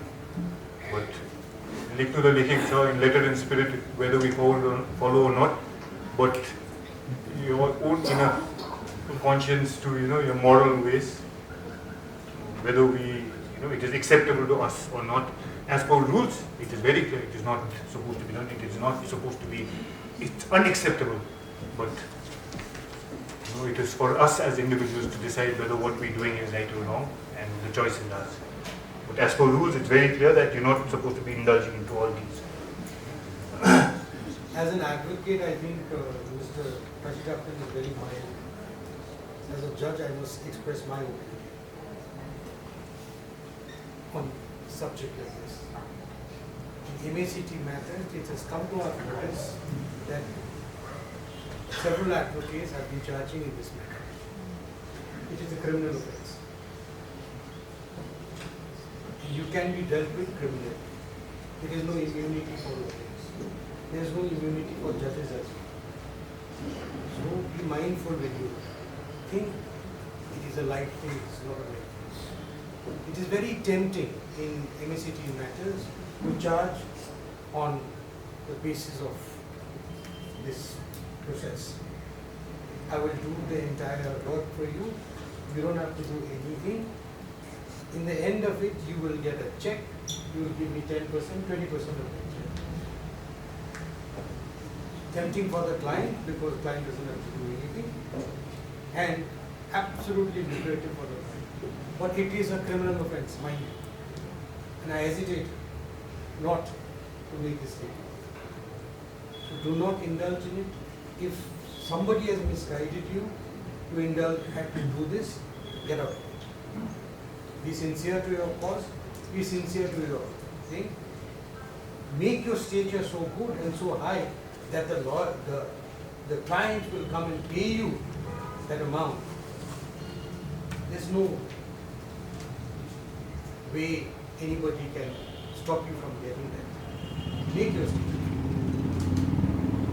But don't be ambulance chasers. Okay? And this is a very, very serious thing. And do not. And in addition to this, something that's also relevant, I feel, is an advocate should not bid or purchase property involved in a case except for his client if he is legally entitled with express written authorization, and intimate clients immediately regarding any money received on his behalf. Because in the other areas we've heard of cases wherein, client paisa has been received. MACT ko uski, olu relief uski, ke ko paisa ho. But the same is not intimated to the client. So it is very important that we intimate any money received on behalf of the client. It is very important that we do that. And if advice has been given to clients in connection with a matter, an advocate cannot act, plead or appear for the opposite party. Once you've given an advice to, Anjan comes to me, I've given him advice. If it's just a normal case, that's something different. But if Anjan has come and discussed his case in detail with me, I know all the facts about his case, I know, everything about the things that is discussed related to a case. So tomorrow if Kumar comes and says, in the same issue, files a case against Anjan and tells me to appear against Anjan, I think it's professionally wrong to be doing so. Sometimes we tend to ignore the fact that Anjan has come and already discussed matters with me. We tend to feel that Anjan ne malai engage to gareko chaina, wakalatnama sama sign gareko chaina. So Kumar has come. I think it's fair enough on my part to be appearing for Kumar. But once I know all the facts that has been narrated by Anjan, so therefore that's the reason why for consultation fee charge gariya. Or take the money, charge him, but after he's discussed everything with you, I think it would be wrong on our part to be appearing for the opposite party. Because we know all in and out of what Anjan's case is. So I think this also has to be kept in mind. And even, interestingly, duty to opponent, among others, is also there. It includes not negotiating or communicating on the subject matter of controversy with a party represented by an advocate, except through the advocate. Duty to carry out all legitimate promises, though not in writing or enforceable. This is your duty towards your opponents and others. And duty to colleagues, amongst other, it includes no soliciting directly or indirectly, no meetings not warranted by personal relations, no newspaper comments, no photos to be published in connection with the case in which he is concerned. Signboards of a reasonable size, I don't think it's a problem with us. I don't think we go to the extent of, in some of the districts in the other states. I don't think any of the lawyers here have been advertising and indulging in these activities. And no website can, or website, if you create it, can only have basic information, and any additional information is deemed to be misconduct. Minimum fee as taxable under the relevant rules which the client is liable to pay, and duty to not appear. This is very important. I've seen that since the time I became a member of the bar here to, till the time for 6-7 years when I was in the executive body, we've been facing this problem time and again. And the problem is duty to not enter appearance for a party where an advocate is already engaged, except with his consent. I don't know if it's still happening here or not, but sometimes when the matter is taken up, there are two lawyers, suddenly दुईजना appear भइरहेको हुन्छ. One said, "अरे, म त यसमा appear गर्दैछु." The other one comes and files the वकालतनामा. Especially in bail application also, when the applications are filed. So you've got to be very careful. And this is one complaint which has always been there. I don't know whether the executive body has been facing this problem or not, but this has relatively come down compared to what it was before. But it was rampant, and a lot of matters were being reported. It's not that you've been knowingly indulging into it sometimes you're misled by the clients as well, but you've got to, as lawyers, you have the capacity to understand that it's a pending matter. So it becomes your duty to find out from your colleague or get an NOC or something like that. And when you put in an appearance, it's very important that you do that, because end of the day, when two lawyers are appearing before the court, even the bench is going to have a very bad impression about the bar. And please, we've got to appreciate the fact that as a lawyer, when you wear this uniform and then as a lawyer, when you enroll as a lawyer, you're a member of the bar, it is not just your individual reputation or your thing you're carrying on with you, it's the reputation of the entire legal fraternity, the entire bar. I was giving an example, I'm just repeating the example here once again. Say for example, if there is a government servant, a driver, or even an officer of a health department, or a labor department, or UDHD, creating problems in the market and abusing people, no one's going to pinpoint and general ways saying specific ways allegation hey, you UDHD ko employees you health department or you mattu in a you gati chhara. They're not going to do that. But as a lawyer, tomorrow you do that. It is not just hey you Kumar ta mater gati chhara bhandaina ni. You lawyer kalo court ko beudai chaina. So it is not just Kumar's reputation, but the entire legal fraternity is being dragged in because of Kumar's attitude. So we've got a huge responsibility even as an individual, we've got the responsibility of the entire fraternity on our shoulders. So when you do this in the courts as well, with the bench as well, we don't want the bench also to see us in a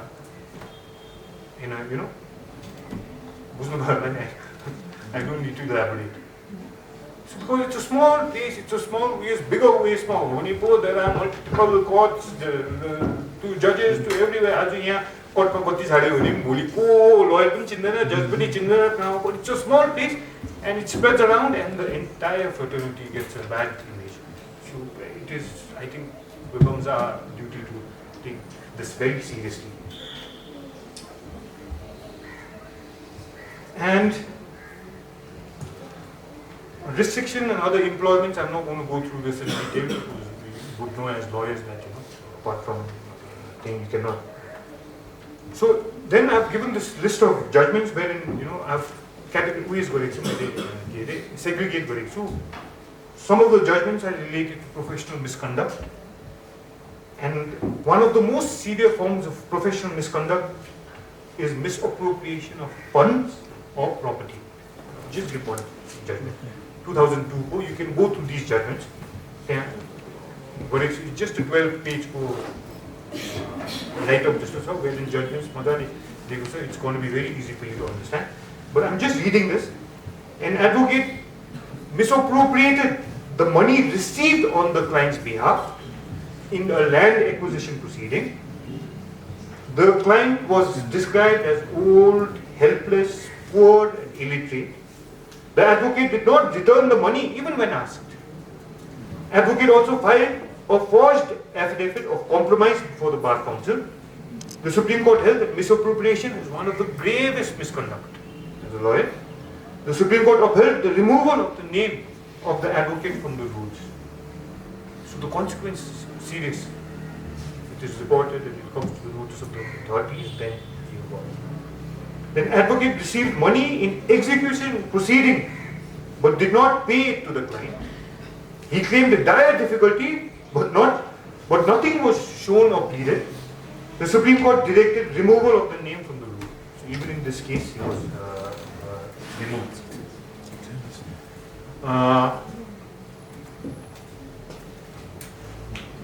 Then the other one is dishonest conduct has also been held to be a severe form of professional misconduct. I will just read one judgment. The bank engaged the firm in a case. Original documents were handed over and fees was paid. The bank was informed that the case was filed and there was no communication thereafter. The bank later engaged another advocate who found that the case was filed and then returned with objection and never refiled. So your duty towards the client this would cover. The Bar Council of India removed the name of the advocate from the rules, which was upheld by the Honorable Supreme Court. So once the responsibility is given to you by your clients, it is very important that we keep our clients updated. For any reason that we are not able to put in an appearance, I think we've got to advise them to engage some other counsels, but not take it lightly and see that there's no follow-up, removed. This is also interesting. An advocate informed a client in a letter that the judge may take a bribe of 10,000, but no money was sent. However, the Supreme Court considered that there is nothing to suggest that there was intention to bribe. Considering the severity of the misconduct and the advocate had been practicing for 50 years, the Supreme Court struck off the name of the advocate from the rules.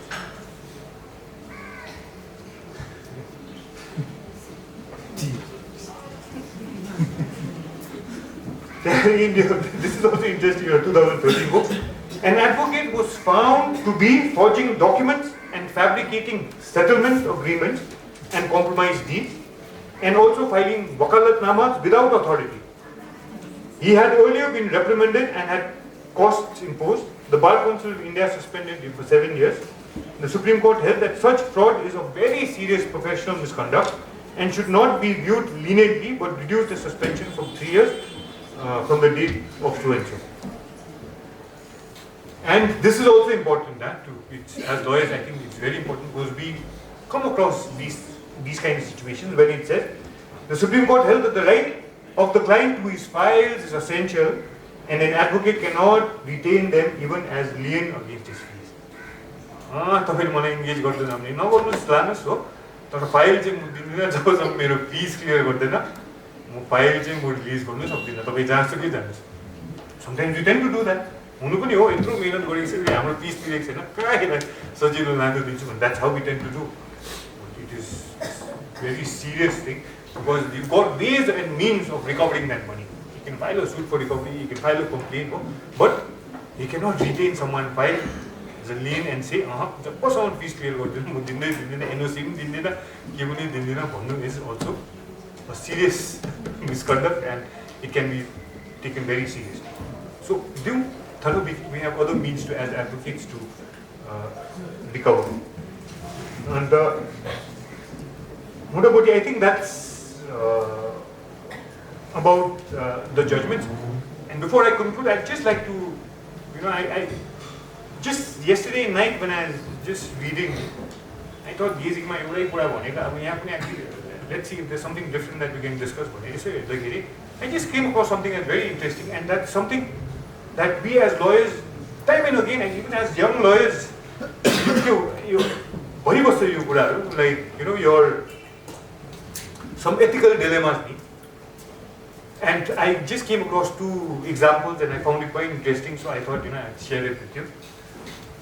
They tend to, as the general public, role of an advocate, it's like, they are unaware of it. So they tend to ask, just a rape, so for that reason a murderer. The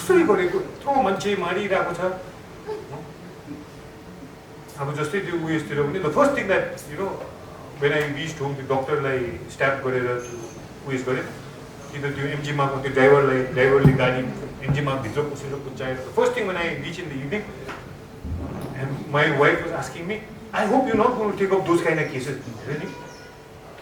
Legal aid, I hope you're not going to accept those kind of things. So they don't understand. So in the for a general, to murderer like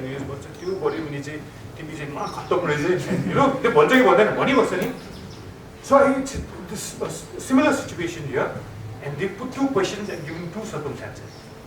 And one is, say for example, a murderer approaches you, who's been, murdered, and he discloses this fact to you in your chamber, saying that, sir, you've got to defend me. The other is, a client approaches you and admits the fact that he's forged a document, forged the signature of his brother in a family settlement, and says that I want you to file a suit for specific performance. Specific performance, file a suit, and I want to file your case. So, but he admits the fact that in the family settlement, the signature of the brother has been forged. Now, according to you, what are the 2? I found it very interesting. What are the?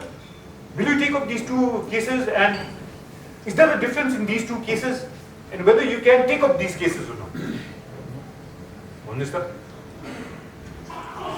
Samita, sir, why don't you share some light? I'm really confused because both are related to criminal offences, and one is related to murder charge, and another is related to forgery. So, as an advocate, I can do the cases together.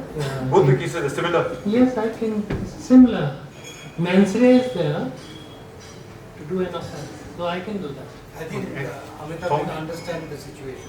You discuss the second thing. So he understood because he said both the thing are criminal offences, but as a lawyer you can understand. I'm talking about the mens rea, because to do an offence, the mens rea is there because he has admitted in the chamber that no, he has. So as a lawyer, you think we can take up both these cases, the case of murder as well as where he's come and admitted to you, as well as the second case where he admits that he's forged. Said to me in the chamber that no, he has forged the signature of his brother. Yes.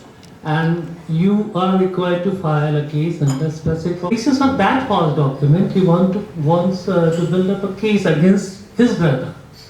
So if I do that, I think I will be a part and parcel of that crime activity, because I'll have to lay emphasis on that document, which is forged one before the court.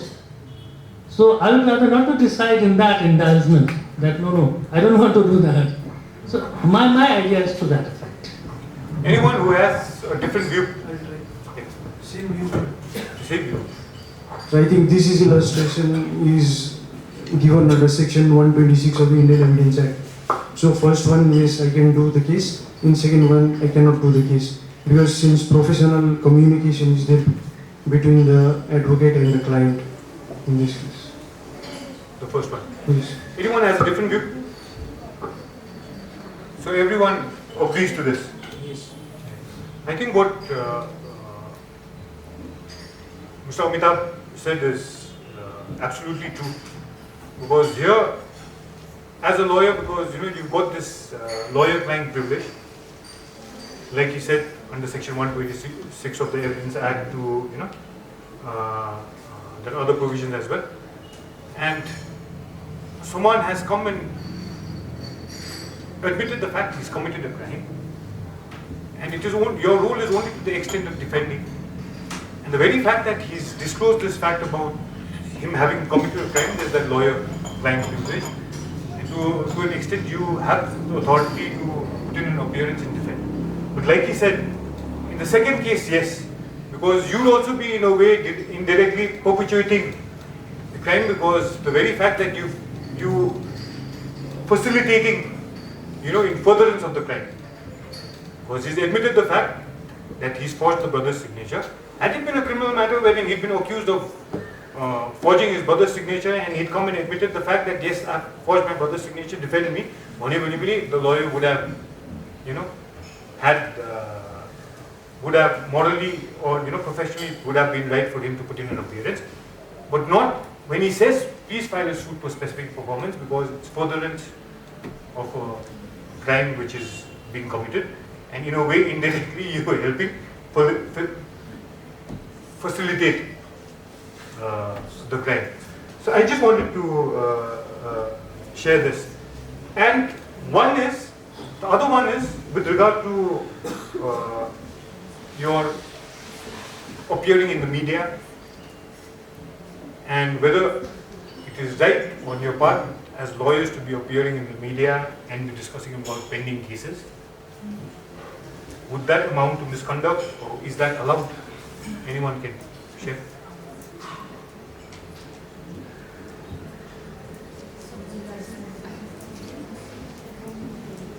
That amounts to misconduct. It's a misconduct. Why? Because we cannot disclose anything regarding any pending cases in the media. That is there in the Advocates Act.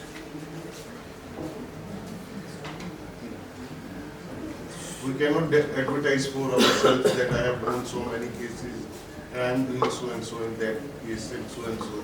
That is a part of advertisement. Only to the extent the Supreme Court also, by way of various decisions, said that, yes, in terms of matters which are pending, he cannot be discussing the details of the case only when, once it's been decided. And even when the matter is pending in appeal, the same cannot be discussed in the media.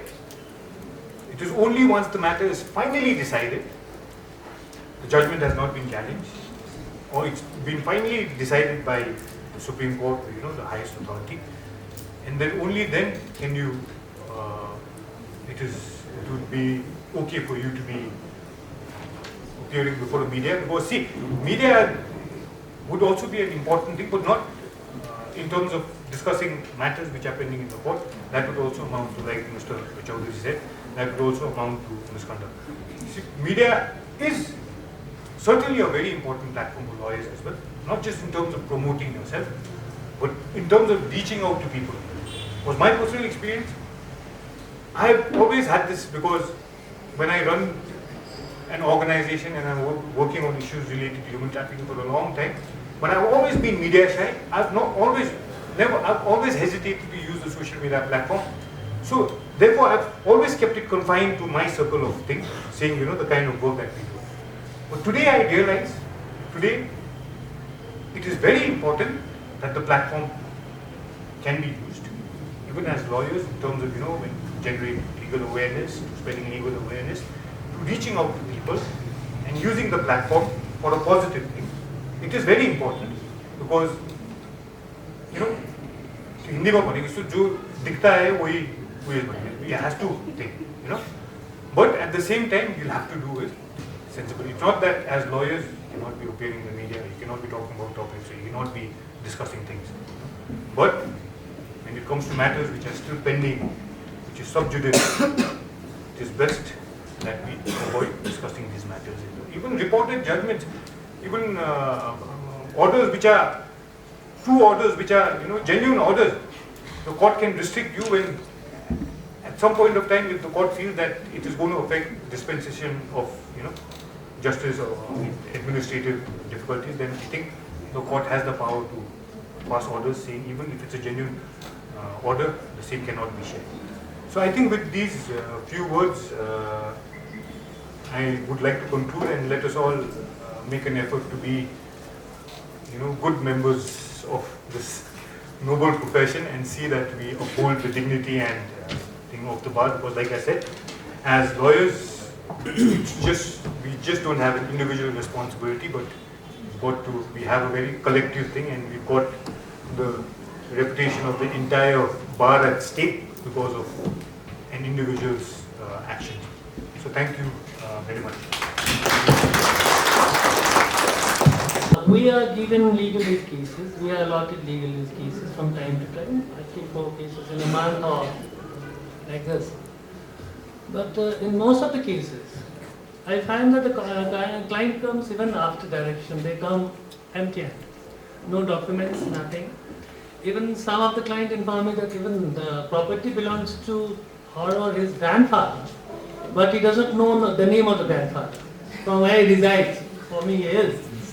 So then as an advocate, my duty is to make a draft, proper give counseling to the advocate, to the person concerned. But it is not my duty to make a search in the offices, because it is his duty and needs to bring. I can only give the directions to bring this document that. This is one example. Another example that I just face occasionally. They go to the office, they collect the notification for appointment of a lawyer. They come to me, other advocates also, they have also agreed to this. Sir, matra uvaidini nahi, case jeetne se kya matlab chahiye. This has also happened. And thirdly, it is very hard for me sometimes to inform that client that your case is not good, because I have to be very much specific towards the result of this. I have to inform. Communication is to be made, the condition of the case, the situation of the case. So these cases I am facing problems. I think other advocates they must be agree with me regarding these issues. But the first thing is that legally thing. Whatever I have given, recently I was given one, I think the matter has been disposed in the district court, Beer Maya. Now she is again coming with me with an allegation that the court did this and that without listening me and all that thing. Madam, it's on the record. And she wants to file a case again. Now what I find that in another case, she filed 2 or 3 cases against her husband and against her stepdaughters. What I find that she has already given relief. She has agreed to certain portion of the land in her name as well as the daughters. Now again she wants to go for filing in a title suit. That is abuse of the process of law. And when I asked her that how did you manage to get order in my name again to refile a case? Sir, I just went and I said they wrote an application and because I am a lady, I am a female, I got a legal response. So that is the situation I am facing. Now Mr. Rapten told me so many things regarding the fees structure and all that. What I find in my 23 or 24 years of practice, it is very hard to take out a single penny from the pocket of the client if it is a private case. Maybe a poor person, I feel that poor person consider us and also we consider them because we know the status. But coming on 40 lakhs of car and all that thing, vehicles, and they say, that's a China. So I think there should be some rule. There should be some rule for the clients also, for the payment of the fees to the advocates concerned. But I am concerned with this legal thing, so especially the legal thing. 2 or 3 cases are there. I am waiting. Yes. This is not a problem. Most of the people who are coming for legal aid come from that zone of society who do not have the wherewithal and the understanding of your capacity. They come from that walk of life, that economic background, that culturally deprived, societal deprived background, which perhaps is an impediment for them to understand the nuances of the law the way you understand it. So what happens in a situation like this is frustration. On the one side is a person who doesn't understand, and the other side is a person who understands too much. Communication is a huge problem. This is is an art. We have to cultivate this art. The situation which you have faced, I have faced as well. I'm sure most of them have faced the same situation. There was a client I took up when I used to do legal aid cases. I used to not even charge the legal services. I hired my own vehicles. I traveled to long distances to do their cases. Came back, consultation happened. I invited them. They came to my chamber after 2 trips to a very remote area, spending my own money from my pocket, collecting materials. Came back and I wanted to discuss further. When the client sat in my chamber and started discussing it, I, in my own way, started explaining to him the nuances of the law. The moment I did that, the first statement he made is, "Hey, to the game was denas."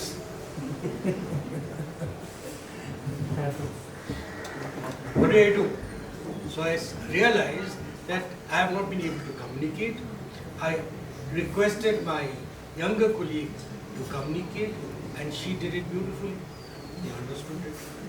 So what I realized is sometimes we understand too much because we know too much. We speak law which they don't understand and therefore there is a huge communication gap.